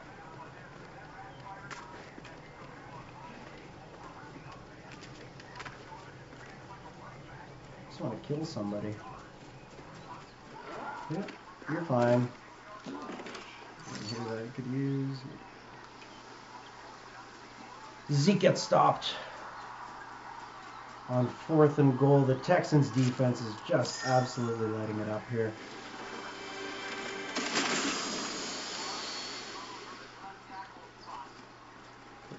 Is that a deal? Wow.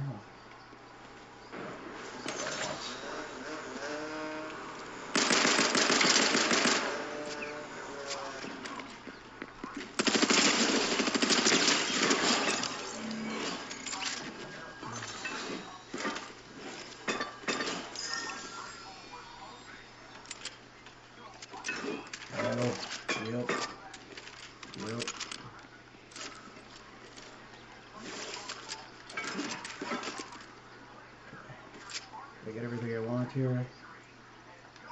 Good enough. Oh, that was gold, wasn't it? Yeah. Is that someone to hire?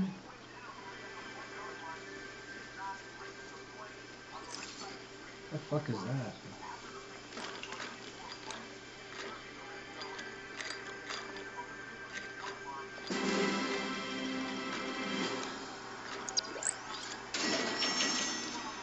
Gold.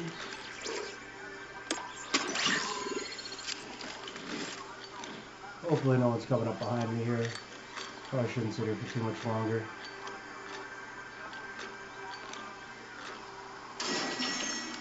Fuck, you scared the shit out of me.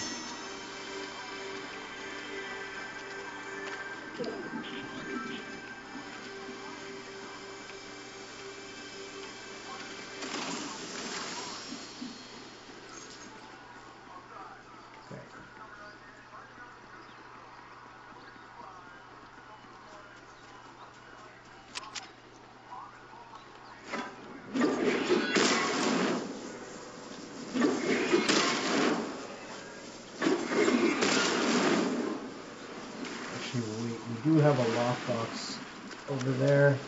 I do have a key. Trevor Lawrence gets a touchdown. Where the fuck am I going? Oh yeah, this way down.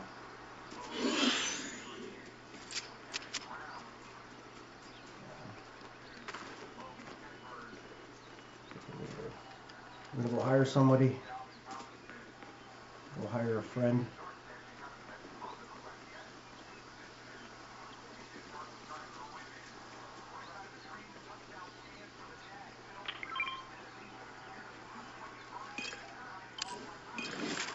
Yep. Alright. We got our AI.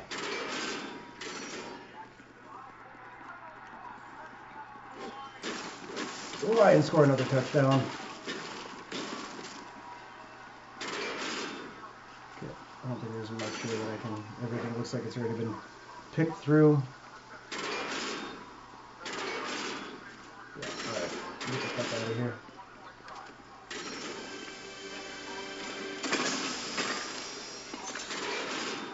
Alright, let's go. Oh no, we do have a lockbox. Where the fuck is the, Duh, how do I want it here?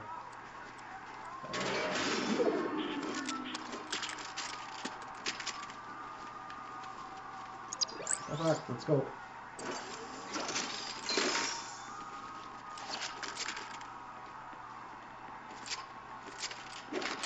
Guess I really didn't need that. I probably should have gotten an AR. Alright, let's go kill some shit.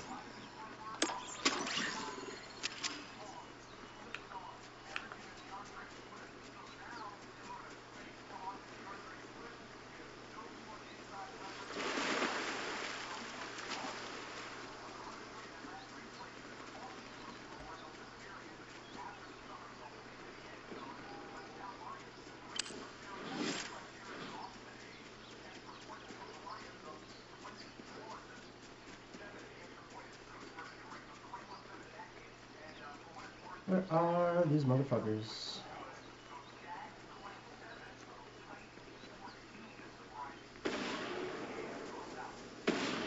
Somebody's coming.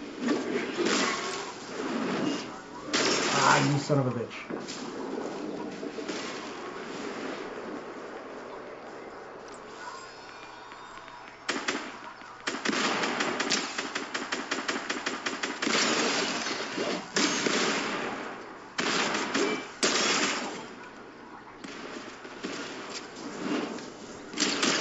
Fuck off.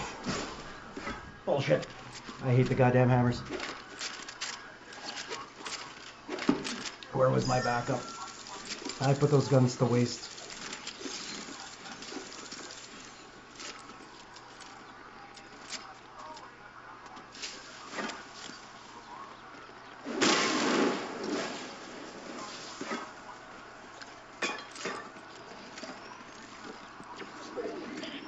Fuck, the hammers are the worst, pal.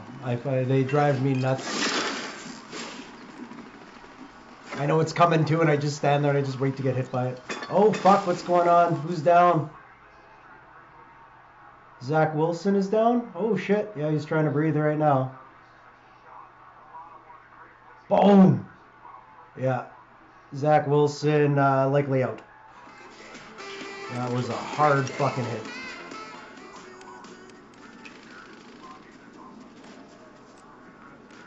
What's going on over here? What do I have to do? Make contact with Amy. Okay. So I'll go over to the Citadel, I guess. Still 20-17 in the Texans-Dallas game.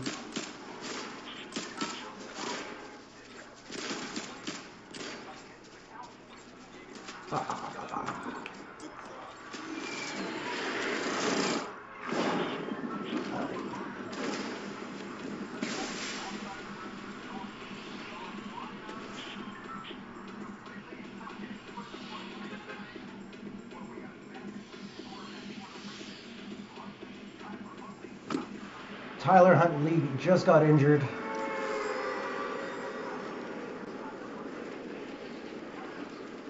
So Ravens are on their third QB. Anthony Brown will be stepping in for Tyler Huntley.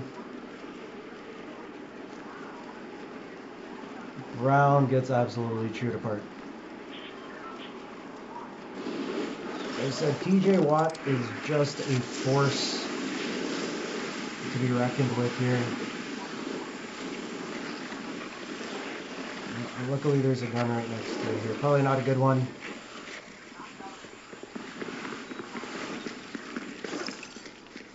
Oh, you son of a bitch. I just needed to finish a quest. I just needed to finish a quest.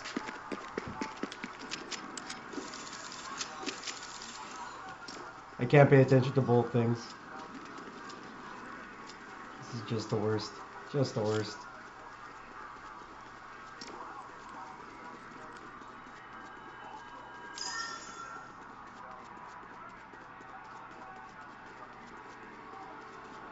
So A.J. Brown has broken 1,000 yards receiving with the Philadelphia Eagles. Last person to do that was Jeremy Maclin. Fuck. The Giants just don't have an answer for Hurts.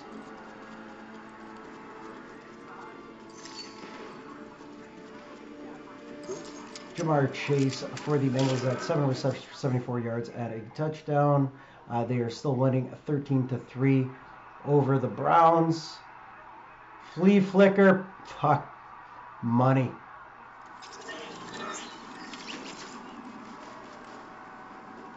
Just absolute money. So it'll be 20-3 for the Bengals. It looks like Joey Burrow will finally get his first win against the Cleveland Browns.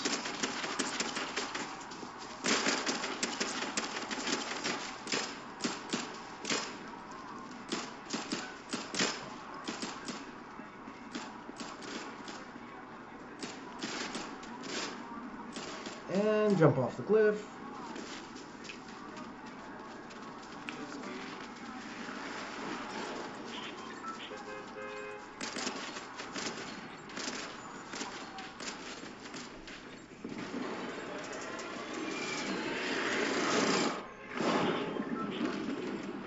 Alright, so let's try this shit again. Go to the Citadel. It's probably gonna be fucking just absolute heat score, but whatever.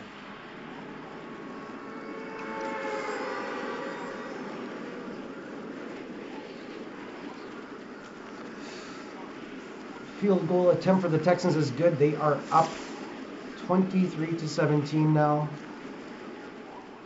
There's probably going to be a few people coming here.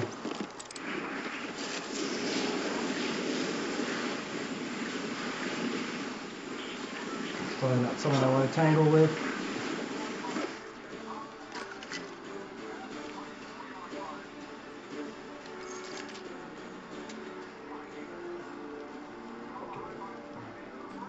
Do this a little better this time.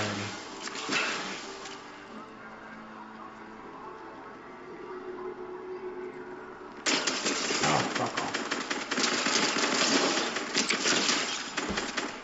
It's not going to be my day today. I don't know why I thought that was AI.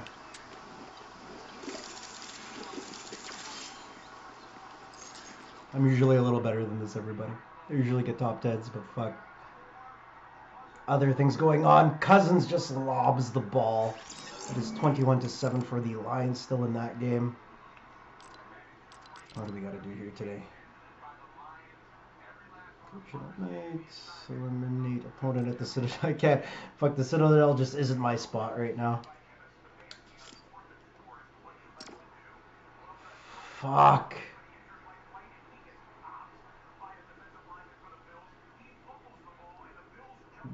Joe Flacco just fumble.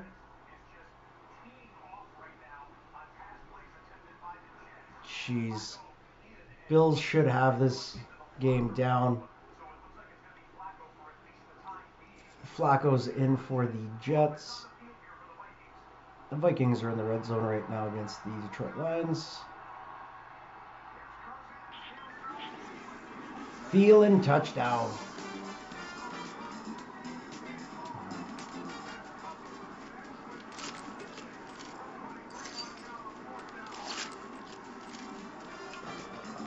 Alright, so we're going to try to do this again without dying. I'm getting everybody's quests done. They just keep killing me at the Citadel, but I'll go anyways. What the fuck else I gotta lose here today?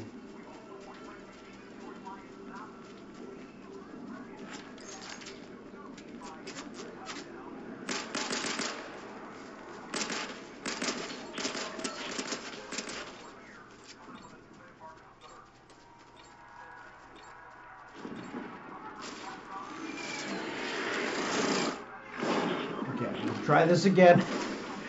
Do my best not to die. I might want to just fucking wait till everybody clears out of the Citadel before I go.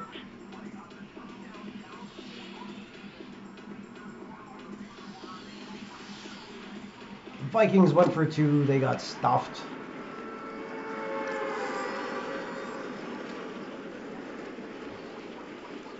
Bills are in the red zone, 14-7, but the lead still. Almost tipped and picked.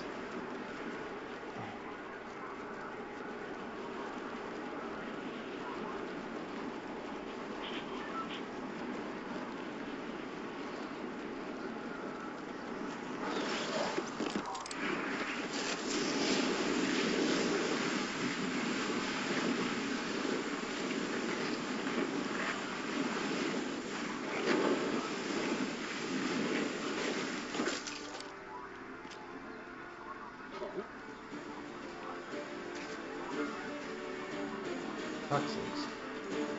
Now buy a weapon.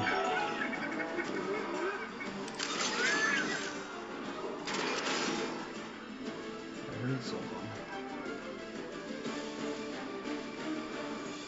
Nope. I am not fighting you, sir. Damn, I shouldn't have done that.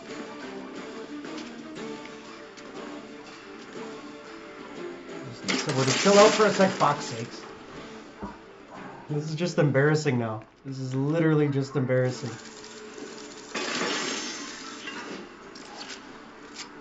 Oh, my morning, guys.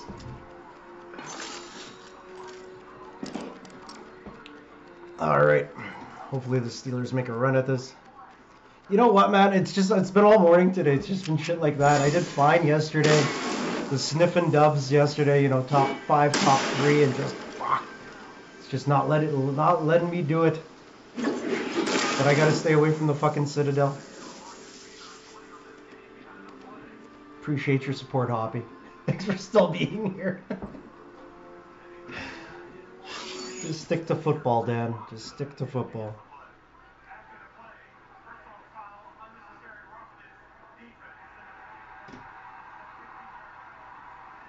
Unnecessary roughness on Marcus Peters for the Ravens. Dumb penalties. You're down by 6 points. Probably wouldn't be pushing your luck.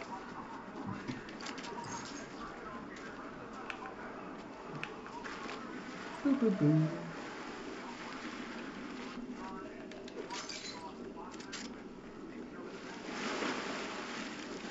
Go for a little swim. Where am I going to go? Actually, I may as well figure out where I'm going to go. Fuck, I know it wants me to go there. We're going to go... I'm Canadian. We're going to go on the winter side of things, and I'll work my way back. Hopefully the storm cooperates. I'm just going to collect guns that I'm not going to use.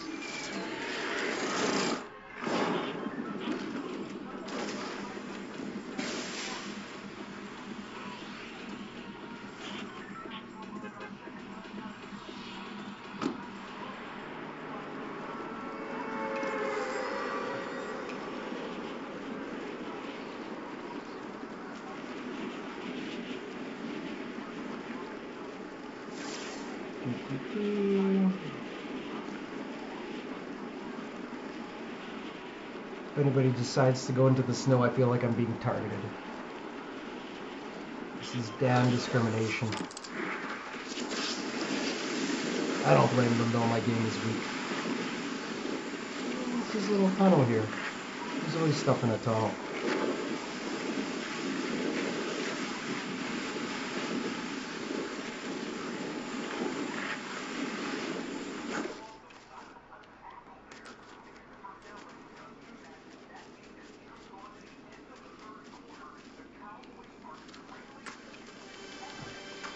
Come on, Dan, don't fuck this up. At least get one decent fucking round going on.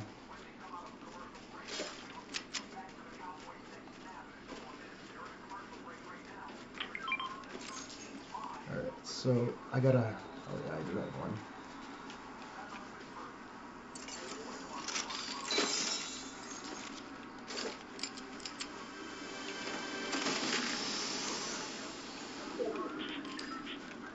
Okay, and there's someone here that I can hire. Am I supposed to be anyways? I need shield. Where the fuck is this AI here? Oh, there it is. I would like to hire you.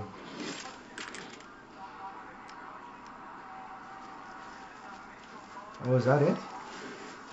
Reveal future. Ah. Boo. Am I in the circle right now? I think so. Yeah, I'm good. Alright, so we're gonna go hopefully find a shield here soon.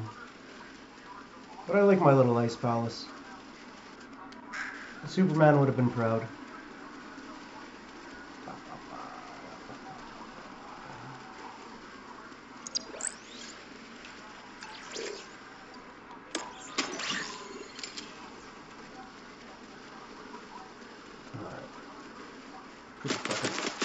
Yep, where did that come from?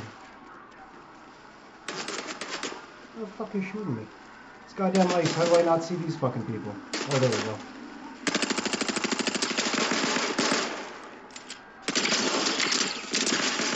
Oh!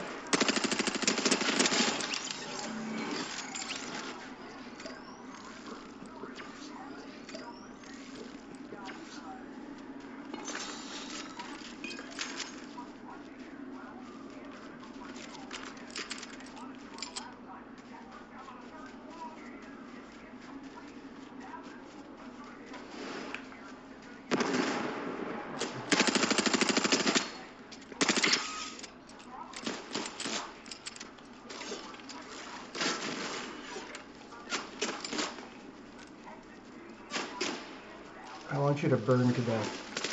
That is my goal for you right now. Where are you?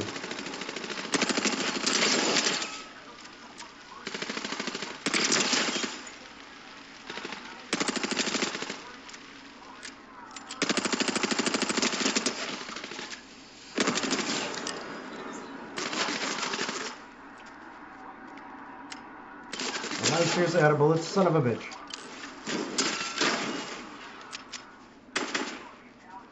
Where's he coming out of? Which way? Get him out of there, Mr. Wolf.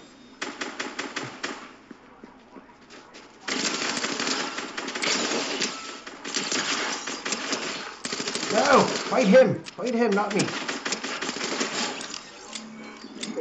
Listen, son of a bitch. I don't have time for you right now. I really don't. Listen, guy. I do not want to kill you.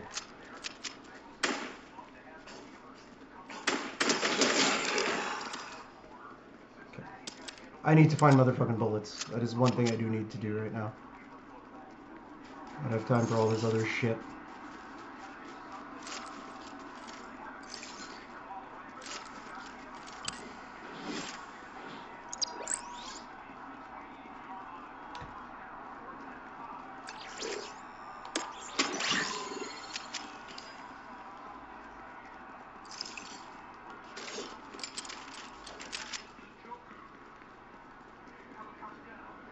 You got any bullets?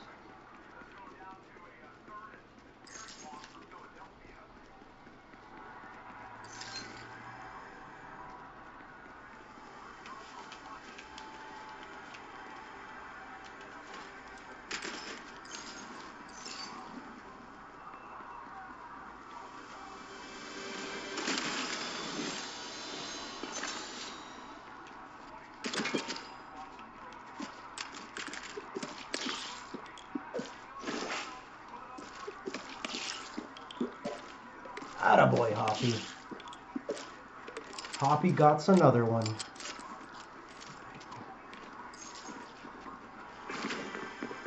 Alright, which motherfucker's gonna kill me now? I think I'm still good here. Got a DMR. My baby. My baby.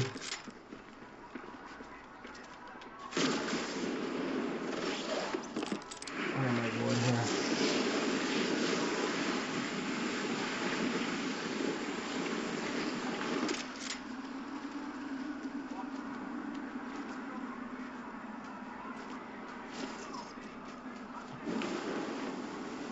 Cleveland touchdown. Browns are on the board. Oh, there he was.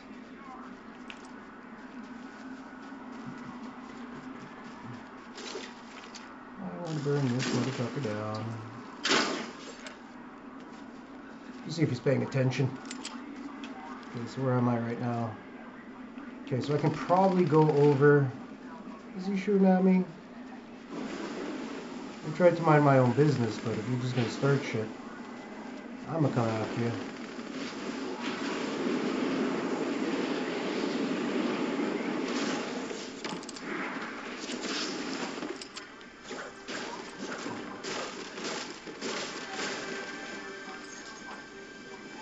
Slack you little bastard. You're stacking them, yeah. Yeah, that's good, man. Usually I can't catch shit in there. Unless someone's catching some Pokemons. Don't fall all the way to the ground. Don't fall all the way to the ground. Okay.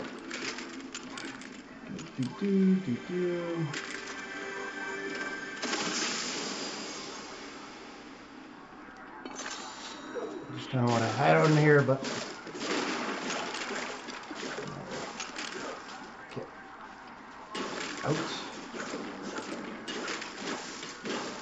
Didn't I fucking hire someone? No.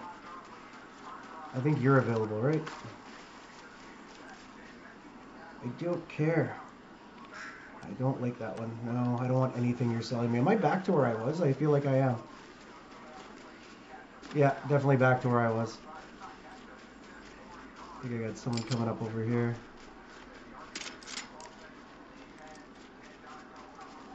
Alright. Back to the game.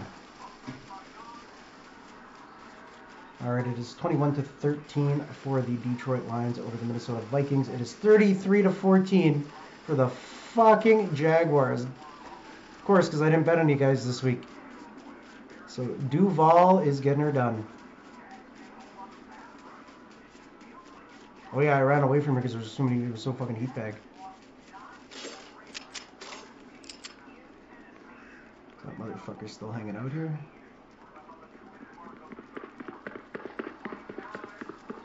Someone running up behind me.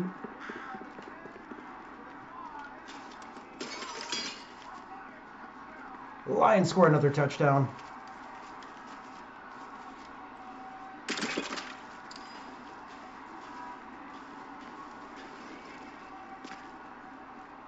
I think I hear him.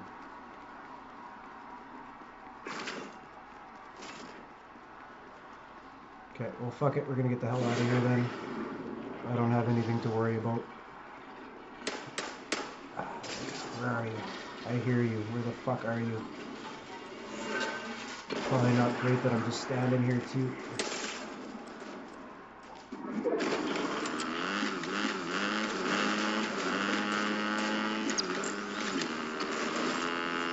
So where am I heading now?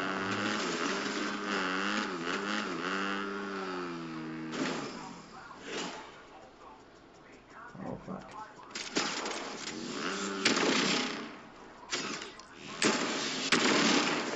Someone's trying to hit me.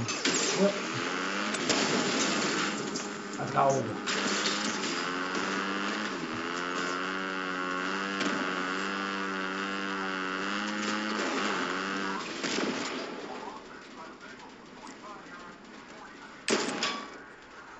Trying to shoot a semi. That's gonna work well. Okay. Where's this motherfucker?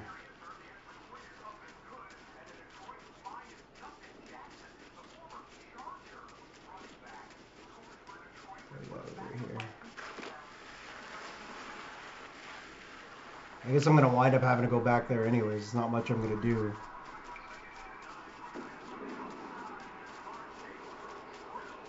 So what do I need right now?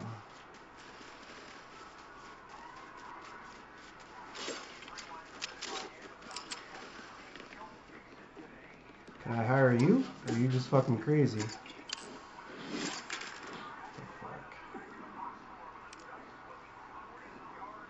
Yeah, I'll fucking buy it.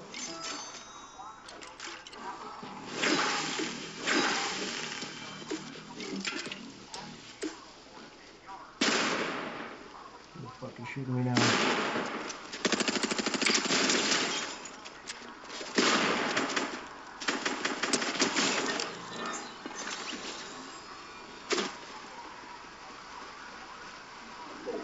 Who's shooting me?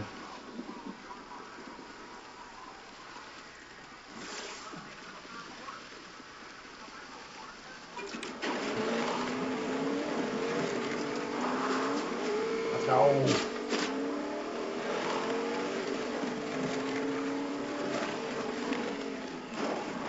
No, I've got to set that up. I didn't even realize it was off. Okay, so where the fuck is this guy shooting me from here? Felt like it was over here. I see you now.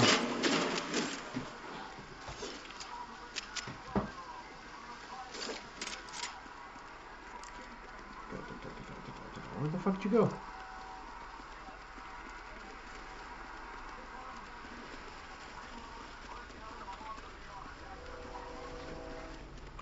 Fuck, I lost him. Oh, where are you? Behind me?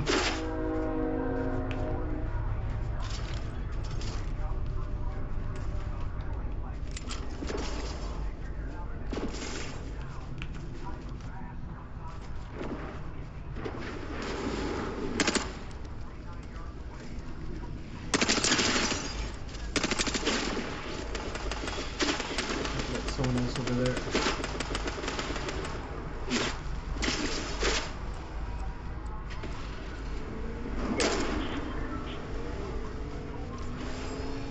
Is that guy dead or is he coming back now?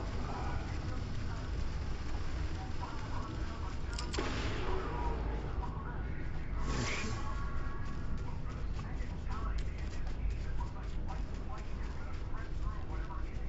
All right, Mike White is barely coming back in for the Jets. Hasn't taken enough of a beating.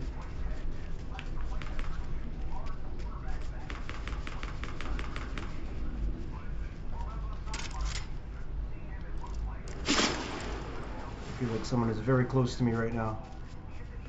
Yep. Where the fuck are they shooting me from?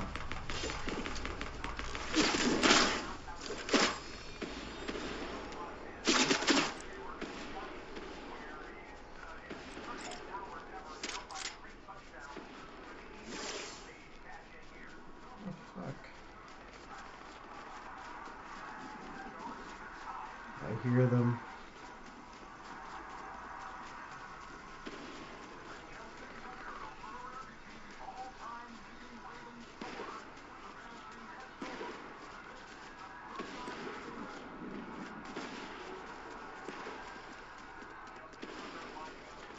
Oh.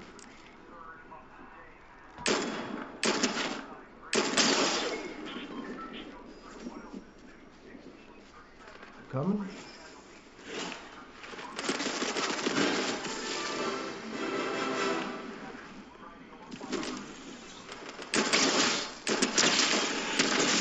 Shit. Got one behind me. Fuck, everybody's floating on goddamn balloons.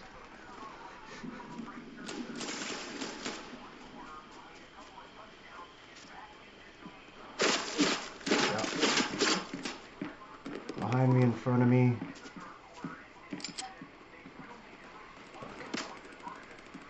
That's when I can't see them.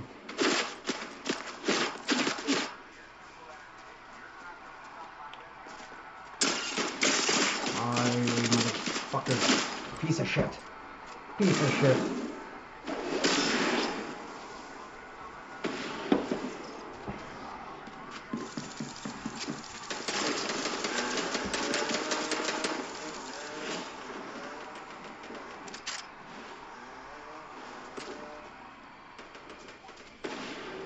I should have picked the opposite. Hey man, you gotta go with the book sometimes. Okay, hang on. Let me get back to the lobby here, guys. Let's get some shit figured out. Again, appreciate everybody coming in and hanging out with us, or with myself here. Angry Corgi Productions, Lady Dragons Out Herding Cattle. Psychosis Hoppy, appreciate you guys being here. LP Finesse, I don't know if you're still here. Very much appreciate you being here. Alright, so, gentlemen, we gotta do settings and shit.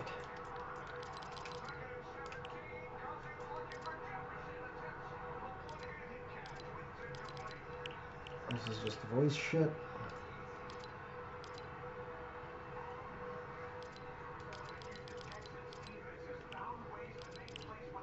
Okay. So what do we have to do first here?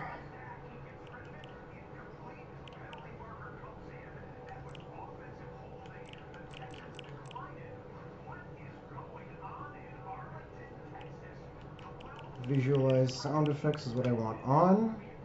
Correct. What were you talking about, English to Arabic there, pal?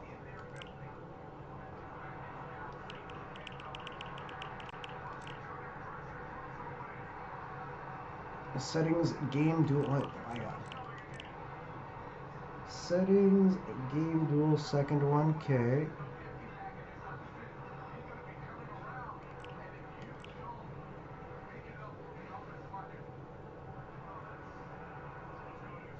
Settings, game dual. Am I fucking retarded here? The fuck? The second one. Okay. Dial. Okay, so settings, game dial. There we go. So which one is game dial? The second one, right? That's what you said? This is going to be annoying for everybody. You are on it, just go to language. Okay. And then Middle Eastern. Fuck. Oh, Arabic, okay.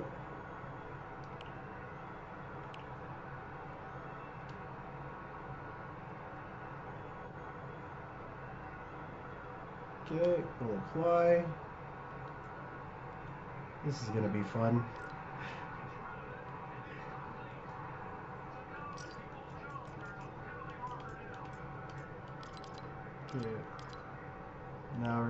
to settings.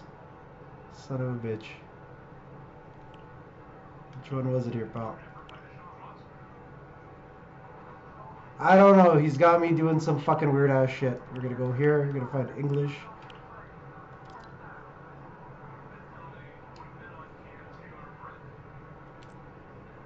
You'll need to restart the game complete for all. Oh, fuck. Eat a dick. We're fine. Did I do it? Like now your background. Oh, I'm okay. I get what you mean. Fuck. Are the Texans gonna fucking win this game, guys?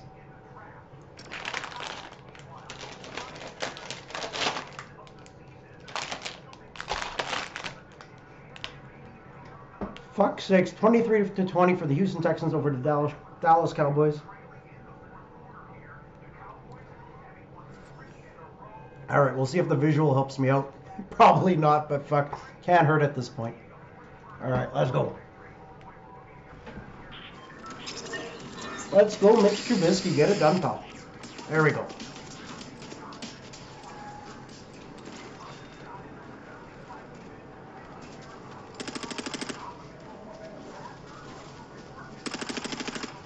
Up, up, up.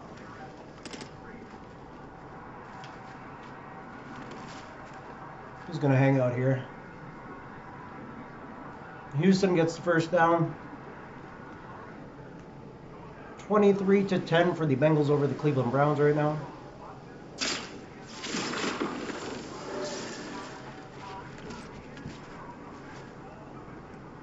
Okay, we're gonna try the Citadel again, boys. Who the fuck is shooting me? I'm hiding. They're like...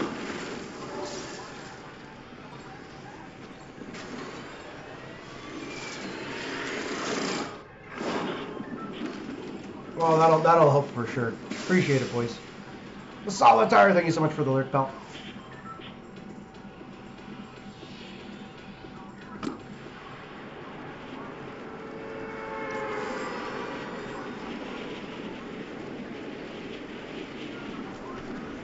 Thanks for the shout out, buddy.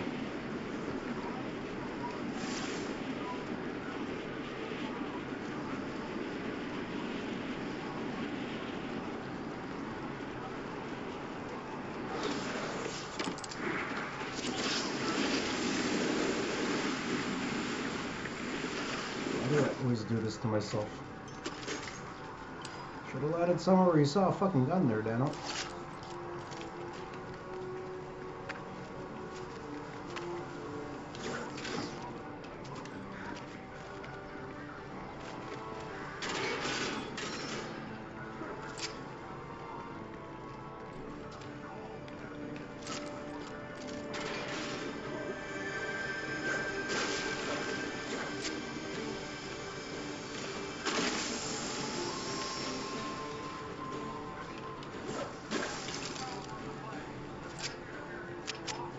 Someone is here, though.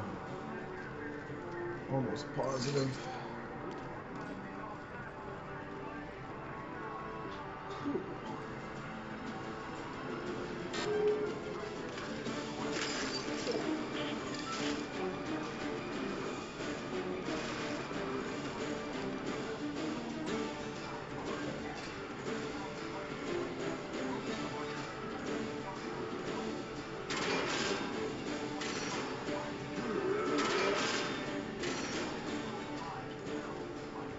Up here. Okay, so I gotta go to one of those two fucking spots. So I might head out the back door for this one. We'll hit that one up. Fuck, did that bird scare the living shit out of me. I am legitimately this twitchy in real life too, if anybody's wondering.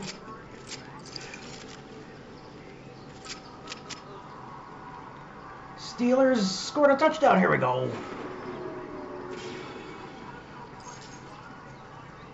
I am dead set. I gotta get this quest done here, pal. So I was sniffing around the castle looking for It's a stupid quest, but I'm gonna get it done. I trapped our special rock gift. Some tough night guy Assistant, what the fuck? Assistant defeating the Aegis. Son of a bitch. Like, come on, guys. This is getting ridiculous. He said something You like, guys want me to touch some buttons? I'll touch some buttons. But other than that...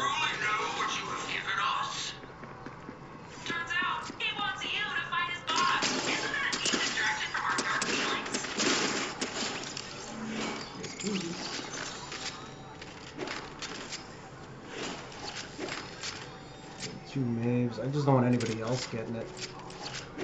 Should still have AR here. And I'm just really not a fan of the, just the bow and arrow. Don't really care for it. Gets me in more trouble than it's worth. Okay, I gotta find some shield though. That is one thing I do need to do. There's someone walking. Oh, the fucking Aegis Snake. Is that who that is? Yeah, fuck this. I don't want to fucking fight this guy. That guy looks fucking tough. I am far less tough than him. Ah, son of a bitch. He knows where I'm going. Dude, I'm a friend. I'm a friend. I'm a friend. What the fuck is my play here, Dano? Just run. Just supreme chaos and run.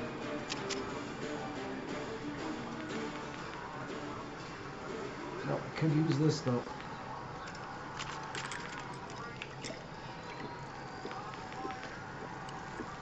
Ah shit, I should have taken the small one first. Oh well, live and learn. Okay, somewhere I've got someone. Oh, I see. Yeah. I feel like a dick doing this, but didn't hit him anyways. Alright. This takes me out of the circle. Where the fuck? Why do I have another?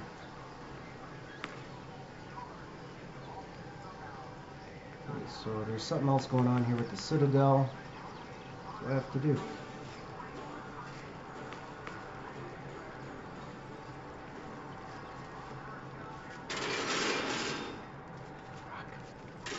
That motherfucker's still around here, I know it.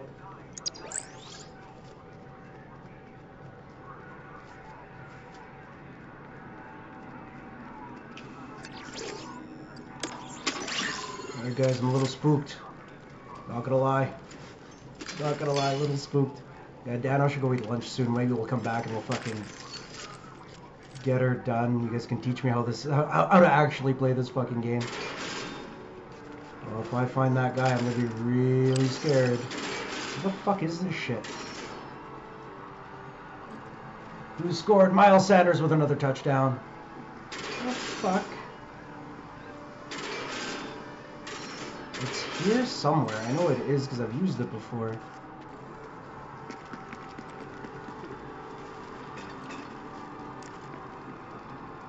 What's up?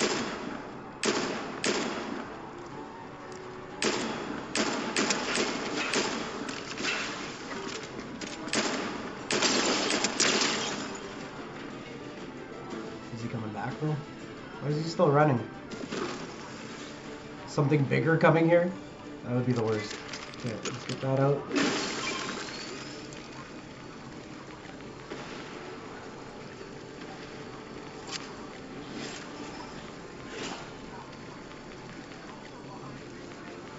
Okay, we're happy, we're good. So where the fuck is this thing? What's that? For sure. Okay. Alright everybody, we're kind of looking for... Oh, that's nice. I'm just gonna run across here, hopefully nobody sees us. Okay, so we got our thunder gun.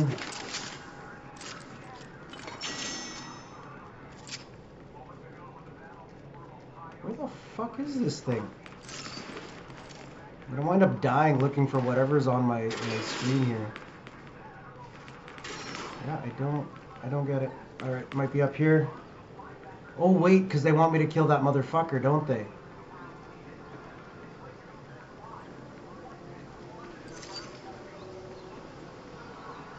One up here.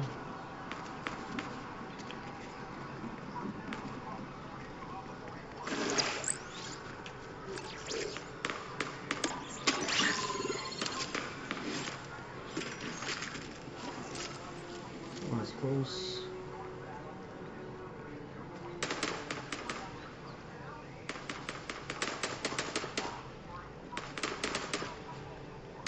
I'm fighting the guy.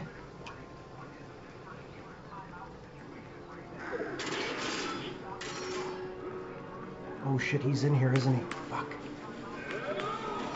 No hello. No hello. Time's good. We're gonna get the fuck out of here before you show up. The Tekkens are gonna wind up winning this fucking game, man. Holy shit. I'm not even paying attention.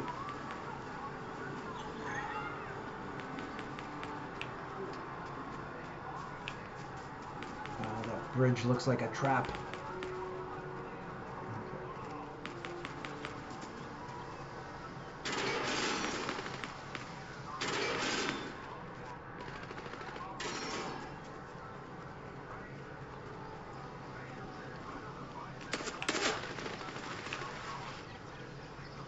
You were sitting up there. Where's your motherfucker? Just hiding, waiting, wishing, camping. Guess we got this done. Where are you shooting me from? Let's go. Take another shot.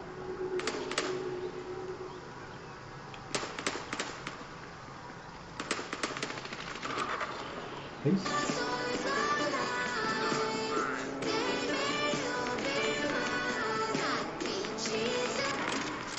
Well, that went well.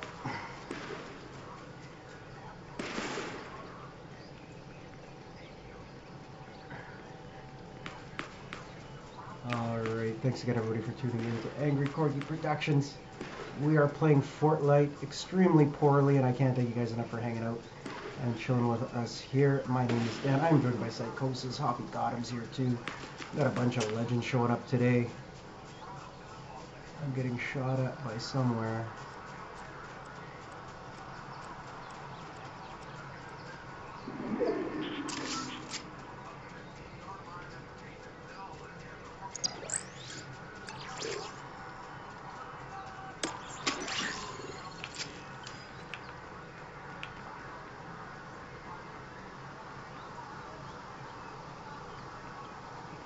Houston just scored again. Son of a bitch.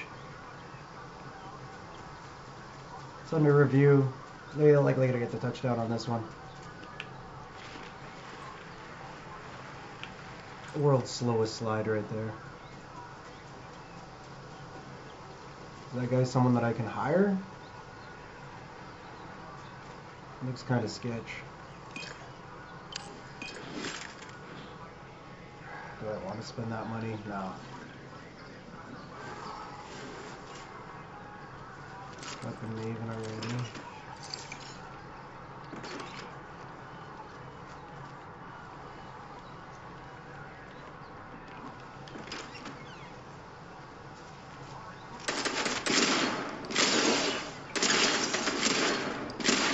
Come here, fuck. Die with grace, would you?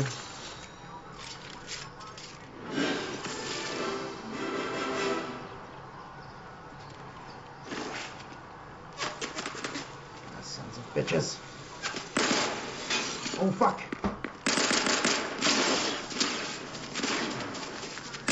Now you're a little bitch.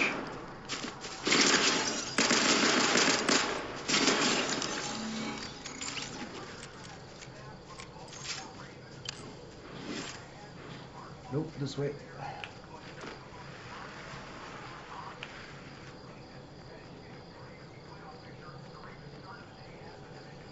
This is awfully quiet.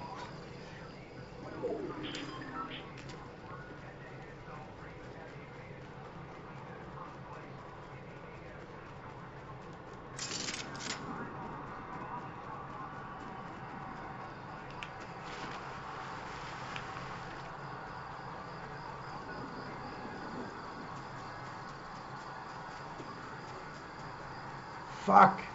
Cowboys come up huge. They actually stop the touchdown. Fuck, these Pokemon just sneak up on us.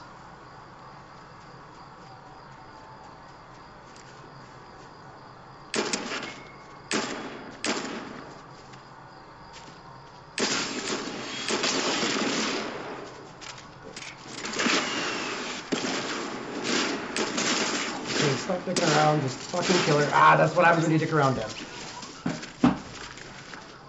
Gotta beach. Gotta beach.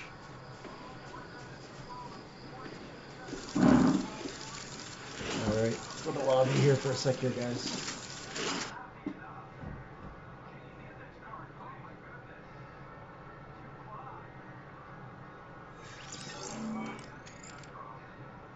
day. A lot of my teams play this afternoon.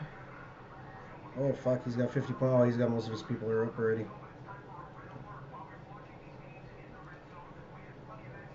What's going on with the Bills? Blocked punt.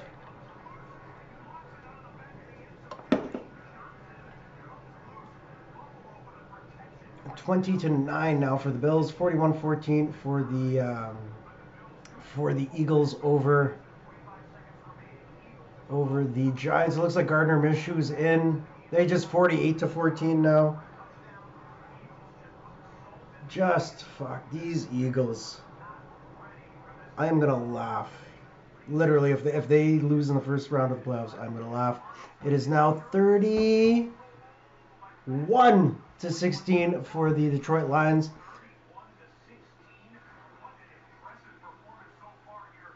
What's going on here? Hang on, sorry guys.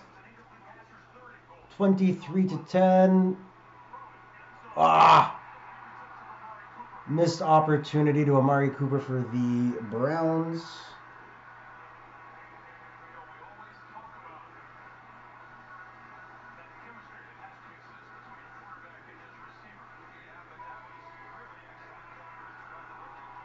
Alright. Give me 2 seconds, guys. I just want to go grab a bowl to pack here.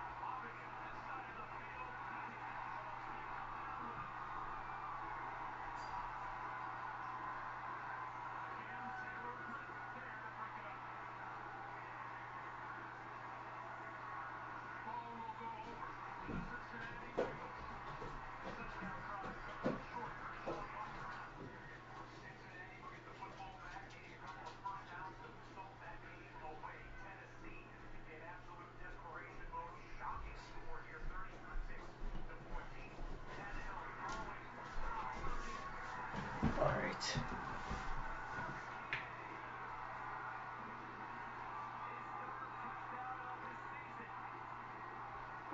Tennessee scores a touchdown. I don't think it's going to be enough for them to win it, though.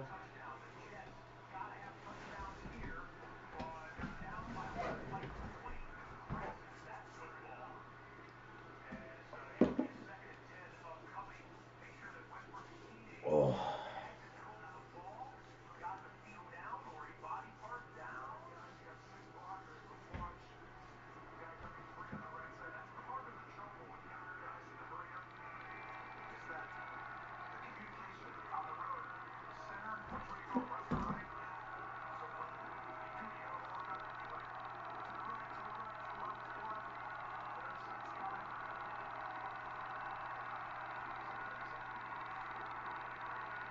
Bills stop them on a 2nd and 10. Couple of yards, but I really don't think the Jets are going to be able to pull through. They got 2 minutes left. It is going to be a long afternoon for them.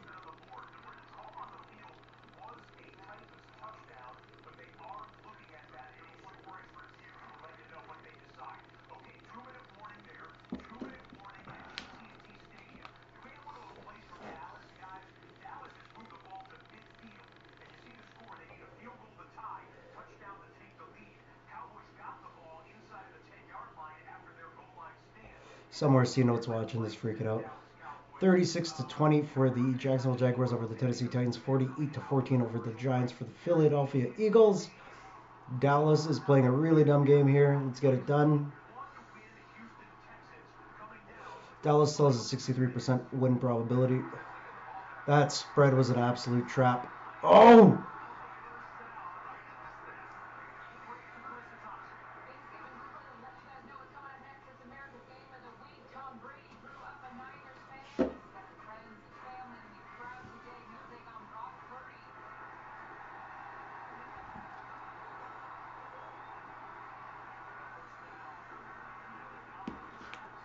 Okay, play another game here. Thanks again, everybody that's tuned in all day today. Very much appreciate it. You don't know who we are. I am Dan from Angry Corky Productions. Lady Dragon's out dealing with cattle right now. The Dallas Cowboys are trying to come back versus the Houston Texans. I'm getting my ass kicked at Fortnite, you know. It's just another Sunday here.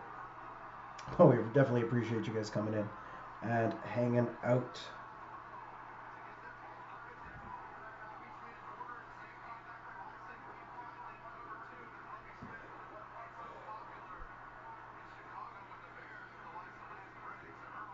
We'll see what the Cowboys do here in the final minutes of the game.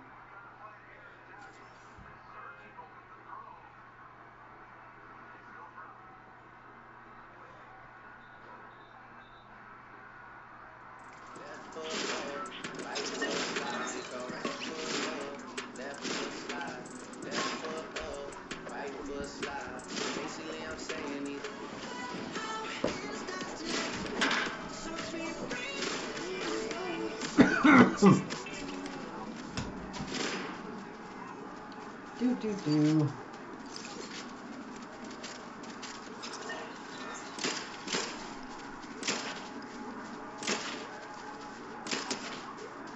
So I don't have a red dot on this one.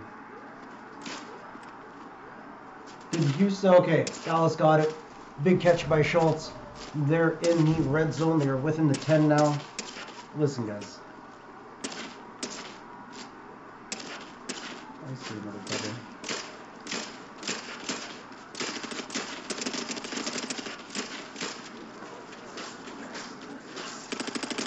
Fuck you, Tomb Raider.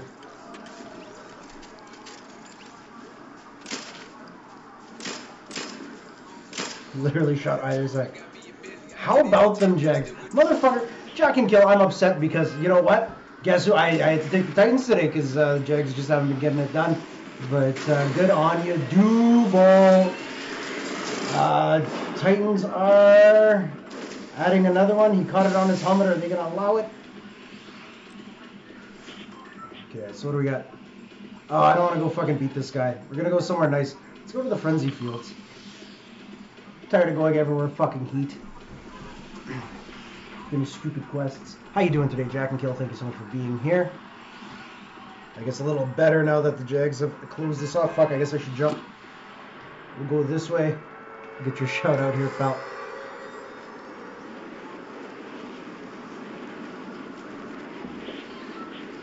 Alright, we're gonna go this way.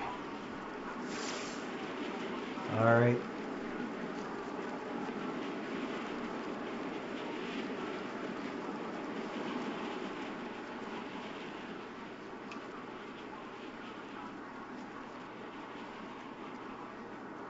Final time out for the Houston Texans. That looks like a nice field. This looks a little more like home. Nice little field. Random motherfuckers. 1, 2, 3, 4, 5. Why do you do this to yourself, Dad? Let's go to the farmhouse over here. Go get ourselves a fucking gun, hopefully. Before any of these motherfuckers show up to town. Yep, this'll do.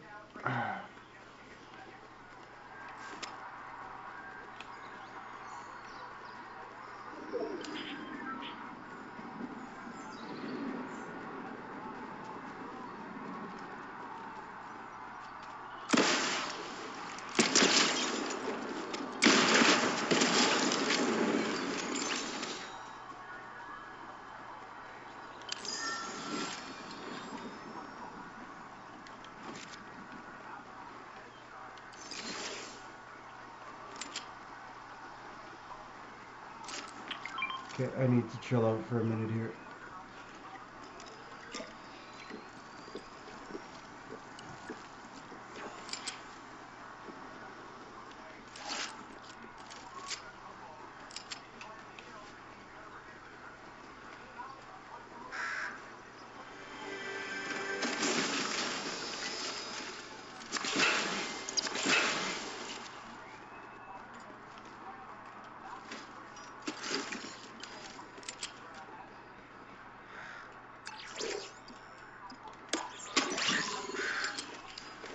Fucking bird. Goddamn terrified me. Alright. I don't have a key yet, so it's not gonna make too much of a fucking difference. Okay, so let's go find... I need a better selection of guns here. I'm not going to get it done with this. We had a lot of people. I think I just counted 5 quickly. It's over here.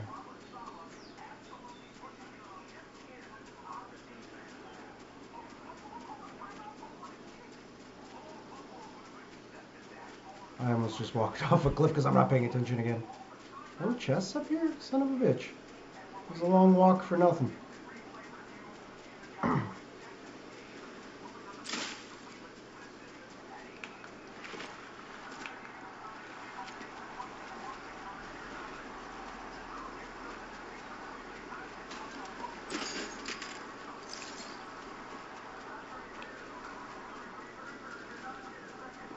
Oh, incomplete catch in Dallas. 46 seconds left. They are still down.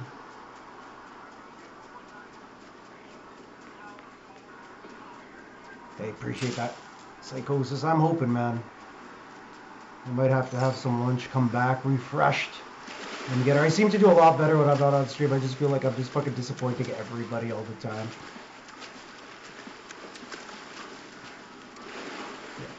We're gonna go to the island. We're gonna look around. Hopefully there's not some motherfucker that's already cleaned it out. But by the looks of it, we are a little late. Fucking dolphins.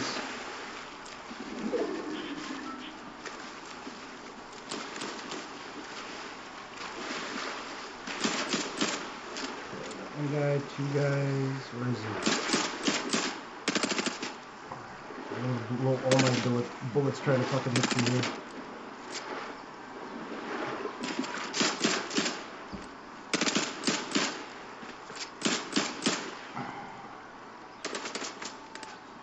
You're making a lot of noise right now.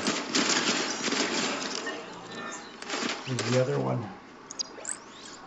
I'll go back for her shit, don't you worry.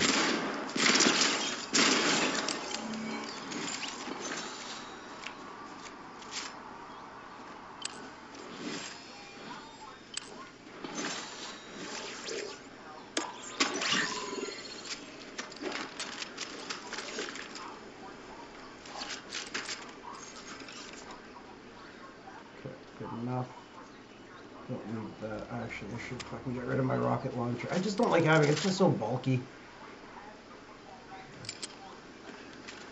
Right.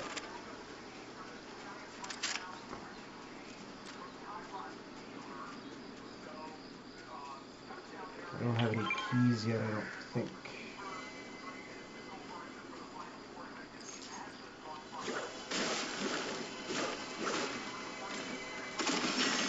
Alright, so we have an update. It is 27 to 23 for... What the fuck is this? Oh, I better use this quick here.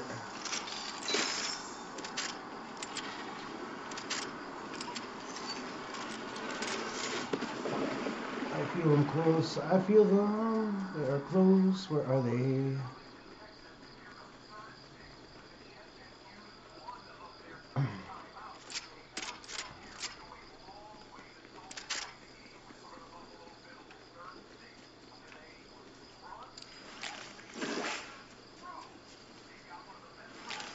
Buffalo's up 20 to 12 over the New York Jets.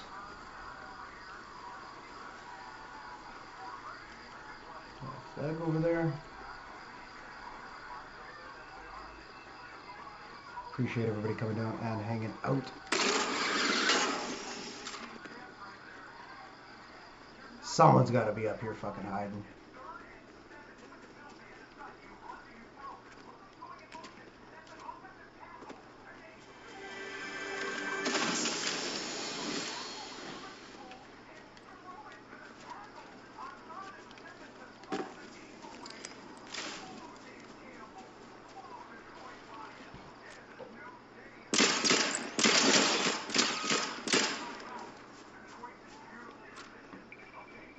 Side here. Fuck off! Holy shit! Oh, I was gonna say, fuck, how did he get that quick on me? I had him by at least 160 there. Ugh.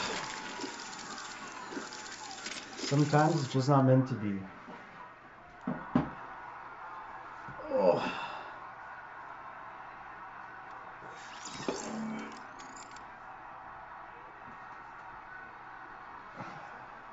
Holy shit. Huge completion by Houston. They'd have to go for the touchdown. They won't be able to do it on a field goal. Chiefs at Broncos just started. Breaking news. The Eagles have officially clinched playoff berth. They're likely going to finish off number 1 seed in the NFC.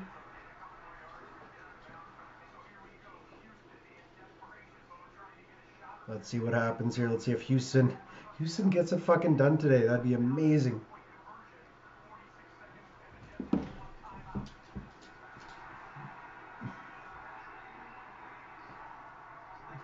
Oh, maybe not. No pass interference.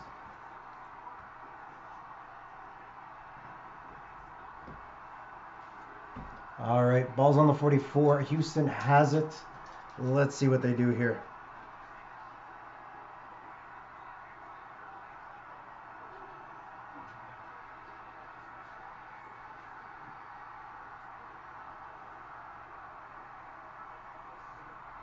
You need to go outside, Frank?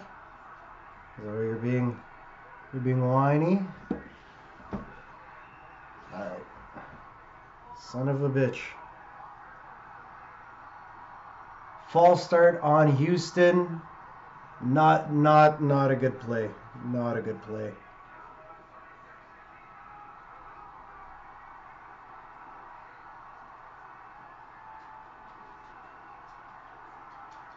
You need to go outside, buddy?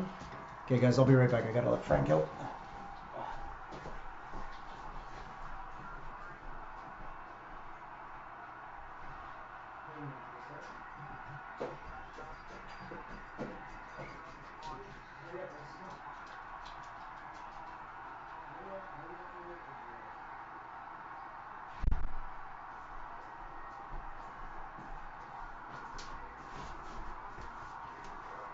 What's going on? What's going on? Is that another false start?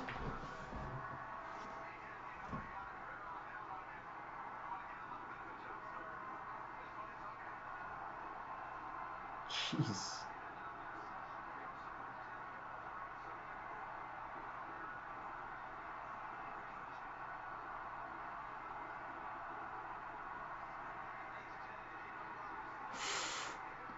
Bills block the pass. They should have this pretty much signed, sealed, and delivered now.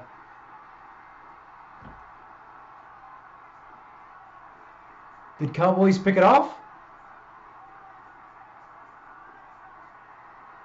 There you go. The boys end up winning this one. I wouldn't be that happy. You guys almost lost it. But that is it. Houston will go on to like 1-11. Good fucking fight though.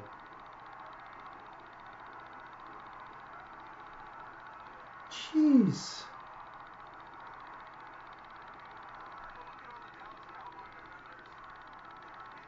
He literally just threw it to Dallas Cowboy people. That's literally all he did there. That is ridiculous. What a game. What a game.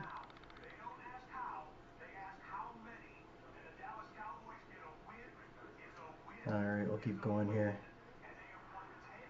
Trying to get my life together. Sorry, everybody.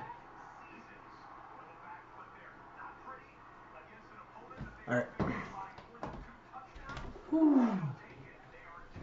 Dan Campbell's going to end up winning this one too by the looks of it. The Lions are up, I think, by about a touchdown.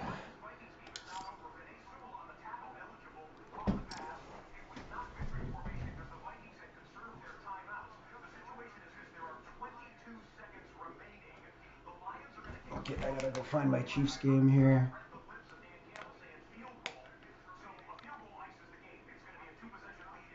Hopefully it's this one. No, they're still showing the Minnesota game right now on TSN. So 31-23 for the Lions over the Vikings right now. 22 seconds left. We'll see how she finishes.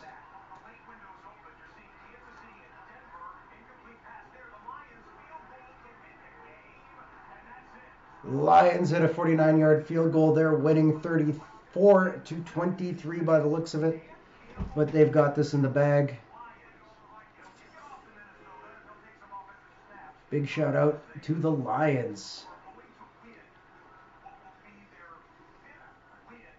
Psychosis, it was not the week to go with the books. Or I guess this was the odds. The bookmakers chose this one too. And we didn't understand why, but now we know.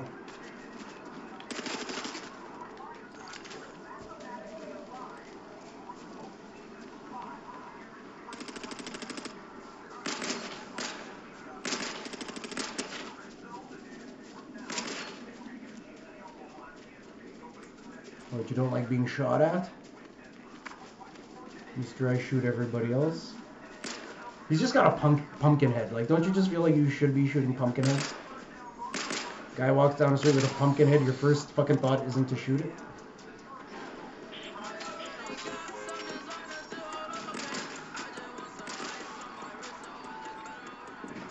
Alright. But no. Where are we going? Ugh. Do I fight that guy? The Lonely Labs. I think I've been out there. Kind of been everywhere, I guess. You know what? Fuck it. We're gonna go over to the Shattered Slabs. I'm gonna pull a Yui. Fuck. Hopefully C-Note's chewing on an aspirin for that almost heart attack. But jeez. Good on the Lions, though.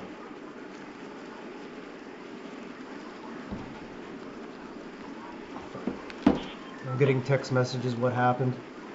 Well, Lady Dragon is on her way back. I have done nothing, so we'll probably be having chicken fingers today. Oh, I am so happy for those Detroit Lions. I really am. Good on you.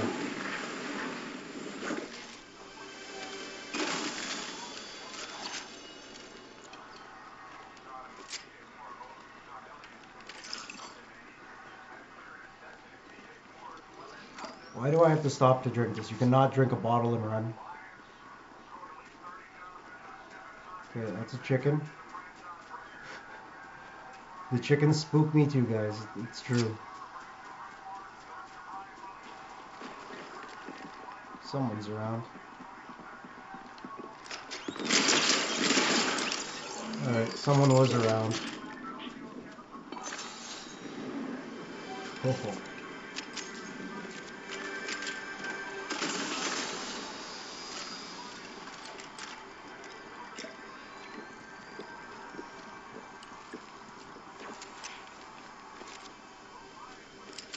Where's the other one?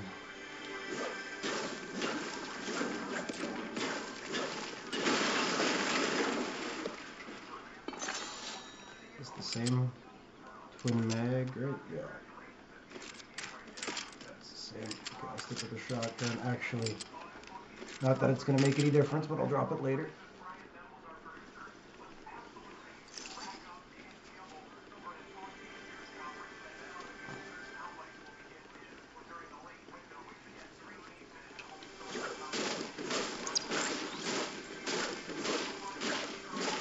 No, the Cowboys ended up fucking pulling it out there, Hoppy. You know, they gave you the old reach around, the switcheroo, and they ended up winning. Those sneaky Cowboys.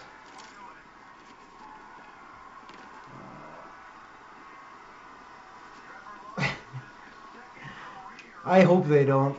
I'm not overly. I'm just gonna watch Red Zone. I think I'll keep it on here for now. They'll switch up. Okay, so I gotta do this first and foremost here. Where is the person I'm supposed to be talking to, though? I feel like someone needs to talk and I can't find them.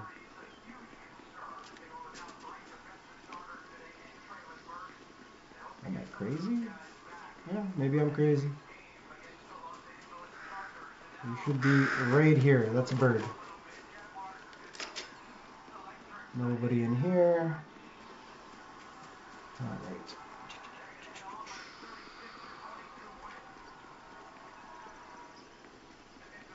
Where the fuck are they? Sorry, everybody. Oh, there they go. Can I hire you, or you just... No. Ooh. Yeah. I think I will.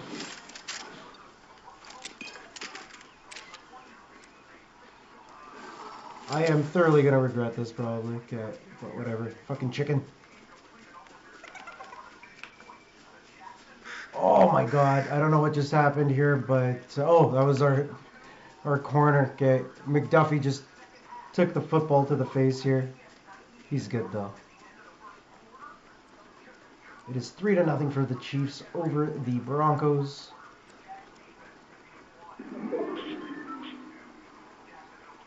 Great job for Duval County today.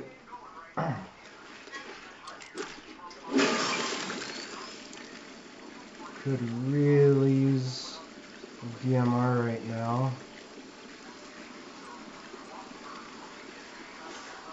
Nothing, nothing, nothing.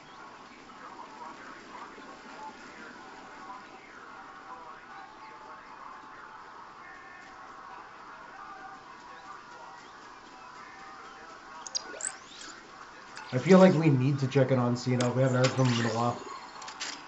I've heard for the day. Oh, dude, it's just that just won't happen. You know how long it took me just to get a jersey? And the first one, yeah, no, it was Patrick Mahomes. I can't see myself. Kelsey would be the only other jersey I could really see myself wearing, but I don't know. We were fortunate to get Patrick Mahomes.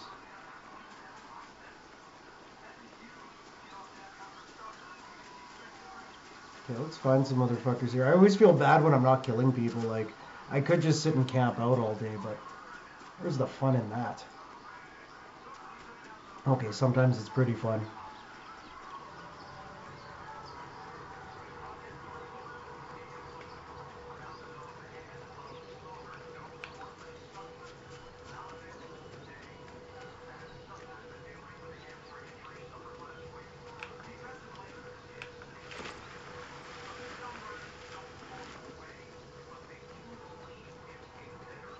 This feels like a trap.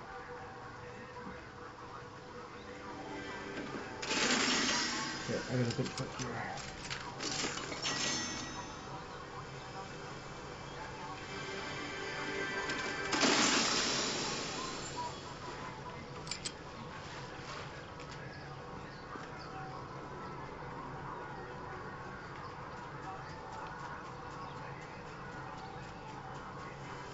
Alright, well, I may as well go take everything away from everybody else.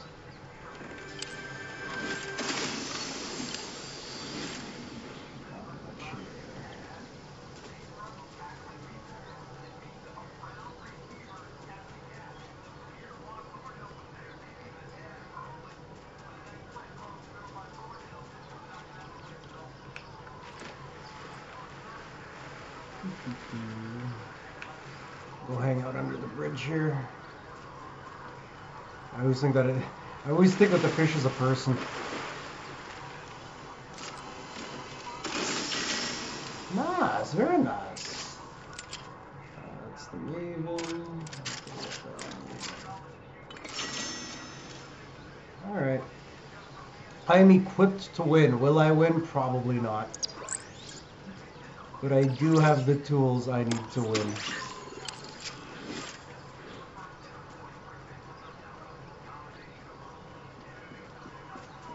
Is that a person?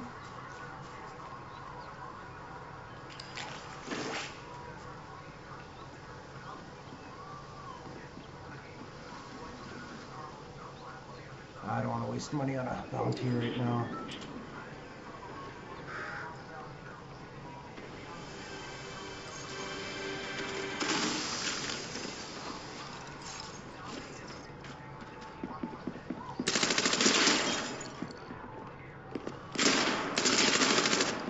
Fuck.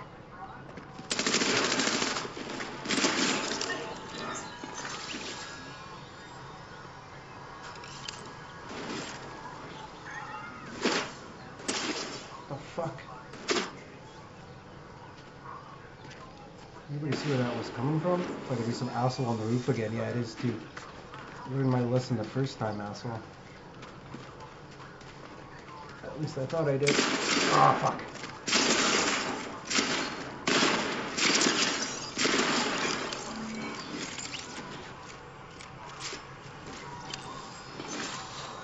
So many things to pick up here. I need this fucking before anything else right now.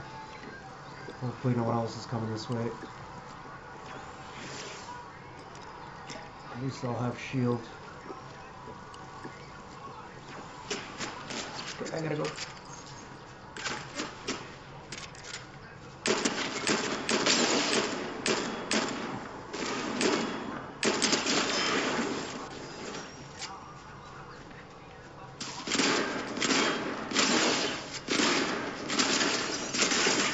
Fuck! Ah!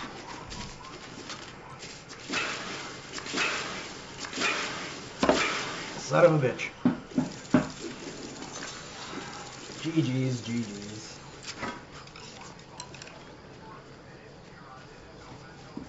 GG's.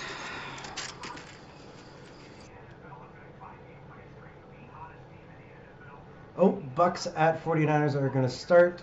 Let's see what Brock Purdy's got today. Oh.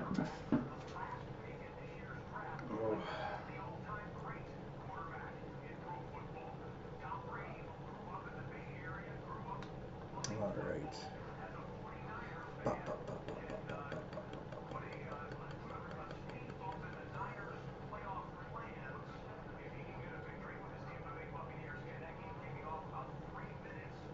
You know what? We're going to check out...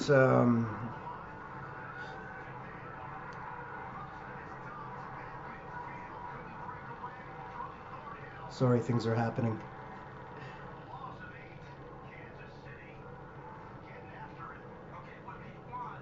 Everybody's taking the day off today.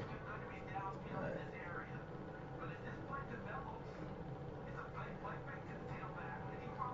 Let's go. Ooh.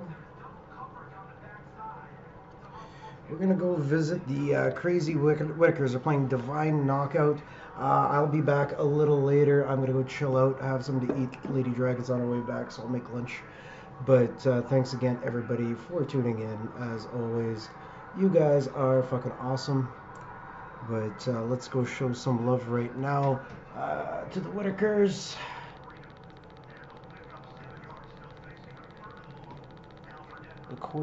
The Crazy Whitakers.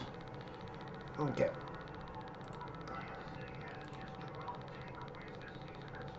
Much love to everybody that came in today. Very much appreciate it. You guys are just phenomenal human beings. I can't thank you guys enough for everything coming in. We will be back with some more sports soon enough. Go Chiefs, and we'll see you soon.